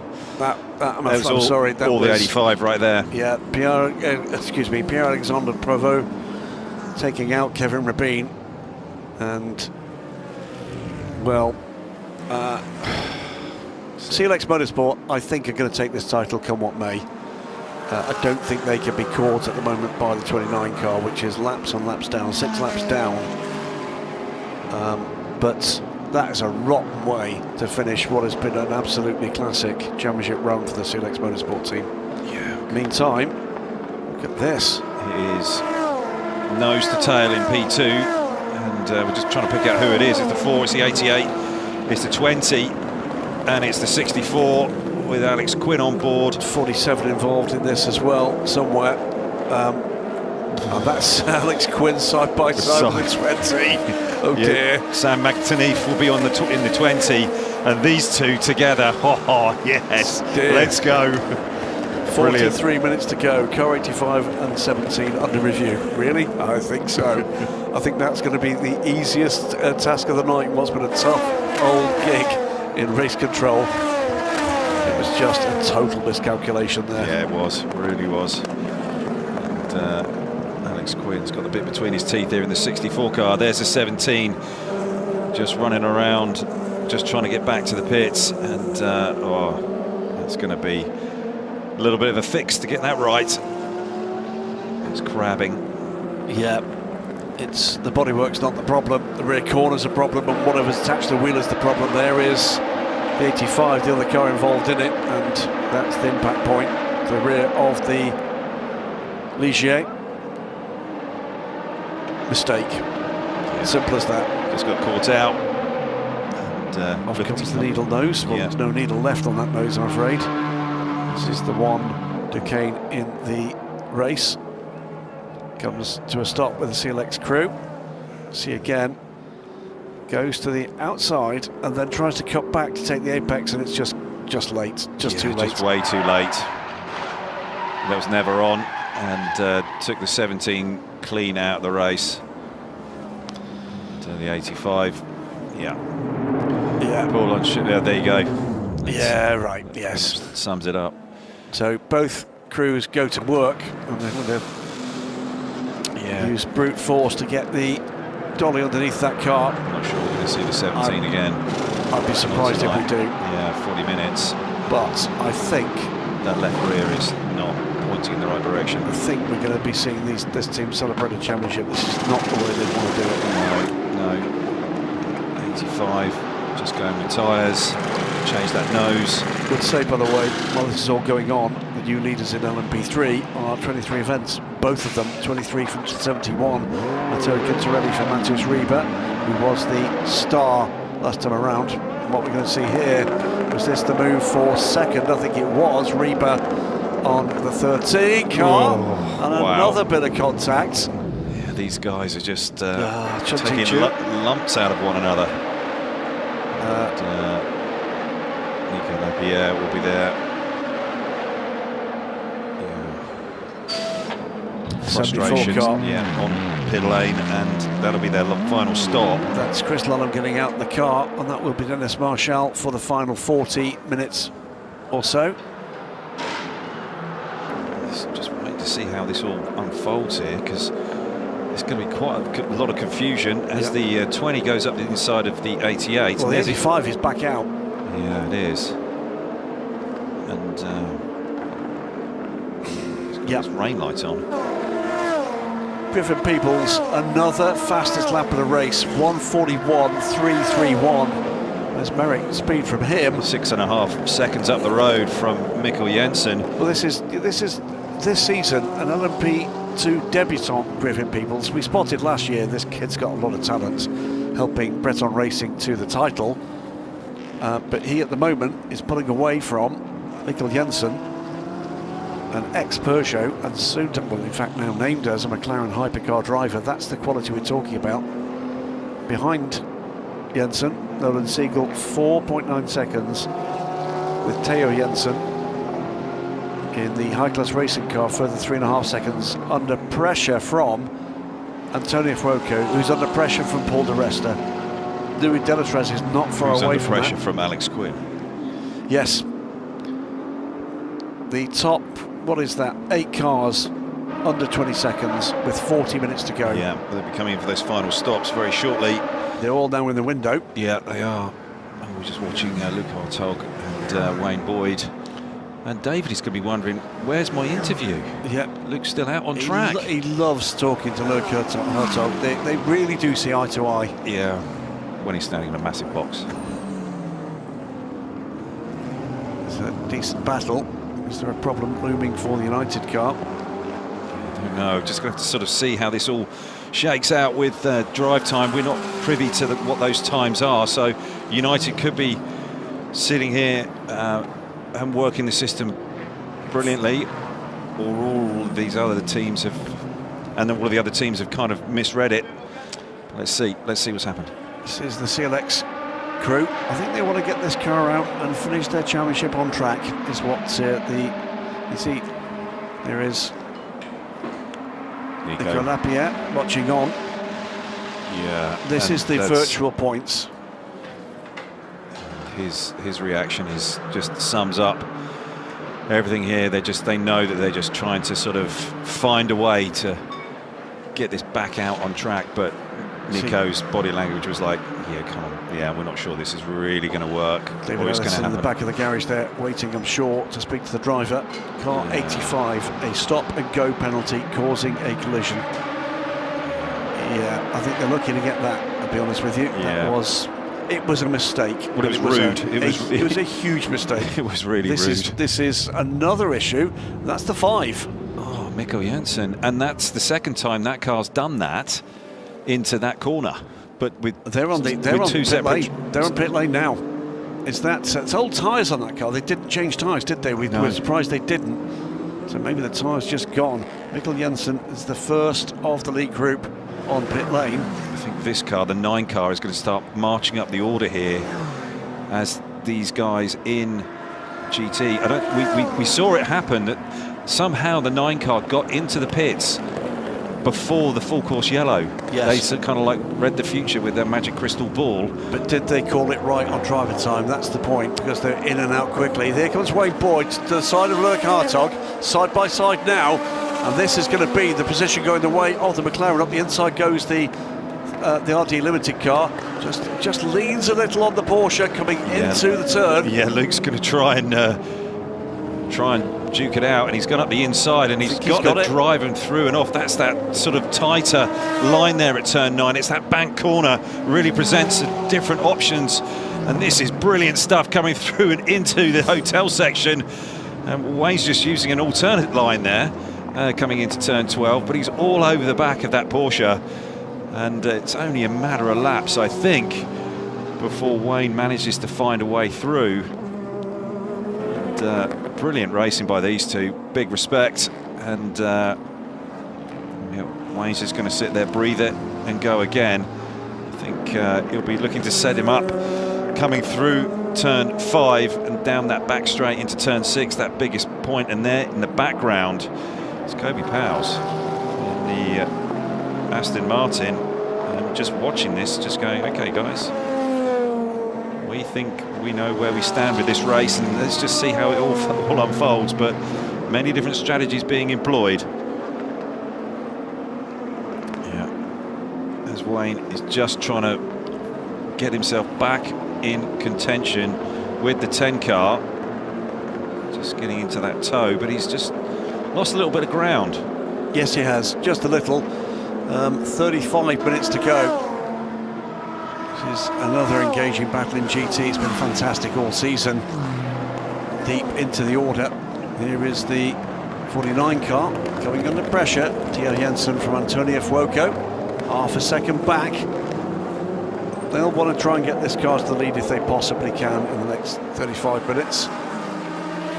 It's going to be tough to do. I think there's going to be a lot that's going to shuffle through here. Oh yes. Kobe Powles, by the way, as they go by, sitting in 3rd place in this GT battle, and he'll be watching with interest what's going on here, because that's getting quite physical again, isn't it? Wayne was right on him again. He's just catching him just at the wrong spots and the wrong points, and Luke can put himself in the right spot to block him, and up the inside, that's De Resta. In the other United car. Yeah, just somebody rang him up and said, Paul's coming, find out. So this battle for 3rd place is becoming a 3-car battle. Theo Jensen from Antonio Fuoco and Paul De Resta. They're going to be nose to tail, I think, this time around. De Resta is catching them. And also in that fight, Alex Quinn has caught them too. Yeah, he has. Well, this could be fireworks, couldn't it? Yeah, Quinn is on a charge. They all are. Let's just see how this all shakes out. We've got one more stop to go. And they just must be choosing the point. Picking their point. Tyre advantage you may have had, but this is a very impressive stint from Griffin Peoples in the lead of this race. Yeah. Nolan Siegel's also done a nice job, but I think he's going to get caught here. They are indeed just catching Nolan Siegel. Cars 88 and 49 under review. Overtake under full course yellow. That is the 3rd place car, the leader in this battle. Hard on the brakes, Fuoco closes right up there. Almost causes problems to the 50 Ferrari in doing so. I would say everybody's going to go new tyre. De Resta has been caught by Quinn before De Resta could catch this pair. They're the two battling for 3rd. A bit of a gap before we get to Paul De Resta. Coming through underneath the GT car behind is Alex Quinn, 92 and 37. Just a bit wide and squirrely for the 92. Through goes the number 37 car. It's Lucas Hour, isn't it? That is for 6th place. Lucas Hour on it on Ricky Berra. Yeah. So has Richard Lee still got to get in that 92 car? I think he possibly does. Let me see.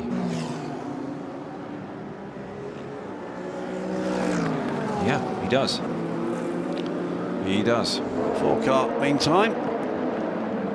Louis Delatraz trying to do what he can do to get on the terms. He's almost 4 seconds back though from Alex Quinn, with Sammy Megatuni just half a second back. And that position is done. 32 minutes to go. Peoples still extending the lead. They are catching Theo Jensen. Yeah, there's a number of cars here in GT that we know are going to have to stop again, and it's going to be painful for some of them. Just have to wait and see how this all shakes out. Some guys have taken that pain. Just seeing where the 69 car is, and there's still Parker Thompson on board there, and they've got to get Dan Harper in the car.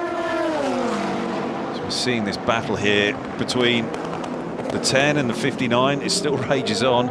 This is for the lead in GT, and he's still trying to find a way past Luke, as they come down into turn 9. Yeah, remember too, though, there is that 5-second penalty in the pit stop coming for United and this McLaren. So it's not just getting by, it's got to be 5 seconds up the road. I'm not sure they've got to stop again, though.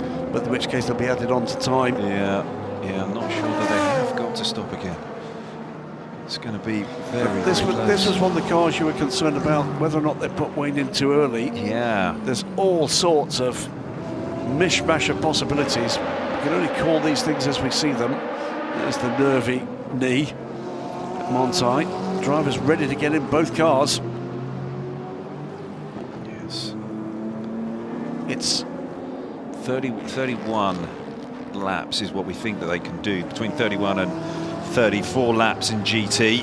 We have had another full course yellow, remember, in the middle of that, so that will extend it a little. Here we go. This is Alex Quinn around the outside of the number 6 car. Paul Di Resta. Yeah, they're beside us all the way down here into 6. And looking for that side draft. 4 car right there as well. Louis Delatraz has closed that gap. 290 Ks, these two. These two are warriors. First. And they've got traffic on the exit as well. Yeah, and maybe that's what Quinn saw. I was talking to Bob Berridge about Alex earlier on in the week and just sort of saying his capacity to think in the car and process stuff at high speed. Well, he's up against one of the very best in the world here with Paul Di Resta. Puts his car just in the right spot. I think we're going to be talking about Alex Quinn in that company. Well, he already is. He's the test driver for Paul Di Resta's day job, isn't he? Yeah. It's Peugeot now, test and development driver. It's not going to be long before we're talking about Alex Quinn in that company, because his rise over the last couple of seasons has been amazing. I can recall here last year, the drive he put together for Algarve Pro Racing was absolutely amazing. The 85 car just been done or being investigated for unsafe release.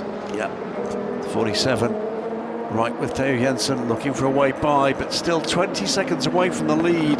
Chetalar Racing, it's been a much better run tonight for them.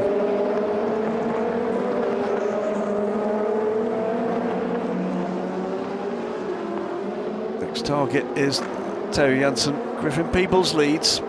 Nolan Siegel second for Inter Europol. Deco Engineering lead the way from Inter Europol competition, and then High Class Racing, and then we get into the battles that we've been lapping up over the last 5, 10, 15 minutes into the final half hour of this race and the season.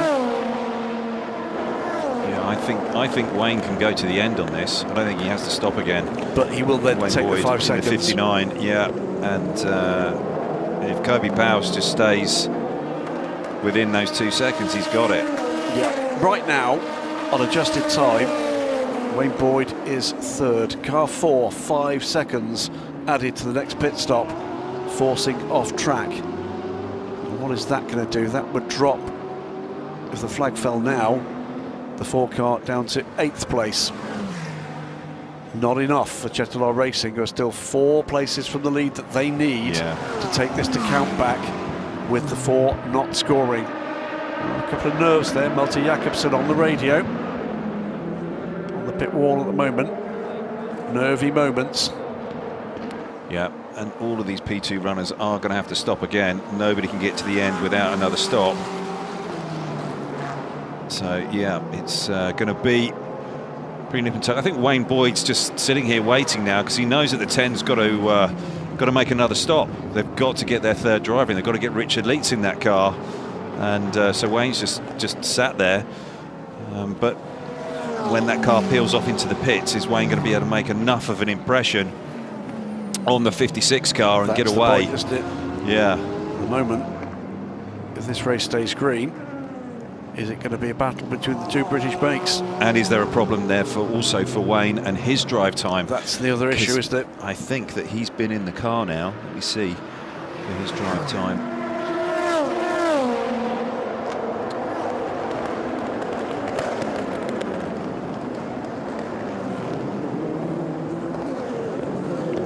So, tearing out of the chicane, number 1, Team Virage. Ligier ducks out of this fight. Swoko still trying to get onto terms with Theo Jensen. It's a good spell from Jensen here, fending off the Ferrari factory hypercar driver and Le Mans winner, remember, Antonio Fuoco. Time ticking down. Peoples, meanwhile, still edging away in the lead of this race. Now 12.5 seconds to the good. Yeah, I think Wayne's done 40 minutes in the car, and so by the end he's going to be 1 hour and 5. And I think with the adjusted times, it's so on the edge here in terms of the time. Yeah, we're going to call this, until we're told different, as full points. Yeah, yeah. And that means, as things stand right now,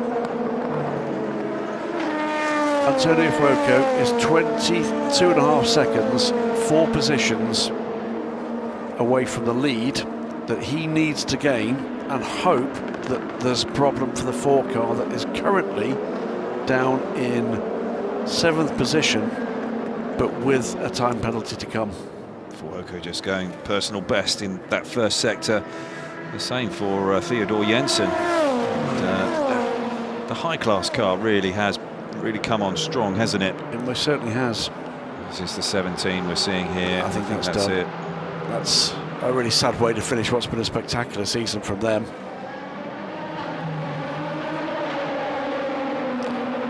Well, it was Kevin Rubin at the wheel of the CLX Motorsport car when it came in with that damage from the clash down the bottom of the circuit, and David Addison has caught up with Kevin. Bringing that to you right now. Kevin Rubin, what a massive disappointment. I mean, you did absolutely nothing wrong. Honestly, I have no words. I've been talked about fair racing over my last 2 years of car racing.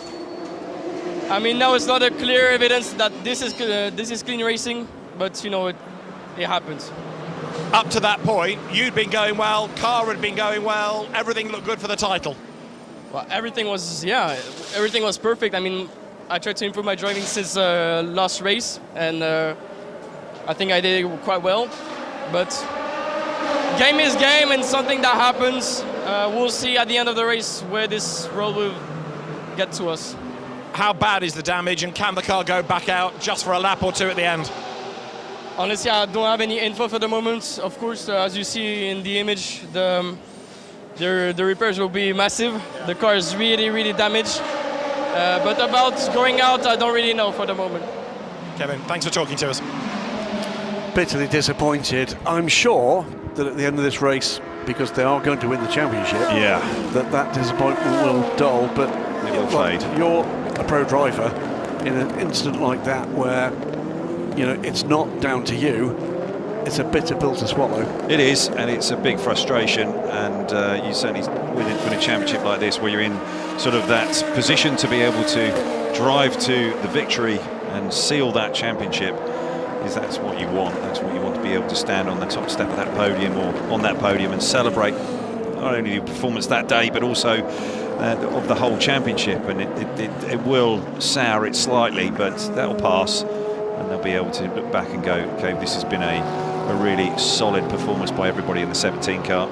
Yep. Quick change as we take a look at this battle between the 3 cars now, because the Aston Martin has caught this battling pair. It's a change for 7th position. Sami Megatunif has gone by Louis Delatraz, shuffles the CrowdStrike Racing by APR car down another position. But just to put into context the situation there, what has that left us? It is Proton Competition just behind. That's 20 seconds behind. What has happened to the number 5 car, Mikkel Jensen? Because that car's dropped way back. Yeah, it had a stop, didn't it? They took their stop. They took their stop. At 42 seconds back. Yeah, and I think there's some stuff here to unravel in GT, because I'm just looking at the drive times as well, and Wayne Boyd is well up there in that drive time. 44 minutes he's had so far, but so is Lucas Auer. 46 minutes of drive time, and just depending on that figure, what is that max drive time that the pro driver can do? It's usually 1 hour and 15 minutes, but because of the shorter race, because of the red flag, I think that 1 hour and 15 minutes is going to come down. What is that figure then? Because that's something that we could be doing with, to understand who's got this right and who's got this wrong. This is the 37, Lucas Auer on the 21, with a brand new door on that 21 car. So I can tell you, 3 drivers in that car. The minimum for the bronze in the 3 driver, so it's a gold, a silver and a bronze in that car, isn't it? Wayne is a gold. Yeah, so the maximum he can do is an hour and 15, isn't it, in GT? And in his, at the moment, the maximum he can do is 53 minutes and 7. And Boyd is in the pits now. 53 minutes is the maximum he can do. Yeah. So he's going to have to get out the car. Yeah, he is.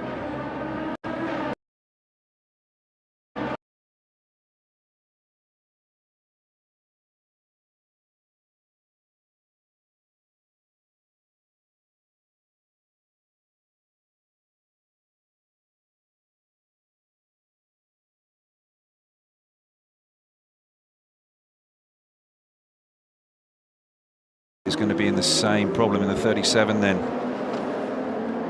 So they're going to drop. So with a bronze, just looking here, any gold, the maximum they can do is 53 minutes and 7 seconds. And the adjusted time. And I think that still hands this, I think, to Kobe Powell's in the 56 car. So we've not yet seen. Are we right? And the number 10 Montai? Yes, because they've got to make a driver change, because they've got to have in the 10 car. That's going to be Backler. Yes. I thought Backler had been in that car. No, hang on one sec. No Backler. All right, so they've got to come in. Car 64, 5 seconds added to the next pit stop. That is for the currently 4th place Nielsen Racing team. They're trying to hunt down a podium position, and that's not going to help them. That's going to drop them back at the moment to, well, 1 position. CrowdStrike Racing, meanwhile, as we get through some of the latest pit stops, 19 minutes to go. Well, we'll wait till they get through these this pit stop cycle. 59 of United Autosports, by the way, battling away with a driver. You know what? We've barely mentioned Harry King. Yep, great to see him aboard this car. Battling away, he's in the points at the moment. 10th place for Harry King, and now in a battle with Wayne Boyd, not Wayne Boyd, with Alexei Nesov in the McLaren.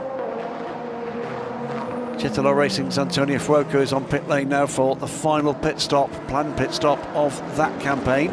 It's not gone the way they hoped here in Abu Dhabi. And he is dropping back down the order. Now, is he going to drop below Nolan Siegel? I think he will. What is it that Chitalo Racing can throw at this? Yeah, we've got a number of teams here that have all got to put their pro drivers in the car.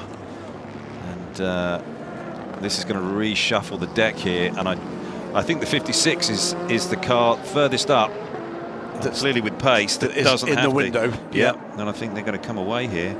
Yeah, I can tell you, Antonio Fuoco has filtered out behind Nolan Siegel. And 10 seconds behind him. 17 minutes to go. 20 seconds to the good, Griffin Peoples. We do need to see that car on pit lane again. All of them we do.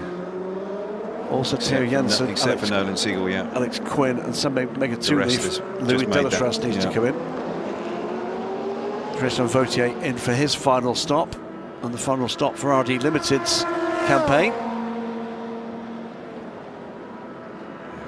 Got to be getting close here with the 64, the 20, 49, the 3. Here's the 3. People's trying to go around the outside, 3 wide there. Yeah, needs to just be careful here. Does so. Kept himself out of trouble. That will have. He's done an excellent job. Hasn't he just? Excellent job. His average has been good. Almost a second quicker than Theodore Jensen. Wow. Yeah. On pit lane now, Alex Quinn from 3rd. 5 seconds to add, remember, to that pit stop. Sam Bigatuni from 4th. Louis Delatras from 5th. These are the important moments. Could we be seeing This car marching its way towards a win here. So there's the 4. Closing in 20's gone. A possible title needs to be error-free on pit lane again. This is there's a delay in firing up. No tyres taken there. 16 minutes to go through the tunnel. The pit exit they go. Theo Jensen still needs to pit. All sorts of cars under review, and I'm trying to see if there's any critical ones there. 85, 28, 9, 45, 22, 64, 49, 9 and 43 under review for full course yellow infringement. Wow. We'll worry about them later, shall we? Griffin Peoples and Theo Jensen, I think, are the last 2 that need to pit. Yeah. Big lock up there from Antonio Fuoco, 4th place. First time he's done that. Theo Jensen on pit lane now. 11 seconds to make up on Nolan Siegel from Antonio Fuoco. We wait for Griffin Peoples. He's gone one more lap. How many laps on his stint? This is for 26. Wow. We've had a full course yellow. Yeah, but everyone else has been in after 24 or 25. But I suppose if he's made that pace and save fuel, yeah, he's not real. But we just don't know what the what's the range really after all of those full course yellow laps. Here comes Rocco. He's pushing hard. He's got a P3 car where he didn't need it. Out comes Theo Jensen. Where will he shuffle back to? Looking good at the moment for Inter Europol. Nolan Siegel. Here comes Fuoco. He will certainly be behind the high-class racing car. Nolan Siegel does indeed go through into 2nd place. And there is Antonio Fuoco. It's going to be close, but closing in on the high-class racing man. Only 13, just under 14 minutes to go. And, let's see where Fab Schiller is on his Griffin drive Peoples time. is in the pits for the leader. 14 minutes to go.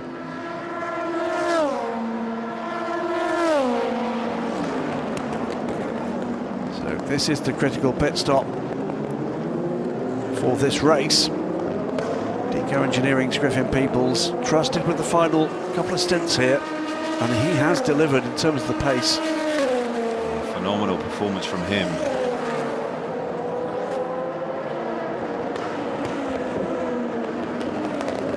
Fab Schiller's going to be fine on his drive time, so the 9 car's looking all okay. But, yeah, there's still stuff to be unravelled here and unpicked in GT. As we're watching on track, tell you Griffin Peoples is making his way to pit exit. Where is the chasing 43 car from Inter Europol competition? And that car, last turn, isn't it? It is, so he's going to be comfortably ahead here. Here he comes.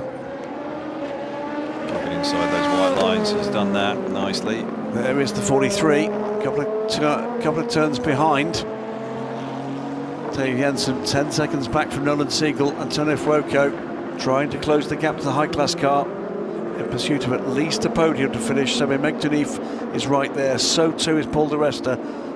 Alex Quinn 4 seconds to make up, but he's ahead of Mikkel Jensen, dropping to 9th place Louis Dallas at this stage. I don't think anybody's going to be able to catch that charge of the 3 car, DKR and Griffin Peoples. He's been super impressive today, and he was yesterday. And if things have just gone a little bit more differently for them yesterday, I think they could have been on that podium, but today it looks like they're going to get themselves into the spot to take the victory. 12 minutes to go. Loic Hartog still in the lead, under a second ahead of Kobe Powell's, but if we're right, and I think we are, the 10 Montai car will have to pit to put the pro driver in.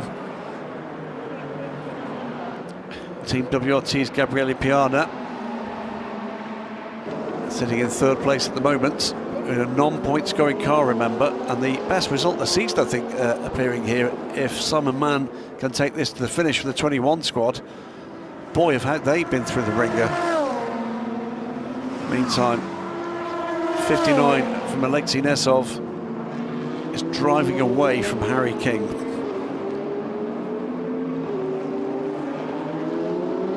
Yeah, that 59 car has been extremely quick all day. There might be a position to be made up here because the car ahead, the number 9 AMG, under investigation for full course yellow infringement. That was over an hour ago. So the cars in GT that I think still need to stop, the 10, yeah, 28. Oh, we've not seen Augusta Farfus yet. Yeah, 69. And I think that's it at the moment. Okay, so it could be an Aston Martin win, as you were saying a little while ago, in prospect. It's the engineering group there at DKR. Yeah, it's been just, they threw the dice, didn't they? Switched it around, put in off-collar Matthias Besch in the middle stints for this. What a job he did. He did. Kept the car right up there, in contention, drove it smart, drove it well, kept it clean. Meanwhile, the Luxembourg team took Griffin Peebles out the back, slapped him around a bit. Up the ante. Showed him pictures of his nearest dearest and his pets, and threatened all sorts of things before they put him in the car. Is this the sort of thing that motivates you, Gigi? No.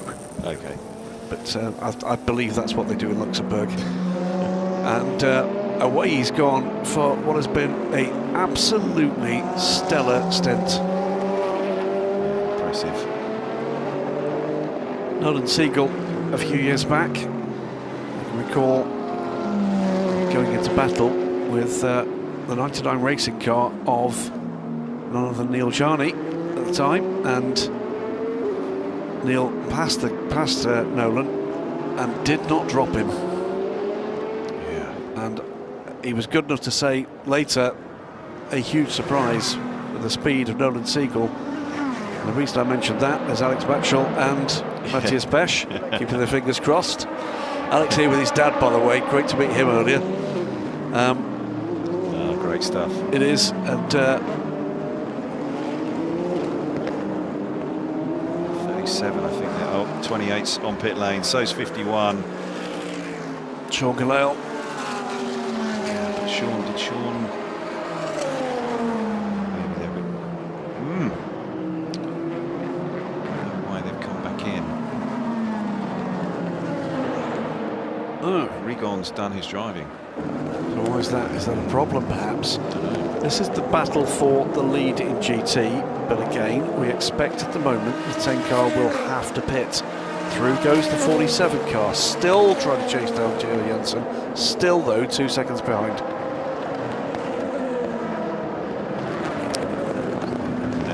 So yeah, drives through the pit lane. 51 just drove through. Is that resetting stint time? 65 minutes, the maximum. Yes, it is the max. It is the max. Car 71, meanwhile, that is the second place car in LMP3, gets a drive-through penalty for causing a collision. Now that should not affect their position in this race. Aston Martin, meanwhile, in the hands of Kobe Powell's, trying to keep with the programme, waiting. Is that the Aston Martin pitting? I think it is. I think that's... Oh, there's that stint length as well. Yeah, it could well be. Could be stint length. Yep, the Aston Martin is on pit lane.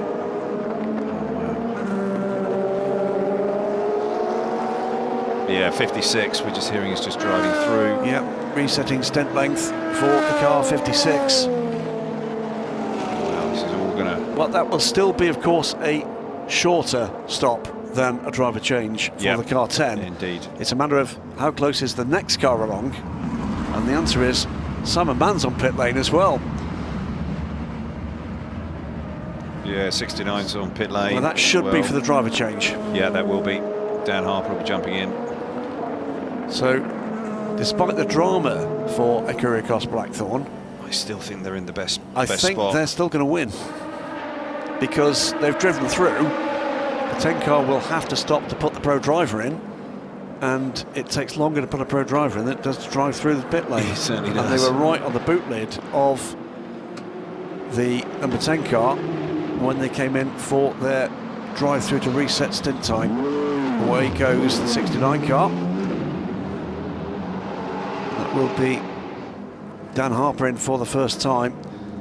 This all because, of course, that long red flag, and the important thing at that stage was to stick with the established strategy for all of these cars, and it's left some of these pro drivers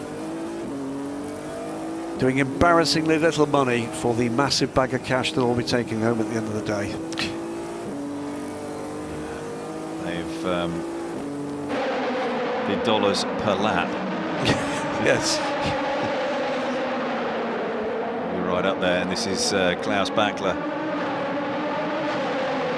Yeah, this is the leader on pit lane. This is the critical pit stop. Here's motor 56. 56 just coming through 13, 14. Yeah. David will be down there, poised, ready to go for that interview. The one that he's been waiting for all day. 15 now, 56 through 15 now. Now into the start-finish straight. Away they go. 10. And I think that Aston Martin is going to hold a clear lead. Yes, it's going to be a decent lead for it. Comes through, takes that position. Next question is, where is the Get Speed car going to be in relation to the 10? It's going to be close, and indeed it's gone through to second place. Yeah. And Simon Mann is too far back. Yes, too far back, isn't he? There he goes. There is the number 10. 4 minutes to go. GT changes, and for the first time in the race, to the lead of the race, Ikuri Akos Blackthorn, the 70th anniversary of Ikuri Akos. And Johnny Adam does another edition of his famous Gromit impression. Yeah, brilliant. Well, these guys have worked away at this, and they reset after the battle scars of yesterday, where it really did not go their way, and they had many a penalty, track limits and all kinds of other bits and pieces. Dubai really didn't go their way either. Lots of contact, lots of damage, and finally the 56 Ikuri Akos by Blackthorn is getting it together, and they've got 3.5 minutes here, and they've got a 6-second lead over the 9 car. And, trouble, and that is 2. It's 85 again. There's a Settler there involved as well. 47, 29 is stationary. What happened here? This is the 49 coming down. Right, it's a bit of a dive bomb in from the 47. Fuoco catches the 29. I think he might. Oh dear me! The recovery was fairly spectacular from Fuoco, but he certainly caused the incident. He did, and that 85 was sort of involved in it as well. 85 was an innocent victim, but the 29 car, what a wretched evening they've had. Oh, they have, haven't they? I'm not sure they can get that. Oh, is it going? Great. Luciano Morano, it is, who's got that car going. Finally reset it. Luciano Morano will go home thinking, what have I got to do in the final couple of laps of any race? It's completely bonkers. 3 out of the last 4 have seen him involved in massive dramas. Huge. But the 47 car, that has cost them very dearly indeed. Dropped to 7th place. Yeah, there's a final roll of the dice for them, and it's just not going to happen, is it? Griffin Peebles, meanwhile, we're at 2.5 minutes to go. He's 11 seconds to the good on Nolan Siegel for inter-Europol competition. Theo Jensen is 10 seconds further back for high-class racing. What a completely different podium we've got tonight. It is, and it's been a massive mix-up here, but great to see these teams coming to the fore. And, you know, it's really impressive to sort of see how DKR have really worked with their strengths, really, and their fast car. We knew they had a fast car, but they've just managed to, you know, really make it work and click today. Excellent stints from all of their drivers. Yeah, meantime, in GT, with 1.5 minutes to go, it is Ikuri Akos Blackthorn. Kobe Powell's being closed in a little by Fab Schiller, but the clock is ticking down too quickly. Klaus Bachler is 14 seconds back. LMP3, meanwhile, looks like it's going to be a 1-2 for the 23 Events Racing team. Just looking to see whether or not the penalty that's coming will make a difference. I don't think it will into Europol competition. Closing in, but not quickly enough. So 23 Events Racing look like they will make it a 1-2. The 23 from the 71 car, and then the 13-inch Europol car that was disqualified last night. 29 making its way back, I think, to pit lane. Coming on to the last lap here. 1 minute on the clock, and it is indeed a last lap for Griffin Peebles for Deco Engineering. Alex Maxwell starting that race, and off colour but on form, Matthias Besch in the middle order, handing the car over to this young man who's been absolutely lightning fast. He has been on fire. He's certainly been one of the fastest drivers this whole race. His averages have been right up there, and yeah, the quickest on track. He will be, as all drivers look for the one thing after a race. Where are they at in the B pillar? Yes, indeed. This chap here, Griffin Peebles, I think will be right at the top of the tree. I think he's going to catch and pass, by the way, the Aston Martin before the end of this race, and there's trouble down at turn 4. That's never a good spot. That withdrawn, so someone's had a bit of a moment, but looking for where the Aston Martin might be. He's not that far ahead of the race leader. Will he catch him before the end of the race? He's past the Mercedes that's in second. Yeah. So there it is. There it is. Surely the team are going to be on the radio to Kobe Powell's. So champions just a few seasons ago from Deco Engineering. They're not going to be champions here tonight, but they are going to be race winners. Griffin Peebles brings home the number 3 car, their brand new car for this season in the Asian Le Mans Series. They will finish the 2025-2026 season as he overtakes the GT winner. They'll take the flag now too to take the win for Luxembourg and for DK Engineering, and behind the GT winning car, Ekurikos Blackthorn, Kobe Powell's, Johnny Adam and Giacomo Petrabelli for Aston Martin. That's a cracking result as well. We wait for the race winner in LMP3, finishing second in Europol competitions 43. There is the race winner in LMP3, the 23 Events Racing squad. Matteo Quintarelli taking the flag, and that's how that feels.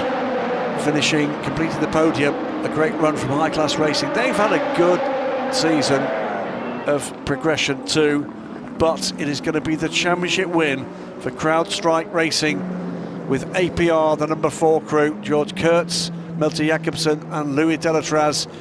Boy, have they delivered in the UAE. Heartbreak for Jetalar Racing. And championship winners too, Kessel Racing. Oh, some emotion there. Isn't there just? The big guys with big emotions. Oh, yeah. On board with Dennis Marshall. He's not done a lot of the heavy lifting tonight, but boy, has he done it through the season. Yeah. Dustin Blattner, one of the stars of the season as a bronze, and Chris Lonham as well. And really fantastic. Great for them at Kessel Racing. Indeed, we're not going to be able to see on track the championship winners in LMP3, but that is going to be CLX Motorsport and the 17 crew, after being taken out rather rudely in a clumsy move down at turn 5. They will still have scored enough points to take the championship win tonight. But great result for 23 Events Racing. A 1-2 always feels good. The 71 second in this race, and the 13 from its Europol competition. Championship contenders until last night. Fairly impassive at the moment, George Kurtz, but the smile will be there. It's coming. Yeah, there come it on. is. That is the pressure washed away. Melter Jacobsen goes to the Pratt Perch. Yeah, and this will be big for these guys. Yeah, huge. George Kurtz back at Le Mans, and that's the point. This car back at Le Mans this year in June, as will be Kessel Racing. A really valuable result for the Swiss team. It's huge for them. Massive, massive result for Kessel Racing. There you go. There is Sam Cox, the young lady on the left of the picture briefly. Sydney Cox, her daughter. CLX Motorsport now can relax and celebrate a championship. That's not the way they'd want to do it. No. But they've done it. Nico there. He's proud of his team, proud of his drivers. And shame to see this car sat here in the pit box. But it was not through their own fault. No. Rudely taken out by the 85. No, would have been a good point scoring result had they not been. And as for the challengers tonight, as we wait for the race winners to come beneath the podium, the 47 car came home 7th. Brave run from them. Slightly clumsy at the end there for Antonio Fuoco. It was last throw of the dice, yeah, really. It was really. He was just trying to anything really to get that positions or spots or time on track, but yeah, unravelled. Car 9, by the way, will have 5 seconds added for a full course yellow infringement. That car is the second place car in GT. That will not affect their finishing position. No. So they will finish second here. As for the title contenders in the other classes, 69 car finished in the points at the end. Dan Harper salvaging 10th. That's how it feels with the Aston Martin guys. And in LMP3, the 29 car just had a rotten stretch of luck. Long period in the garage and then collected by the Cetilar racing car. I'm reminded, by the way, by Jeff Carter, that means that Louis Delatraz, with this win, has won every ACO LMP2 title there is to win. Cool. It's pretty remarkable, isn't it? He is a class act. But let's celebrate for the moment. Alexander Matschel, Griffin Peebles and Matthias Besch, the number 3 car, Nemo from Luxembourg. This is a team that made a habit of winning in LMP3 back in the day. One LMP2 title so far has been here in the Asian Le Mans Series just a few years ago. I get feeling there's some popular winners tonight. Well, we did say at the start, didn't we, that there were titles up for grabs. They were all mathematical, but there were an awful lot of teams that wanted to take a win, and we've got 3 new winners tonight. Exactly, and that's a great thing. All of these guys here, DKR, all played their part. Yeah. That guy in the middle with his helmet on did a spectacular job, and he is a star of the future. We're going to be hearing an awful lot about him. Yeah, we are. And he did it. Alexander Matschel, rightly delighted with that race win. Yeah, it's definitely off colour, wasn't he, in Dubai, just surviving. But he's really pulled it all together here, and great team effort. Fantastic job. Well, David Addison's done a fine job through the red flag and through the racing this season. What delight he's been to have on pit lane and in the Belgian bar. He's with our race winners, I think. We'll find out in just a moment. But David is trying to gather the crew. You can see him there, centre of the picture, just above the rear wing of the Porsche. And he's not quite got them with him yet. We'll wait for that call, but he'll be there soon enough. That is the W Hotel, iconic site here at the Asp Marina circuit. And in just a few moments, we're going to have the LMP2 winners down with David under the podium right now. Right, there's a little bit of time in this because we need Griffin to take his helmet off. But Alexander Matschel, first of all, well done, brilliant win. Yeah, super happy. I must say it was a really tough 10 days. Dubai was really disappointing for us because we were a little bit sick. I had a tough qualifying. I was not really happy at all. Started at 8 today, so I gave the car, I think, at 6 or 5. And Matthias did an amazing job to bring the car in front. And then Griffin was amazing. I mean, he was pulling off 10 seconds of the whole field. So I think everything went well today. Fantastic. Matthias, we spoke in the race. You did a good stint in it, obviously set up Griffin for the win. Yeah, no, you know, coming here in Asia, the target was to bring DKR to another level and try to share the experience, and I think that's what we managed to do at the end. We had an amazing car, and first of all, thanks to the team for giving us that car today, because it was just amazing. Personally, it was a hard Asian Le Mans, fighting with some bit of illness, but happy to bring the car in first position. And I knew Griffin had a lot of pace, and he showed it. He drove brilliantly and just drove away from the field, and that's an amazing result for the whole team and for us. You know, on a, let's say, quite a small team and a new lineup. So really happy regarding the lineups here and the level in Asian Le Mans. And Griffin, step forward. I mean, wow. Thank you, yeah. I mean, the restart, I knew I had whoever it was in the RD behind me, so I had a small buffer, and I tried to bolt as soon as possible just to get a gap so I can relax and maybe do a bit fuel saving and save tires for the end. But man, the pace was mega in this car today. I have to thank the whole team. We really got the setup right today. I was super comfortable the whole stint, and it was very enjoyable. Very worthy winners, all three. Well done. Thanks, David. Let's take a look back now at, well, a very different 4 hours here at Yas Marina in Abu Dhabi. Well, it seems a long time ago, but it was just 4 hours when we got racing for the final race in the 2025-26 Asian Le Mans Series. Giorgio Roda getting away and leading again. A fault-free LMP2 grid. Not so much at the front of LMP3 with Alex McCansoff having trouble. Reaction there from Malte Jakobsen. Another clean start to the race for all but the 13 car. The GT battle from the start. Very close indeed, 19 cars into one, does just about go. This was Giacomo Petrobelli making his way to the front of the field. That would be repeated later. Drama between the 64 and the 70. Kreitel and Tudis taking a hit from Daniel Schneider and a bit of a mix-up down at turn 5. Virtual safety car would result from that. And we'd get brilliant battling up and down the field, but it would be this incident that would define this race. Michael Jensen and Neymar Gidley getting tangled up with a sickening accident on the exit turn 7. Huge energy involved in that accident. That would bring out an immediate safety car.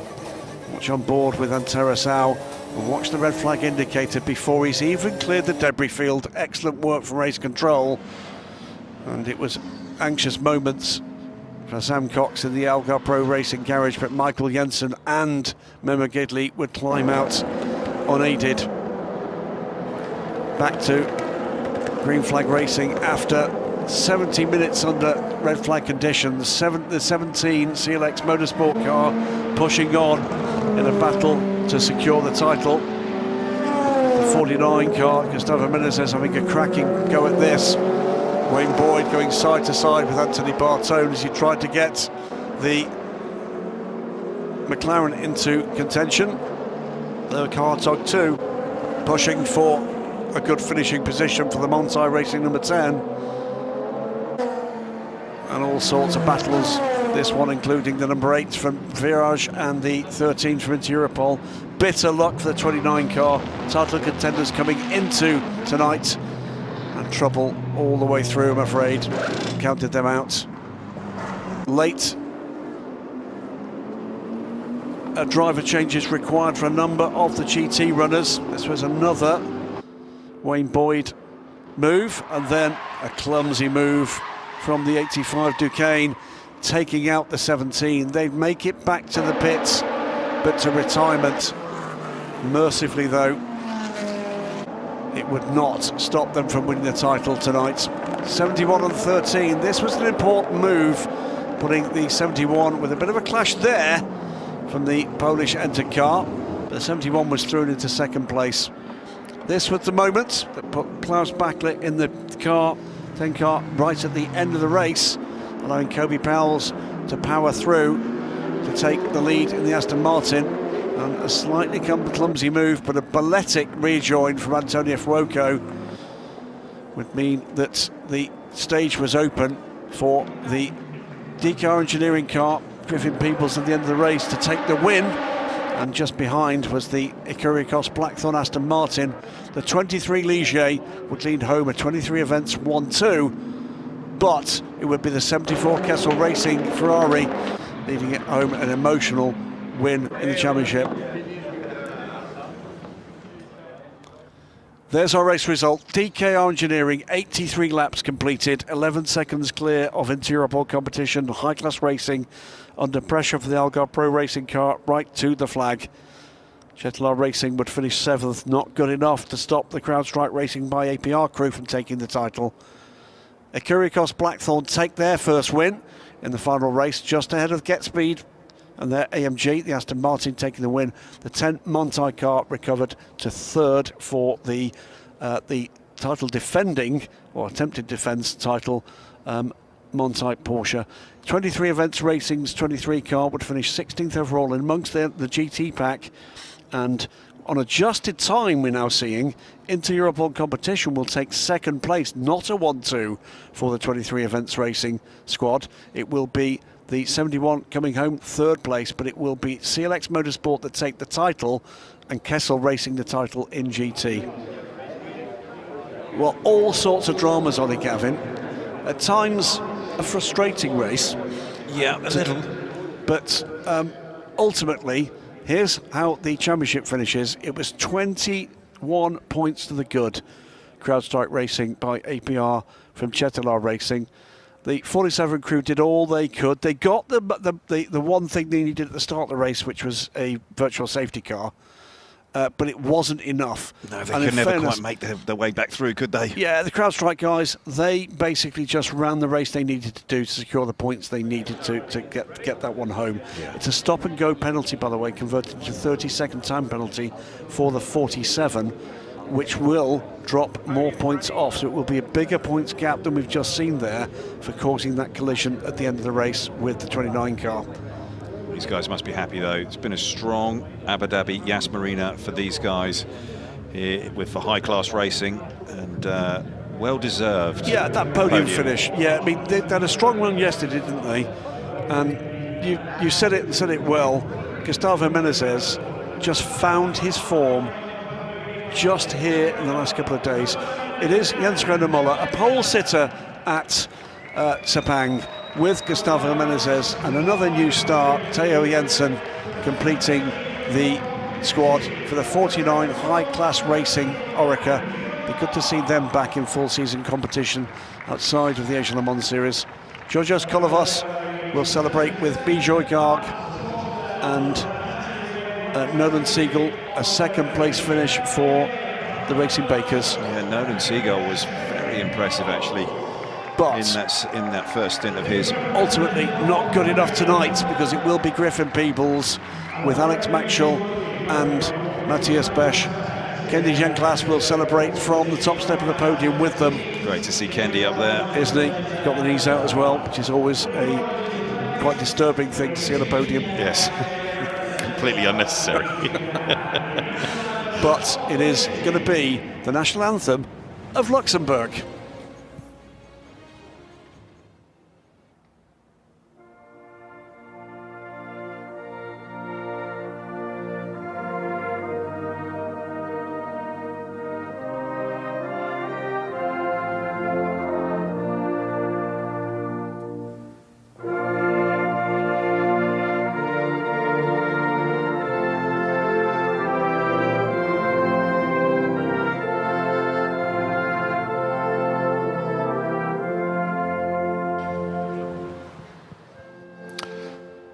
For DKR Engineering. So once again, DKR Engineering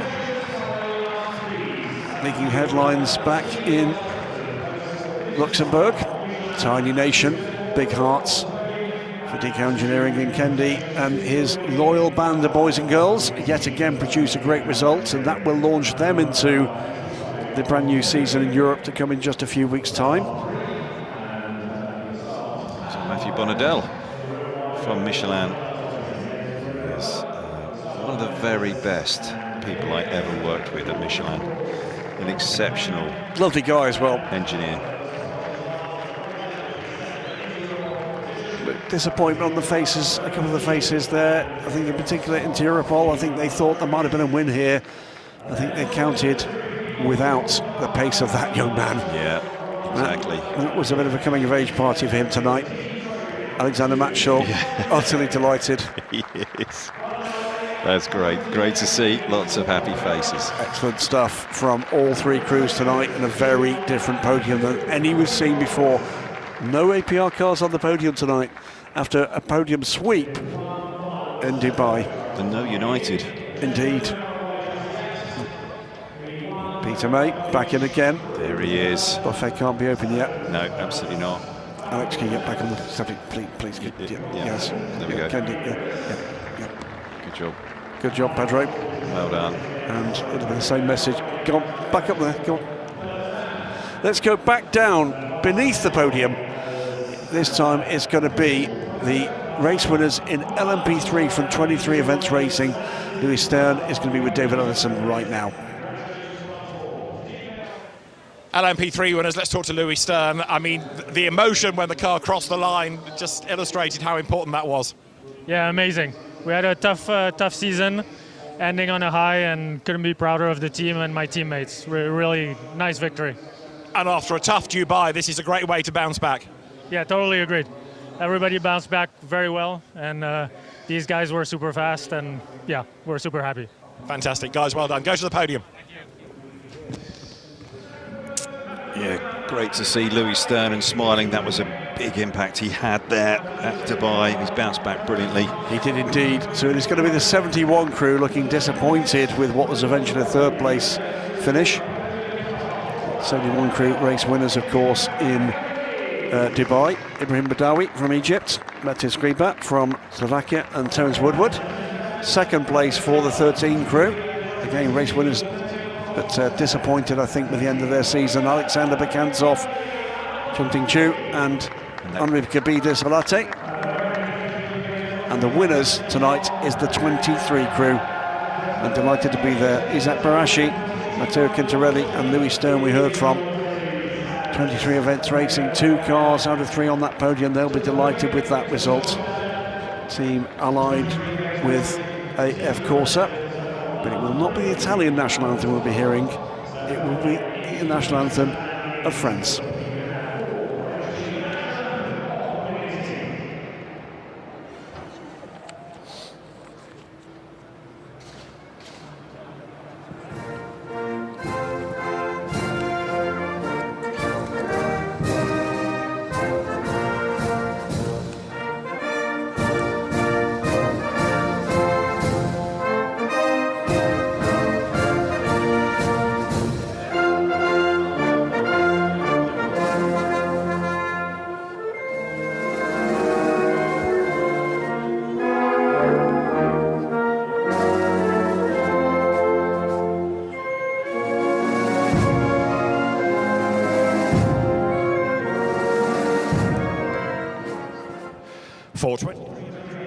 So LMP3 doles out all sorts of entertainment, some of it the wrong sort tonight, unfortunately. There's a bit too much contact, some of it self-inflicted, some of it inflicted upon them, but it produces, again, a different looking podium tonight, Ollie Gavin. Yeah, it does, and I'm sure the 13 cars, the 13 car crew will be sitting there going, oh, that DQ that they had yesterday's race, if something different had happened during that race, could they be stood here?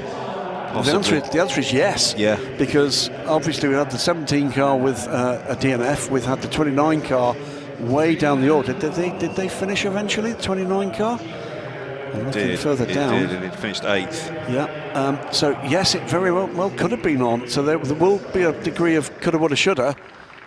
But it was a protest post-race, and that was upheld after a significant investigation into that bodywork being lost, replaced and lost again. Yeah, I'm sure we're going to see Peter. There we go. Like a young gazelle. He is poised, just waiting to slay the buffet one more time. He will. You'll find out when it's open because he'll be rushing to the left. There is the team's trophy. It was just 10 points in it at the end. CLX Motorsport into Europe All competition. 23 events, number 71 car would finish third, and Forestier Racing via VPS coming into this race second place, dropped to 4th. The 23 car with that win in 5th, with High Class Racing in 6th place. Let's go back down under the podium, and with the final interview of the Asia Le Mans season, it's going to be Kobe Powell's from the Equiricos Aston Martin team. GT winners, Giacomo Petrobelli, spoken to you, Johnny Adam, we've spoken to you, Kobe Powell's, well done, what a mega last stint. Yeah, it was been super tough. Honestly, I need to thank the guys at Black Door, and the strategy was on point. those two legends did a mega stint, and I only had to finish it. So I had a great team behind me supporting me since I got in the car. I just had to bring it home. I pushed till the end, and now we are Asian Le Mans race winner. From lap 1 at a puncture to class winners, it shows you never give up. No, exactly. Well done to Giacomo. It's been a very tough season for us, and coming back through it with a puncture and still showing mega pace, overtaking cars. Then Johnny picking up a few places, and I just had to settle in, do my laps, and that's how we won. Guys, well done, fantastic. And that, ladies and gentlemen, is what adrenaline does for you. As is the number plugged 10. in. Absolutely. The Monsai crew, they're looking disappointed. It just didn't quite go their way with the way that panned out. That is Antero Sau, our defending champion from last year, of course, Luke Hartog, Klaus Bachler. You can see the Kuriakos Blackthorn team on the podium.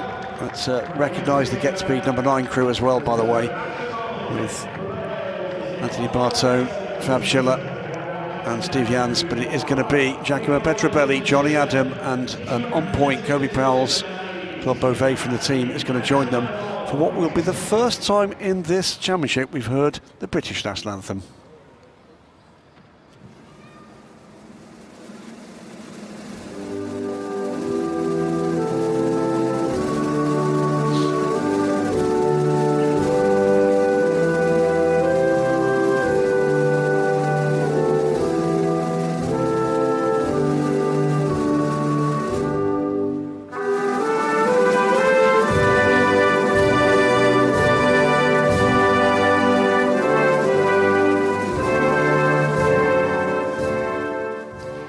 Congratulations to Acuriakos. So Aston Martin take the win. Acuriakos in the 70th anniversary take the win, and Blackthorn being given great credit there by Kobe Powell for their efforts. And it's going to be Stefan Mattel, the founder of SRO, that's going to be giving out the trophies for GT. As that appropriate thing, what a servant he's been to GT racing for, what is it now? 30 years, 30 plus years. It is.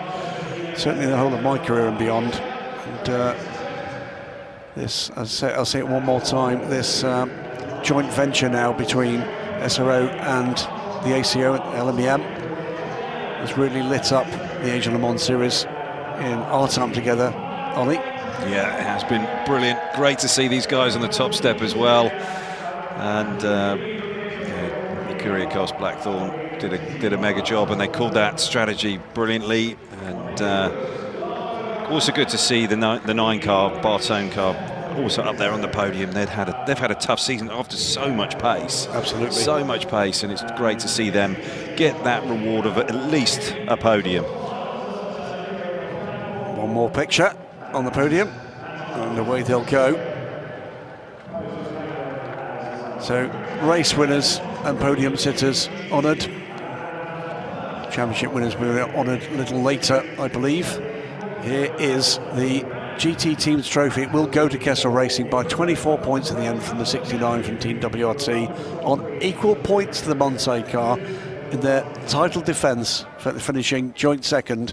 Get Speed 1 point behind, so tight behind that dominant performance from Kessel Racing. That's the difference that excellence and perfection can make still, even in, listen boys and girls, a balance of performance class. Down towards the bottom, there's other tales of, well, more woe perhaps. Delight there for the podium finish. Well, that's pretty much the end of the Asian Le Mans Series 2025-26. It's been a delight. Ollie, last couple of points from you about just this season and moving forward into 2026. Oh, it's been fantastic. It's been great to see so many teams out there who've really developed and come on through the season. You know, it's just seeing from tonight's result, all those different winners that we've had in all the different classes. That's been fantastic. But it's also been great today just to sort of see the two drivers, Michael Jensen and Mimo Gidley, to step away from those two huge accidents that they had. That's fantastic to see. All of that safety work that's been done over the last 20, 30, 40 years is really culminated in them being able to walk away today. But yeah, brilliant to celebrate the victories from, whether that's DKR, whether that's coming through with 23 events, or Acuriakos Blackthorn, all deserving winners today in all three classes. And once again, Asian Le Mans Series has just gone from strength to strength. Really phenomenal performances. The pit lane is packed through, full of talent, and it's been brilliant to be able to commentate on. And thank you, Graham, to have me alongside you. And David, been brilliant down in the pit lane. Really got to thank you guys for that. Thank you for that. It's been an extraordinary 6 races, an extraordinary 3 racing weekends in 2 different countries, in 1 continent. It is another expansion of the United Nations of Sports Car Racing. It's a fabulous thing to be part of. Thanks so much to everybody who's watched and listened and given comment back for us over this Asia Le Mans Series. Thanks to the guys and girls who put together this broadcast. It's not easy. To them. Huge Absolutely. Thanks. Everybody down in pit lane, extraordinary stuff from the teams, the drivers, and everybody that supports them. Thanks very much. You're quite right, to an extraordinary performance from David Addison down on pit lane. Thanks to you, Ollie, for your professionalism and for your insights. We'll be back with a calendar yet to be announced at the end of 2026 for the 2026-2027 season of the Asian Le Mans Series. Hypercars. That's a thought from us at the Asian Le Mans Series for this season. Good night. Good night.